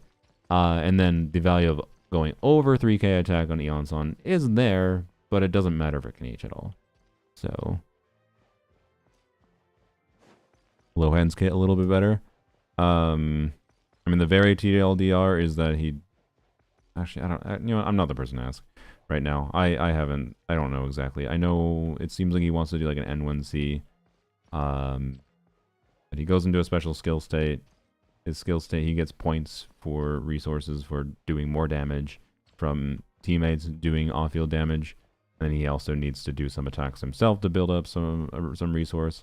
Yeah, he has a resource called Joy, if I recall, and also Will of Triumph or something. And yeah, animations are very good. I kind of don't like Nicole's animations. I don't like her burst animation. I like her other animations. I like the emote gimmick and whatever. I don't really like the burst animation. Kind of lame. It's not lame. It's just it doesn't feel like it fits. Like they're going for this weird staircase to heaven vibe. I think the camera cut is awkward looking. And it's too much of like a badass cool look. And I don't know. I feel like at least like making her have blue fire instead of red fire would have been better. And I don't know. It's like fine. It's a burst animation that's fine. I am whelmed by Nicole's burst animation. She also has like no presence for her wings at all. Maybe at C6. I don't know. Certainly you have permanent wings active from her C6. Maybe. Wouldn't surprise me. Okay, thanks, Penguin. Unusual teams with Linnea? Not really. I already tried. I mean, the most unusual thing I felt I could do with Linnea was main DPS Linnea. And it was fun. That's why I made a video on it. Oh, hi, Cosmos. Oh, speaking of, I didn't even notice. I don't know if you can add this function. I would love if you could make it so it could permanently stay. Wait, so well. Yeah, keep whatever map and whether I choose, but good addition, thank you. It actually is nice. More pleasing on the eyes. Nope, no saves in Classic. That's what I kind of thought. Yay! Wait, normal mode has saves and Classic doesn't have saves? See, this maintains my theory, guys. I don't think they want to make Classic mode better. Like, there's a bunch of specific things that are just like, fuck you to Classic mode. That just is like, why? And I think it's because they want... I really think that some fucking executives at Hoyoverse don't want to risk the small chance that Classic mode actually becomes something that people really enjoy. And like people enjoy Genshin's combat entirely in Classic mode and they ignore Genshin's endgame and then they stop making $2 from endgame structure. Anyways. It's a conspiracy theory. I fully admit it. But that's why I made the bet. And that's why I still think I'm going to win. Like, it's just stupid. Just stupid. You can have save files for classic mode, for non-classic mode. Can't have save files for here. Because, oh, why would they need that? Gee, I fucking... So dumb. So dumb. As if there's no, like, come on. What the whatever. Anyway, well add that to the list on top of they need to show a clear intent of a bunch of enemies. Fucking add save files, Jesus Christ. Anyways, that's really unfortunate. All right. Anyways, so I don't know how to evaluate Prune. Let's go try some hypothetical off-fielder bullshit context. I want to try with Emily. We can try with actually, oh fine, we'll try with Kanichi. I make no promise that I will actually succeed with 5e Kanichi. I haven't played in a while. We will definitely give you Makaira, and we will also give you 4-piece Codex.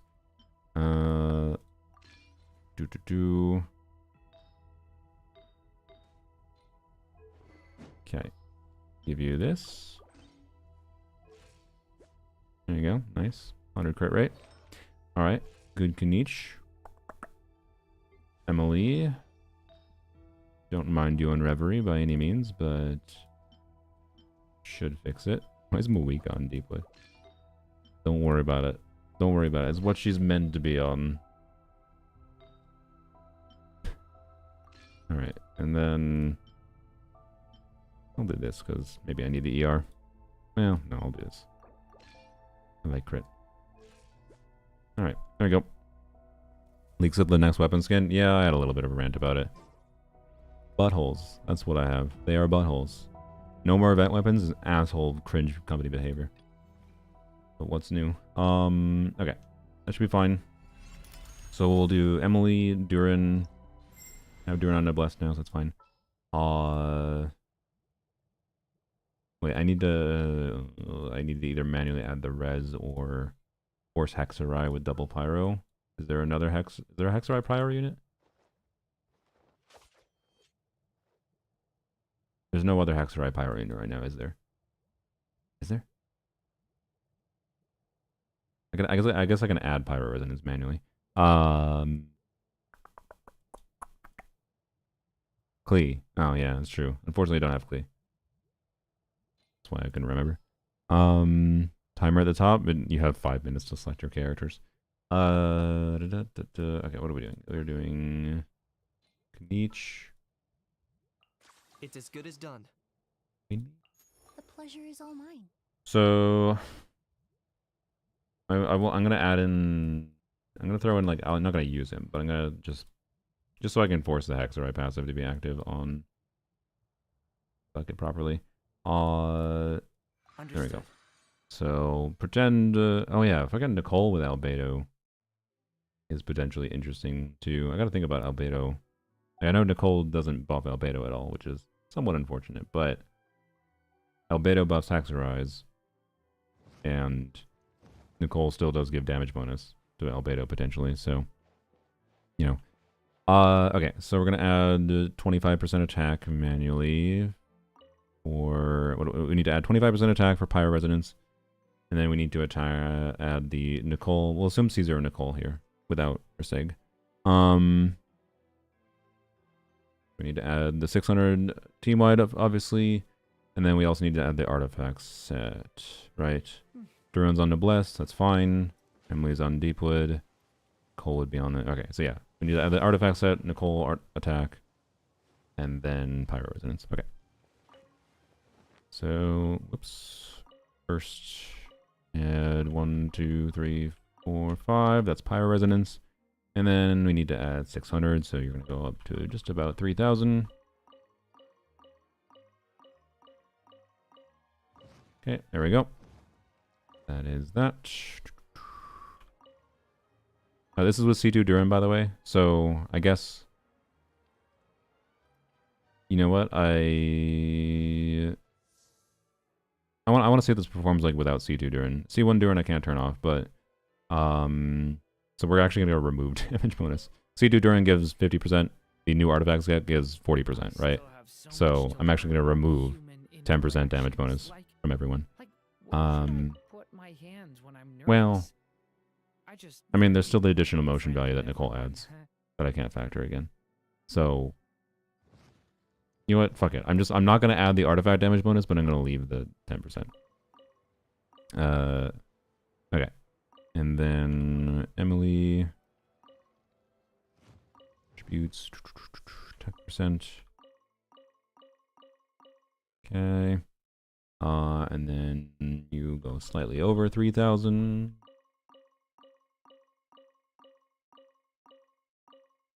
Lovely. 3,000 attack, Emily from off-field. What a wonderful sight. Okay. Can I stop here and play? And Kanich take a boy. stroll. I won't go too far. And we're gonna just assume, there we go, 1, 2, 5. We're gonna assume 900 attack. I know it takes a couple seconds, but that's fine because the E, yeah, it's fine for him because the E's won't hit until after he knows, yeah. So 900 attack. So I need to get up to 3378.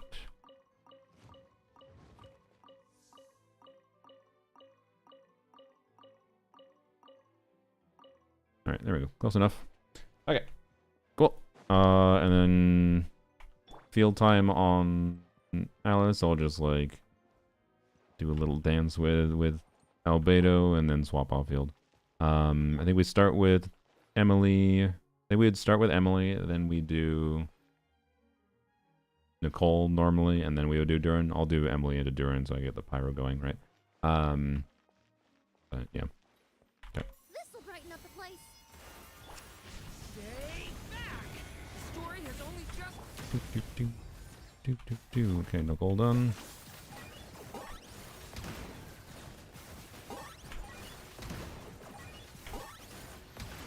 Fuck, I missed. Okay, well, I missed a knee. Let's redo. I got 5. I just missed 1. Also need to change the environment again. Let's have the darkness.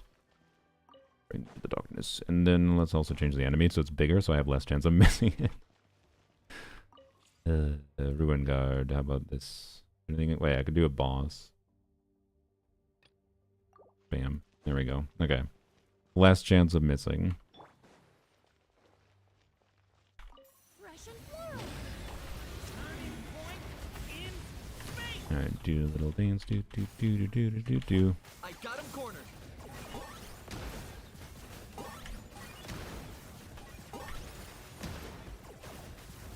Did I miss? Ah, fuck. God damn it. Oh, my brain. Okay, don't worry about it. Leave it to me. The story has only just. Target acquired. Oh, that was bad. Passed. Mine to command.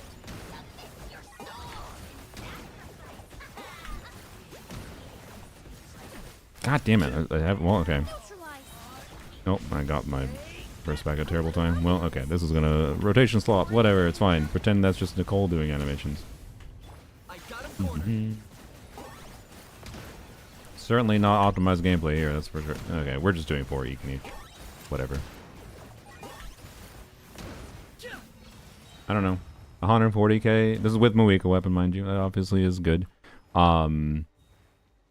Is this optimized gameplay? Yep, 100% optimized. Duran doing 24%. Emily doing 34%. Let's fucking go. Emily is the true go. I'm not gonna lie. I'm pretty sure if I was using Albedo and I put Mona in place of Kanich, it would be stronger. But I don't know. I don't think this like this is without the Nicole Q buff being factored in, right? Which I think in this team you probably do a Nicole Q every other rotation realistically. Nicole doing 0 damage. I mean, yeah, she'd do slightly more than 0 in practice. But like factoring in Nicole Q buff, I don't know. I'm pretty sure this shouldn't be too inaccurate, right? The C1 Duran is adding a little bit, mind you, as well.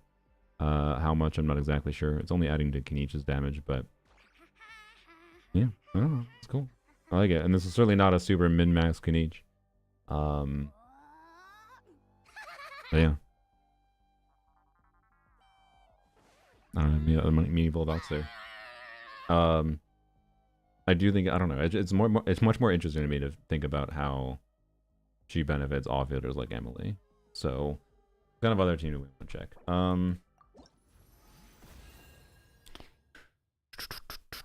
This might be the last team we check for the stream.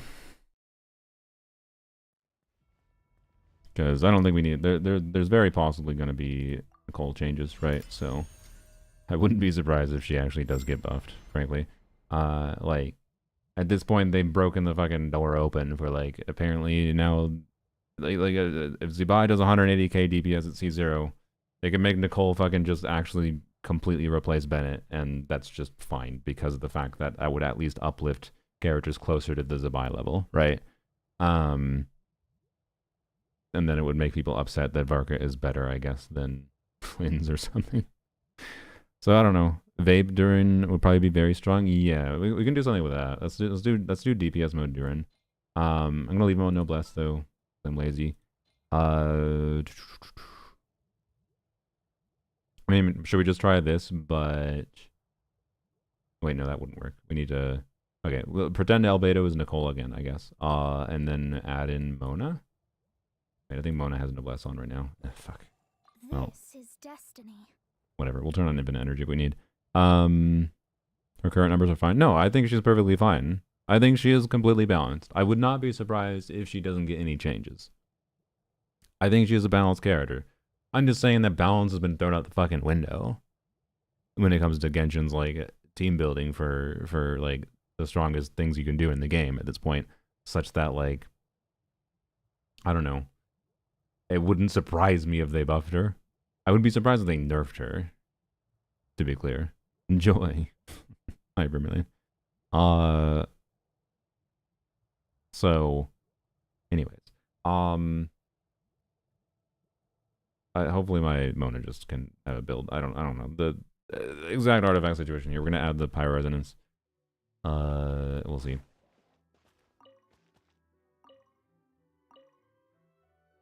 I'll keep Durin C2 pseudo off. Because of the artifact set again. So I'm not going to add the artifact set because I have Durin C2. Yeah, that fucking artifact set, to like emphasize how goddamn good the artifact set is. It's basically Durin C2 for free. Like, not always for free, because Durin C2 doesn't require double Hexarai. I think Durin C2 is better than the fucking artifact set. But it's pretty damn close. It's ridiculous. Anyways, I need to add attack. Add attack. So get you about to 3,000 again. Yeah, Nicole does buff C1 Durin. I can't do anything about C1 Durin. That's basically impossible to turn off. That's fine. 1, 2, 3. Oh wait, what? Did it remember? Wait, what the fuck? Did it already add? No, wait, I'm on Durin. Okay, I was like, what the fuck? Yep, no, that's the other damage dummy. The other damage dummy, you switch your character to switch the stats. This one, you have to select them manually. So I think the switching character to switch stats is actually a little bit more convenient, but it's fine. It's not that much different. Just had to remember it. Right. It's Pyro Resonance, and then get up to put over 3,000. There we go. Okay.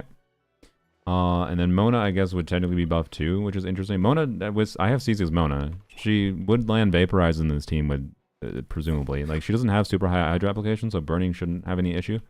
So unironically, I think Mona might actually be able to do meaningful damage in this situation.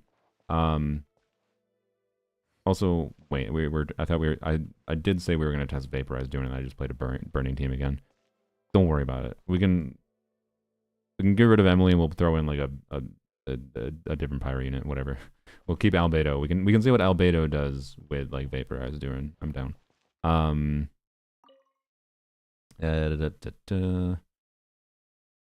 So anyways, we're not going to add stats to Mona because whatever. She has ER. We already have Noblesse in the team, so anyways, it's not a perfect comparison, but it's not going to be perfect anyways because I don't fucking have Nicole, actually. I only use simulating. We can't factor in Nicole Q buff, whatever, it's fine. I think we on field. Wait, should I treat? I'll give Durin oh fuck. I'm gonna give Durin some of his damage. A bunch of his damage is gonna be off field. I'm gonna give Durin an additional like 100-ish attack. I think that's fair to factor in, like, because I'm gonna swap to Durin on field after. All right. Okay. Do this first. This. This. And then I would do Nicole, whatever. Oops, I just activated. Whatever, okay. Written in the stars.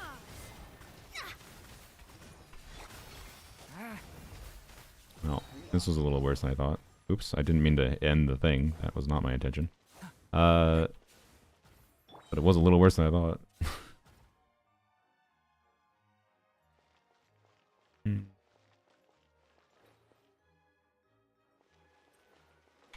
Russian Okay. feel. Thunder! The abyss is burning! Let me scribe. Fate is upon you. Pretend we're Nicole, whatever. Be on field a little bit with you. It's actually okay. Durin's doing 70%. Yeah, we're on Durin with dark mode here. We're not actually getting vaporizes. So, anyways, yeah, let's go test the actual vaporize. Honestly, Durin on support mode might have been better there, but I already exited. Oh yeah, actually wait, I forgot. Durin C2 doesn't buff the other teammates, so I should have added the damage bonus. So that was not a proper test at any level then. Okay, whatever. Let's test an actual vaporize. Also, new set for Mona in terms of buffing.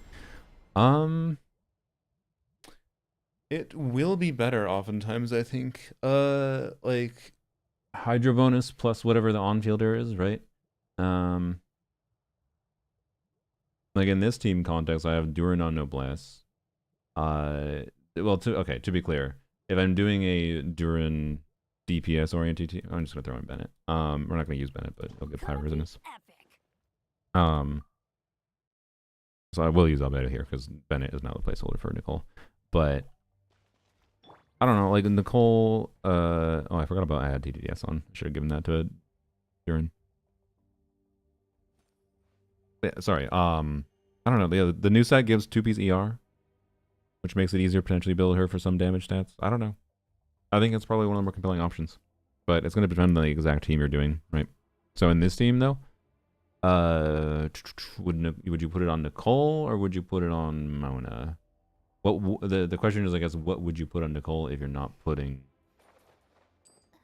Yeah, I don't know. I think you probably put. I don't know. We're probably not getting Geo bonus here. Unless we leave. Well, we could leave Albedo on field, I guess. Actually, no, it would make sense to leave Albedo on field here, right? Yeah. Because we're getting Pyro bonus no matter what. So I think in this case, we're doing dark mode to get vaporizes from off field. Well, maybe you do Durin on field for the extra 300 attack. But I'm gonna add 600 attack here. We're gonna ignore the on field attack. And just prioritize on field Albedo because I think that's more interesting. So then we can get Albedo damage bonus from the artifact set, right? So Nicole, I think, would still use... The point is, I think in this team context, you would put Durin on the Hexarray DPS set, Nicole on the new set, Mona on Noblesse, or Songs is fine too, I think. And then Albedo can stay in Husk, right? But I could easily see team conjunctions, particularly if you don't have Nicole, right? If you don't have Nicole, then absolutely we would probably be putting Mona on the new set, right? I don't see why we wouldn't be. Okay. So don't need to add Pyro bonus, Pyro Resonance this time, which is good. So we will, and I'll leave the same thing. I'm not going to add the damage bonus because of, well, wait. Probably not going to trigger Durin C2 on Albedo, so maybe I should add the damage to Albedo. I will add the damage to Albedo. Such, for it cannot be changed. Can it be reversed? To 600 attack. It's a little over, but whatever. Okay. And not gonna worry about Mona. Durin C2 is gonna give himself the damage bonus, or Durin C2 is already gonna amplify him regardless. So okay, and this is, you know what? I'm just gonna say it's Durin C2. I'm gonna add the damage bonus. Just remember it's Durin C2, so it'll be higher damage. Divination Okay, is so about adding the precisely artifact foretelling one's set. There we written go. destiny. Over-embellishing that fate only leads Okay. to misconception. Albedo. I mean, technically I gotta have the attack for the burst damage, I guess, but yeah. Oh, sorry, wrong thing. Just gonna add Geo %. Alright. I think that's all we really need to do. And try to get to DDS to Durin, which, great, now we need to wait for it. So we'll wait for it. I can put Durin into dark mode ahead of time. A little cheaty, but whatever.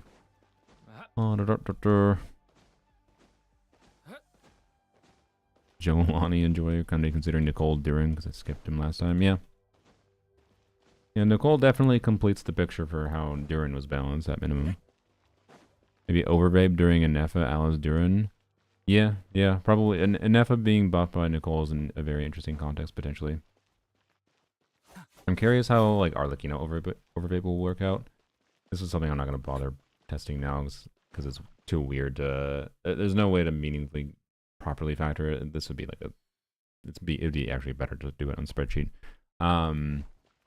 But the 3-second delay for Arlecchino, when Arlecchino does front-loaded damage... But then Nicole is buffing like Anefa damage from off-field, so I don't know. That one's a weird one. I feel like Nicole is probably a side grade for Arlecchino, but I don't know if she's a side grade for Arlecchino over Vape, basically. That's my intuition. Because of the buffing Anefa damage from off-field. It'll depend on your Arlecchino investment too, but yeah. Capitano, a good Sandrone support. Yeah, for sure. I heard that he is made to be a Sandrone support. Okay, we're good, right? Yeah. Wait, you're not in dark mode anymore. Yeah, weird. Okay, it's fine. So we do dark mode, and we'll do Albedo, E, and we'll do Mona. Maybe I'll do Mona E first. Also, I'll do Mona E first. Okay.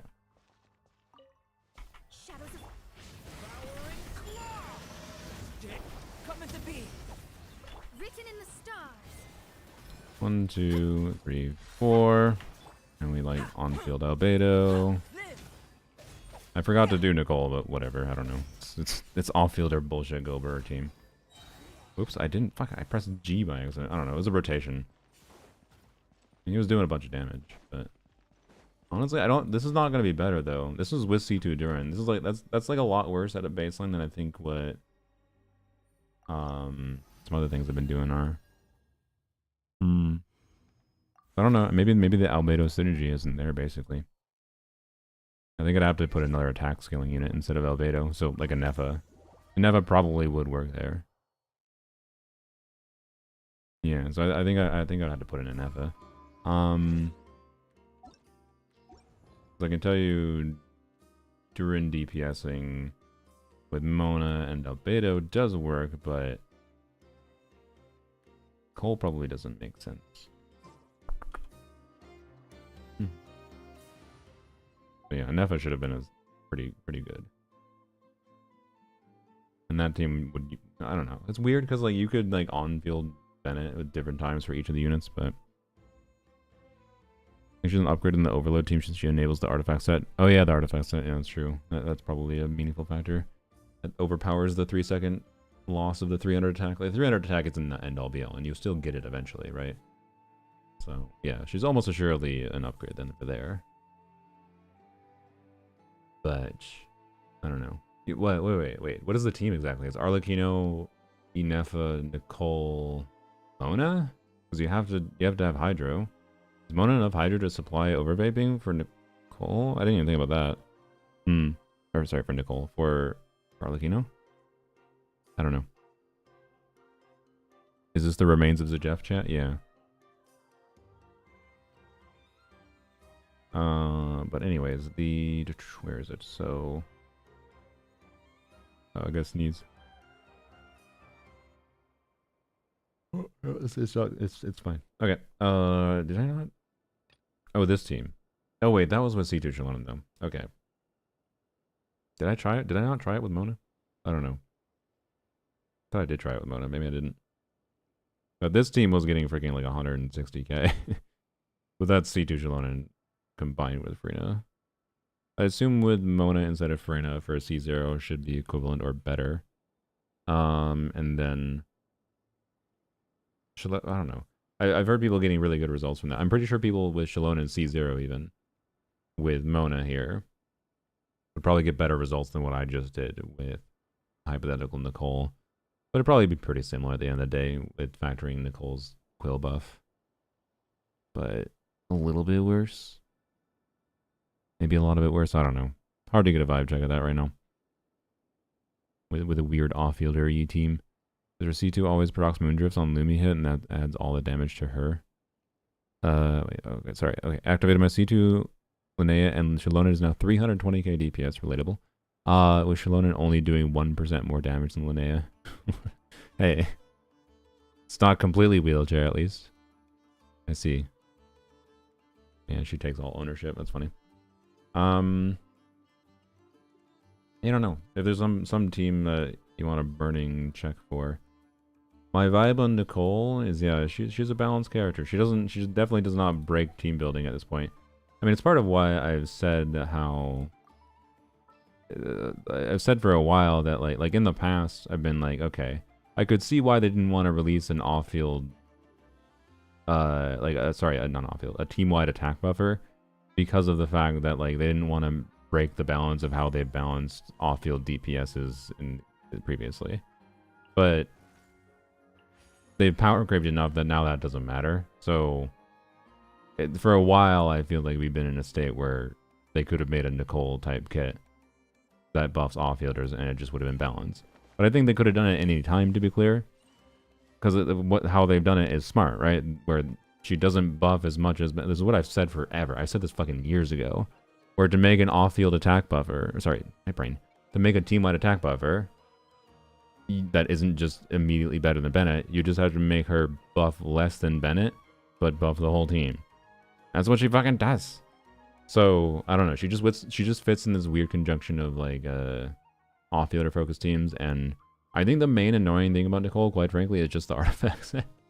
Because the artifact set is significant and enough difference that you want to do double hex. Like, you're more incentivized to do double hex because of the artifact set by far for Nicole than her own passive, right? And same thing with even the Duran's passive. Like, and that makes the team building a little bit different for her and a bit more restrictive. So, I don't know. I think she's just a well-balanced unit. And I will like her even more if they make other units Hexerai. But my current vibe is she's just well-balanced, and that's a good thing. It wouldn't surprise me if they buff her. I would be surprised if they nerfed her. That's my vibe. And I can say I think her SIG weapon is probably not worth it because of the conjunction of the restrictiveness too. Look at cons where any of them worth anything. C1 will add a bunch of like additional motion value to like additional phantom hits basically at higher scaling value than her base kit. Basically it triples the if you consider her burst a buff to your on-fielder damage by adding additional motion value to them, which is basically what it does, it essentially triples that. Slightly under technically, and the trigger condition is more delayed, but you know, it does. And then C2 is more attack and a little bit of free res shred, which is pretty good, but it's just like good. It's like C2 Nicole is probably similar in a generic level, is probably similar power level in my mind as C2 Duran, just in a different way, different stats, right? And then C3 is tiny bit of attack buff, like just a really shitty version of C2 essentially. It's basically like C3 is probably like 1/3 or 1/4 the value of C2. And then C4 is another flat buff, like a real normal quill buff, which is, it's minor, it's meh. It might do even less than her C3, I'm not sure. C5 is just burst scaling levels, which will be actually a minor buff to whatever on-fielder you use. And then C6 is goodbye to the stupid 3-second condition and 40% def ignore for the whole team, basically permanently. So C6 Nicole is, I believe, better than like a C6 Duran. Right. So I ended up getting C6 Chaska and Caesar Linnea. Oh boy. There's like 3 or 4 people that watch me that I think got C6 Chaska this banner. What the heck? Some people seem to think Sandrona would be Cryo, not Electro. I guess if people think she works with Superconductor, it could be any of the two. I would be fine with that. I don't think it's inherently problematic if she's Cryo. I think it'd be better if she's Cryo, because then she's a potential Skirk teammate. Probably not. She'll probably have an NF style kit where you need to have Electro present if she's Cryo. If she's Electro, you probably have to have Cryo present, right? Also, I'm willing to bet she's Electro because the Cryo Archon is Cryo. I don't know, man. Like the Stellar Conduct League just makes me think they're just gonna duplicate what they did this year. Like Sarita is gonna be the Cryo Archon is gonna be the Columbina of Snezhnaya. Only relevant for like Columbina double racism teams. I don't know, fucking like I don't know. Sorry for being pessimistic about that. It just gives me the vibe they're just gonna do the same thing they did this year. It's like, oh, this was financially smart for us to do. We're gonna do the same thing, rather than trying something new. But I don't know. I as always, I hope they prove me wrong with my pessimism. I hope Stellar Conduct is a meaningful modification to the reaction that influences team building for old characters and is not just a flat thing that's presented as something completely new, but then is only really anything real at all when you just pull the new units anyways, right? And play the new units with each other. So, yeah. Stellar Conduct, Stellar Freeze, and Stellar Swirl, yeah. Oh yeah, Skirk might finally get her best last slot teammate if Stellar Freeze becomes a thing. It almost assuredly will. So, yeah. Because I assume it's all cryo-related reactions next year, which means... And they'll ignore Melt because they don't want to buff Muika or something. Yeah, Diona has a reference to her C6 now. To a reaction called Stellar Conduct. They buffed Diona's C6 for some reason. So yeah. Anyways. We'll see. It depends how they do it at the end of the day. Again, non-cry modified reactions had more potential than they actually reached, in my opinion. But so that means it's the same thing. They could have potential. Modifying reactions that inherently is a cool idea that I'm open to. It's just now the track record is not. Yeah, I don't know. Yeah, it's data mined from the actual kit. Like it's not even something that was leaked before. This is just from like the data mined beta version or whatever. No, we don't know if Sandrone has anything particular. Okay. Yeah. I don't know. I still think at minimum I will get enjoyment out of Nicole for Lanyon, as mentioned before. There you go. But I'll have to keep on thinking of potential team formats where Nicole is interesting. But oh yeah, there's stuff to test with Navi I didn't test for sure. Navi is interesting in particular because Navi is quick swappy, but that also means she has the problem just like Lanyon to some extent where she won't get the 3-second thing. So that's weird. But anyways, Navi could be fun with Nicole. Sure. Navi getting Echo next patch. Oh yeah, that should be fun. And then I don't know, there's weird influence on like, can I do anything with Shenhe? Shenhe can start buffing more with an off field with a team-wide attack buffer. Is Melt Skirk better with this? Can I do? Okay, wait. So Sunfire Skirk, no, because Sunfire relies on the Cell Pyro application, so that wouldn't work. Never mind. Almost. Yeah, Indefa stuff I want to mess with. Chlorine stuff I would like to mess with too. Raiden could be kind of weird.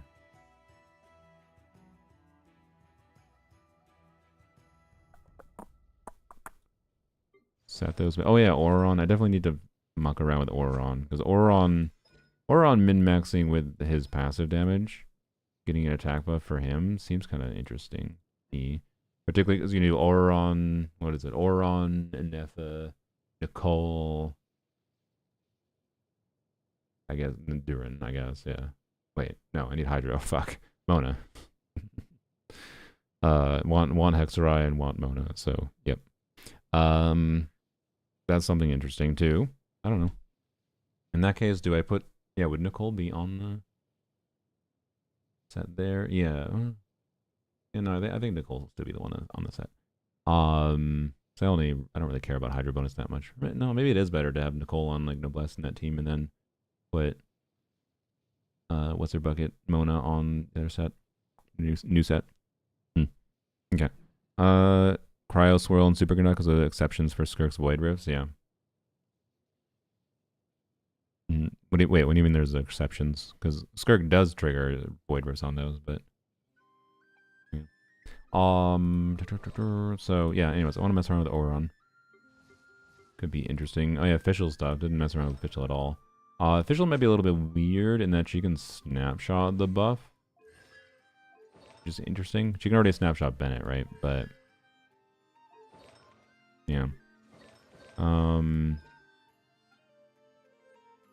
Ada's kind of interesting. I don't know. Ada's kind of an interesting one. Oh yeah, Razor. Should be absolutely a Razor upscale. I assume what Razor's best team right now is technically C6, Chevrus, Duran, Bennett. Oh, but then you lose the Pyro Infusion. I guess you could replace Chevrus instead. Wait, what if his best team is Duran, Nicole, Bennett? I don't know. There's a lot of attack. I don't know. Maybe.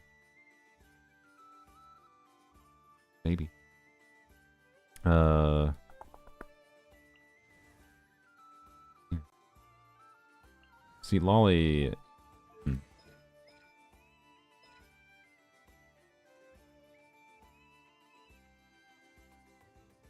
I don't. I mean, she does attack scaling damage. See, Lolly is weird. Maybe you can do some weird nuke with. Like, it's worth mentioning you could do weird nuke setups. Like, I can do Seat Lolly, Eons on Trigger Scroll. Like, Seat Lolly, Eons on Trigger Scroll, Bennett, Nicole, right? And Nicole give Cryo bonus from Hex. Wait, no, I wouldn't have double Hexerite. Fuck. God damn it. Fucking Hexerite. Fucking racism team building. Ugh, why is this game barreling down towards racism team building? Fuck. It's like, I just want to have stupid ideas like getting a big nuke on Seat Lolly. Sue me. Man. This is the kind of shit that fucking is killing my motivation to do team building lately. It's like, okay, start having fun idea, like, okay, new character release, maybe get bigger funny number on Seat Lolly nuke. And then, nope, I run into racism impact. Fuck me. Nicole and Flynn's together? Yeah, so Nicole, Flynn's.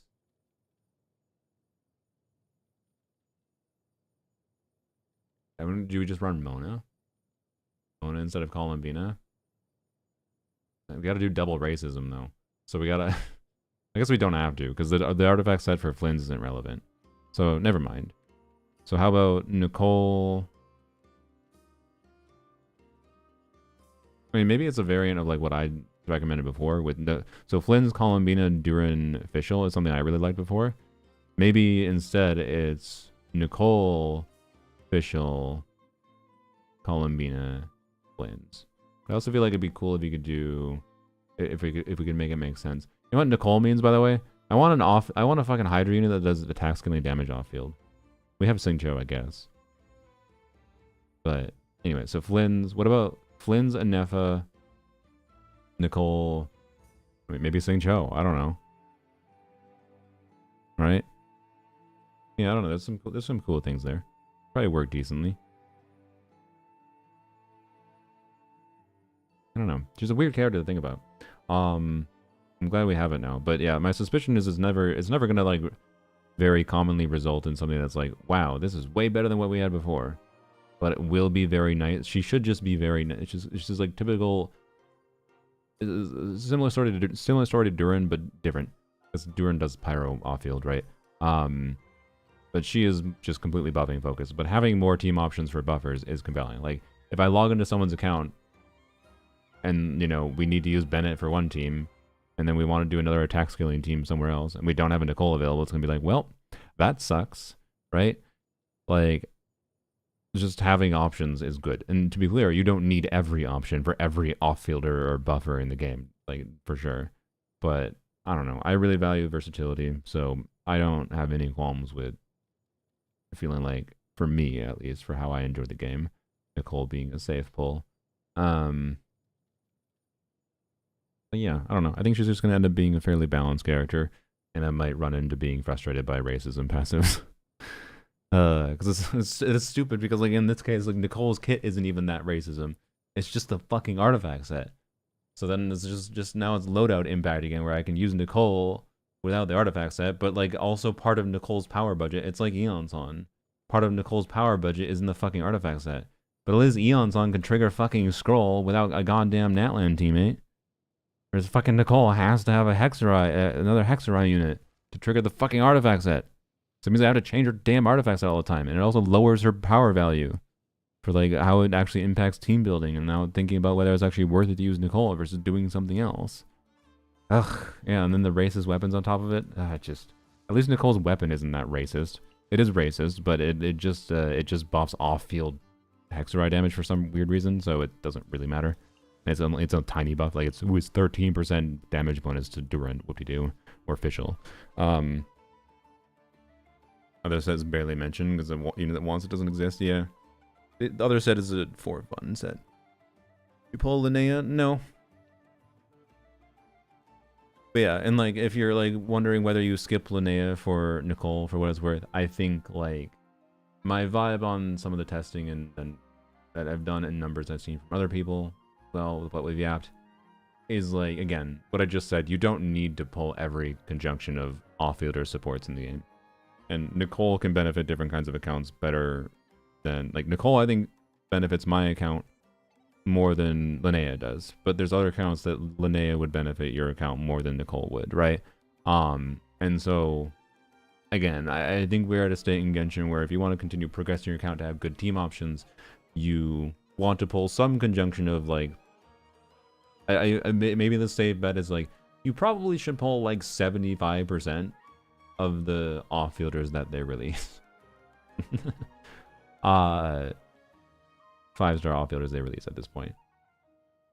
But you don't need to pull all of them.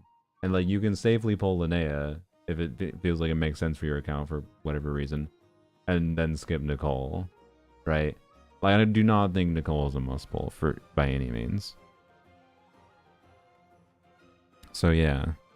Yeah, more characters getting buffed. Yeah, if basically most of the monster characters end up becoming Hexerai characters, Nicole's kit is far more tolerable. Well, it's not her kit. It's the fucking artifact set. God damn it. You know what? I thought this artifact set was fun at first. That's my conclusion for this stream. Fuck that goddamn artifact set. I actually hate it. It should just be in her fucking kit. Fuck that artifact set, okay? Fuck that artifact set. Completely. Fuck it until it dies. That's a weird... whatever. Ignore me. I hate the artifact set, okay? That's my goddamn conclusion. Fuck that artifact set. That is just power level that should just be in Nicole's goddamn kit. I'd rather have artifact sets. Okay, to be clear, yes, like the artifact set is still freely available. It doesn't require pulling. But I think you understand where my frustration is coming from, right? Like I'd rather have freedom from this goddamn team building restriction. And much of Nicole's power level is balanced in the artifact set. Now I have to fucking think about it every time.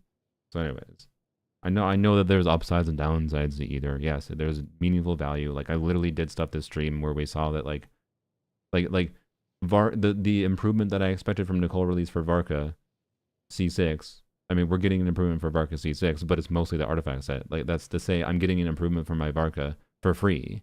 And everyone is getting an improvement for their Varka for free without pulling Nicole.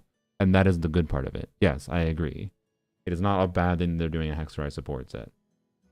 It's just annoying, and you need to acknowledge that when they do that, they're also balancing the characters' kits around that existing.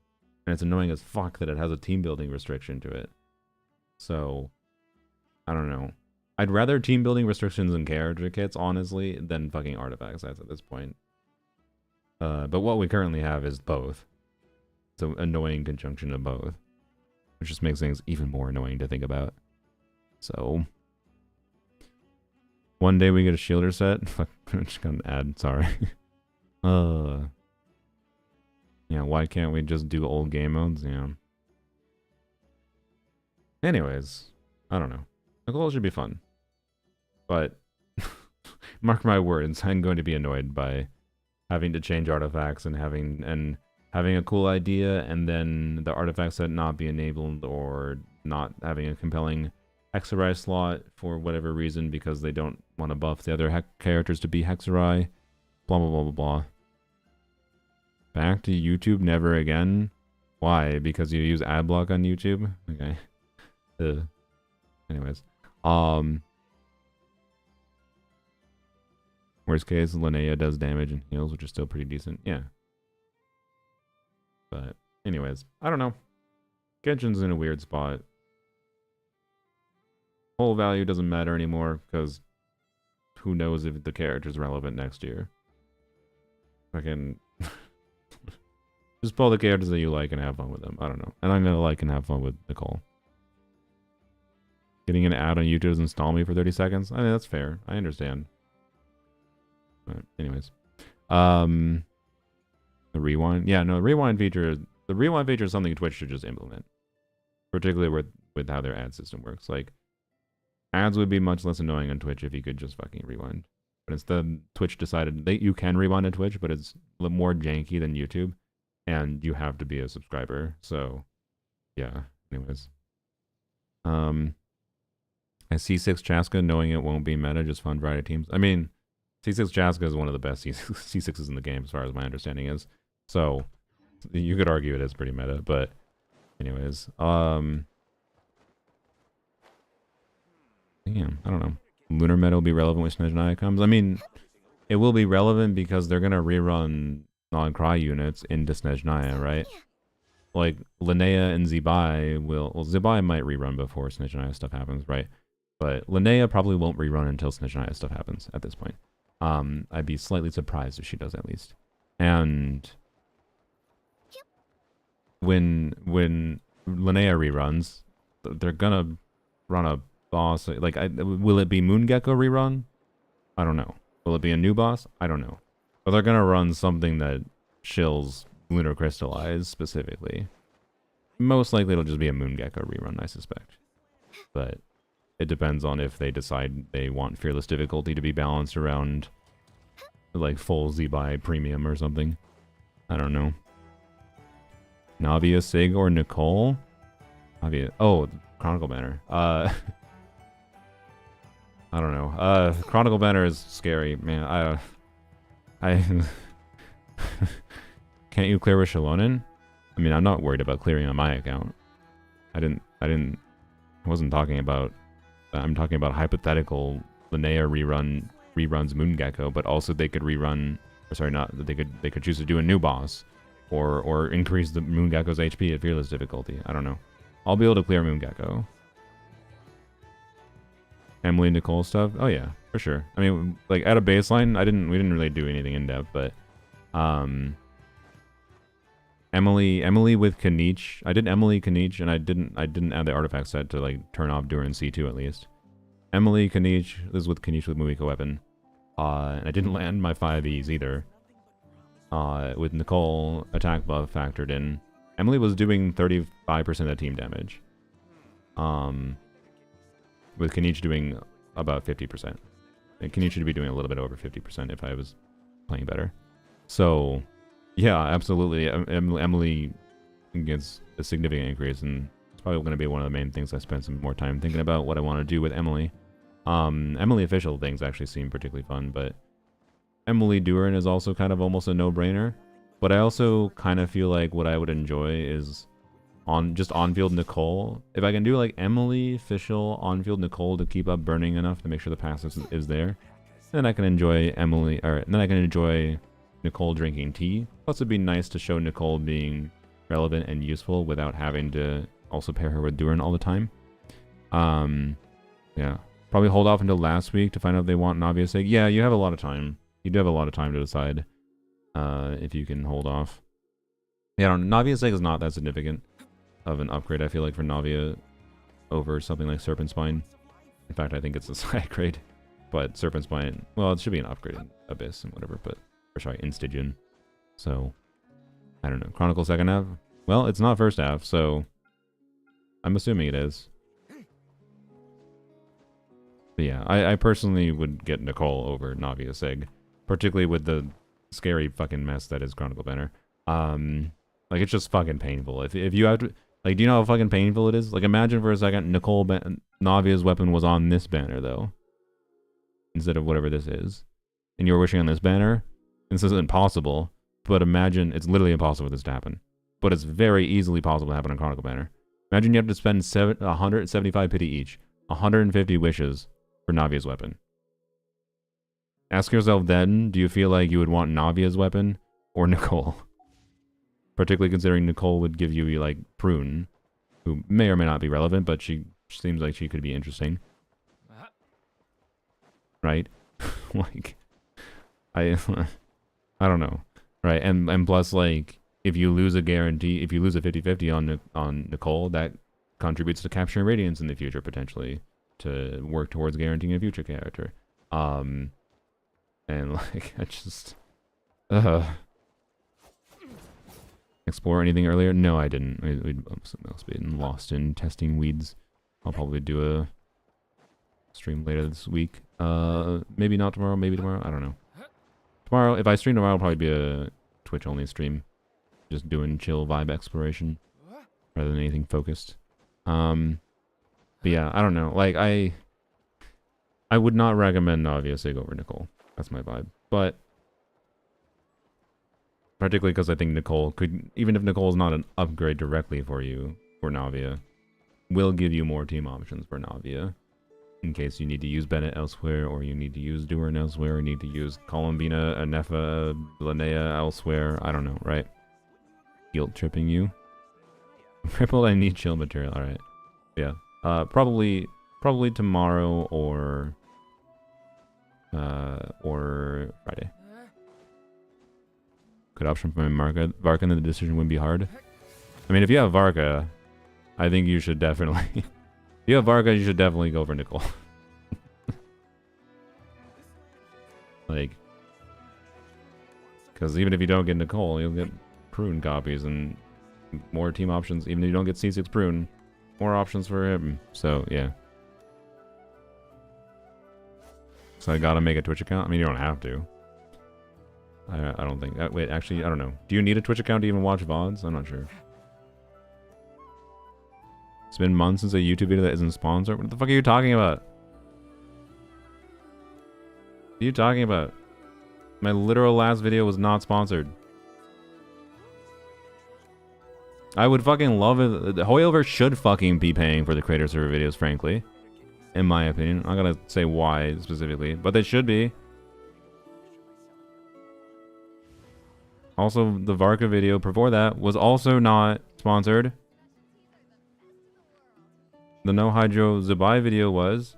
But then before that was the Varka Creator Server video, which was not sponsored. A Creator Server is not sponsored. I don't get money for that shit. I wish I did. It'd be nice. Can I stop here and play? But it's not. Take a stroll. I won't go too far. So, anyways. To be clear, I've been making less videos lately. Because I haven't really been motivated to making videos lately. But like, saying it's been months since a YouTube video wasn't sponsored, you're just wrong. You're just wrong. Legit, is the Hoyo top of platform? I mean, probably fine. I don't know. It gives you a shitty coupon for a tiny ass discount. So, I don't know. It's technically better than buying directly in-game. That's all I can really say for it. I haven't tried it myself, though. Anyways. Hoyo lets you showcase and play a new character and they don't pay you? No. If you've gotten... All I will say is, I understand why you might get vibes from creator server videos, why they seem sponsored. But they're not sponsored. Right? I know why you get the vibe, maybe. I can't say why. But I know why you get the vibe. I got that vibe from creator server videos before ever, whatever. But they ain't paid.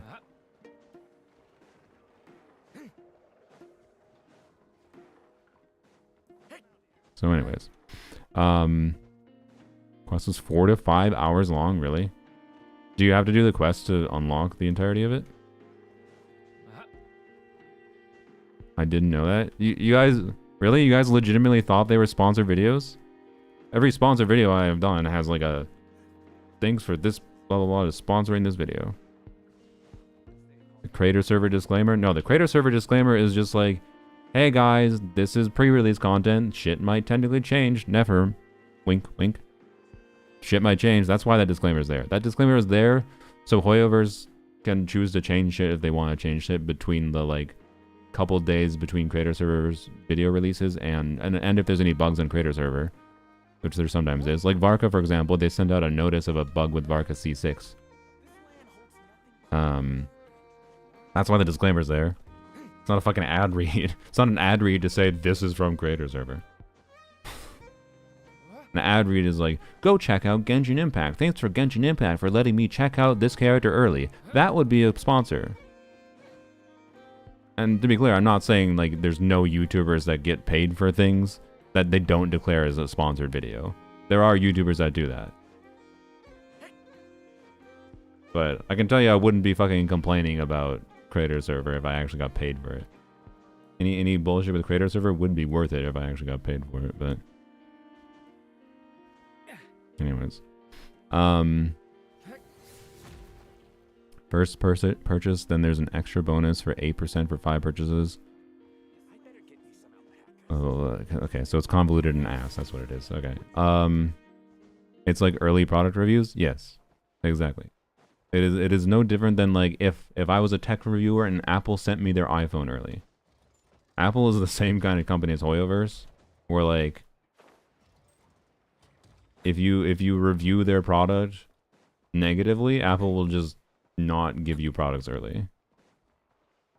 Yes, it is like treat gacha like you should. Like, I think this is the healthiest mindset you can have with gacha games and a baseline. Treat every fucking character in a gacha game as if they're a product trying to be sold to you, because that's what they are. I think that's just what they are. They're just digital creations in a platform. The game is the platform. The game is the store, and they're creating a product to try to sell to you, right? And the creator server, early access for creators for whatever gacha games. It doesn't matter what one it is. I don't know exactly the terms of every single one. I haven't partaken in any others, right?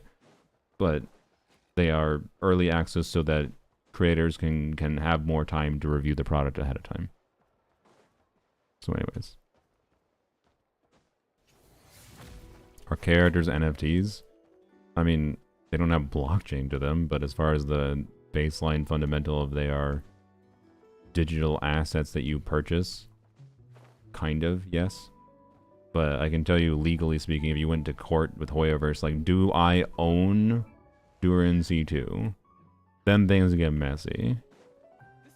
Right? Whereas NFTs are presented as a thing more fundamentally that people, when they bought them, they owned them. So no. But also, fundamentally, quite yes. And, like, there easily could be... If someone really rich wanted to fucking fight Hoyoverse for, like, I don't know, let's say Hoyoverse announces Genshin Impact was shut down tomorrow and there's no way to play Genshin Impact offline. I feel like a lawsuit, a very viable lawsuit against Hoyoverse could be, hey, I spent a bunch of money to buy products in your video game. C2 Durin, right? I spent money to buy this product. Just because you're shutting down the game doesn't mean I shouldn't have access to my product. So your game should be available offline because there's nothing fundamentally about it that prevents it from working offline. Right? So that I can have access to my product that I paid for. Functionally, right? And that nuance, then it is kind of more weird. But, yeah. Anyways, I don't think Genshin's going to go offline. Just saying that in the hypothetical. Elon Musk, yeah. Please no, I don't want Elon Musk to be a discussion point in the Genshin community.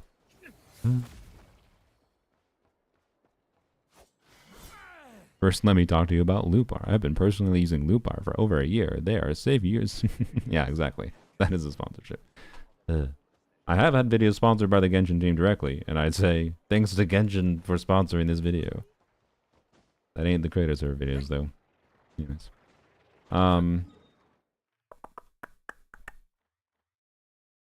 But yeah. Alright. Anyways, I don't know. There's anything else I want to do today? A lot of the poems only, didn't I? Yeah, I did. This shit. God. The fucking... Millie Astra adding 500 more red dots to click through is so infuriating, quite frankly. I wonder if Hoyoverse realizes how much negative sentiment they're garnering. Like, it's one thing that they already launched. Like, Millie Astra is fine. I actually don't think it was a negative addition to the game by any means. But like, the way they presented it originally was awful. It made a terrible first impression to basically everyone.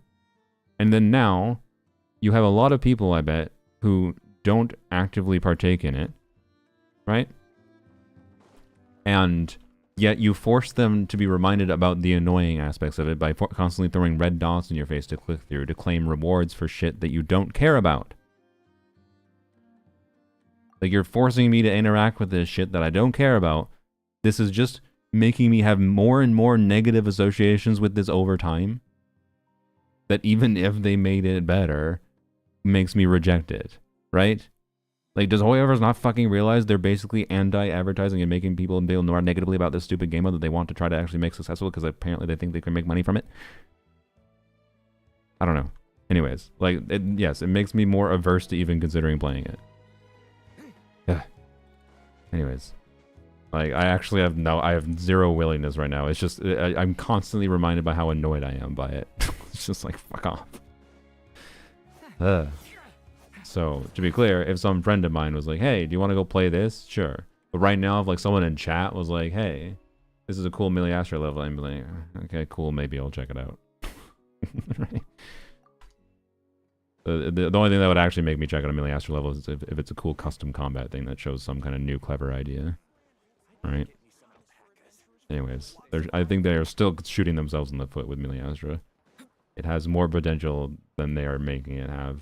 And they are making many players, I assume, continue to ignore it and feel negatively about it. Anyways. I don't know. Like, ideally, you should just make people forget about it. But the red dots, like, I can just forget about it and feel whatever about it, right? I can just feel whatever about Millie Astra, like, other than the testing dummy. If nothing changes forever from now on. But then there's like, if I don't have any negative sentiment towards it, right? But by constantly reminding me about it, constantly forcing me to interact with things I don't want to interact with, you're reinforcing things in a negative direction. Fucking whatever. Anyways. It's fine.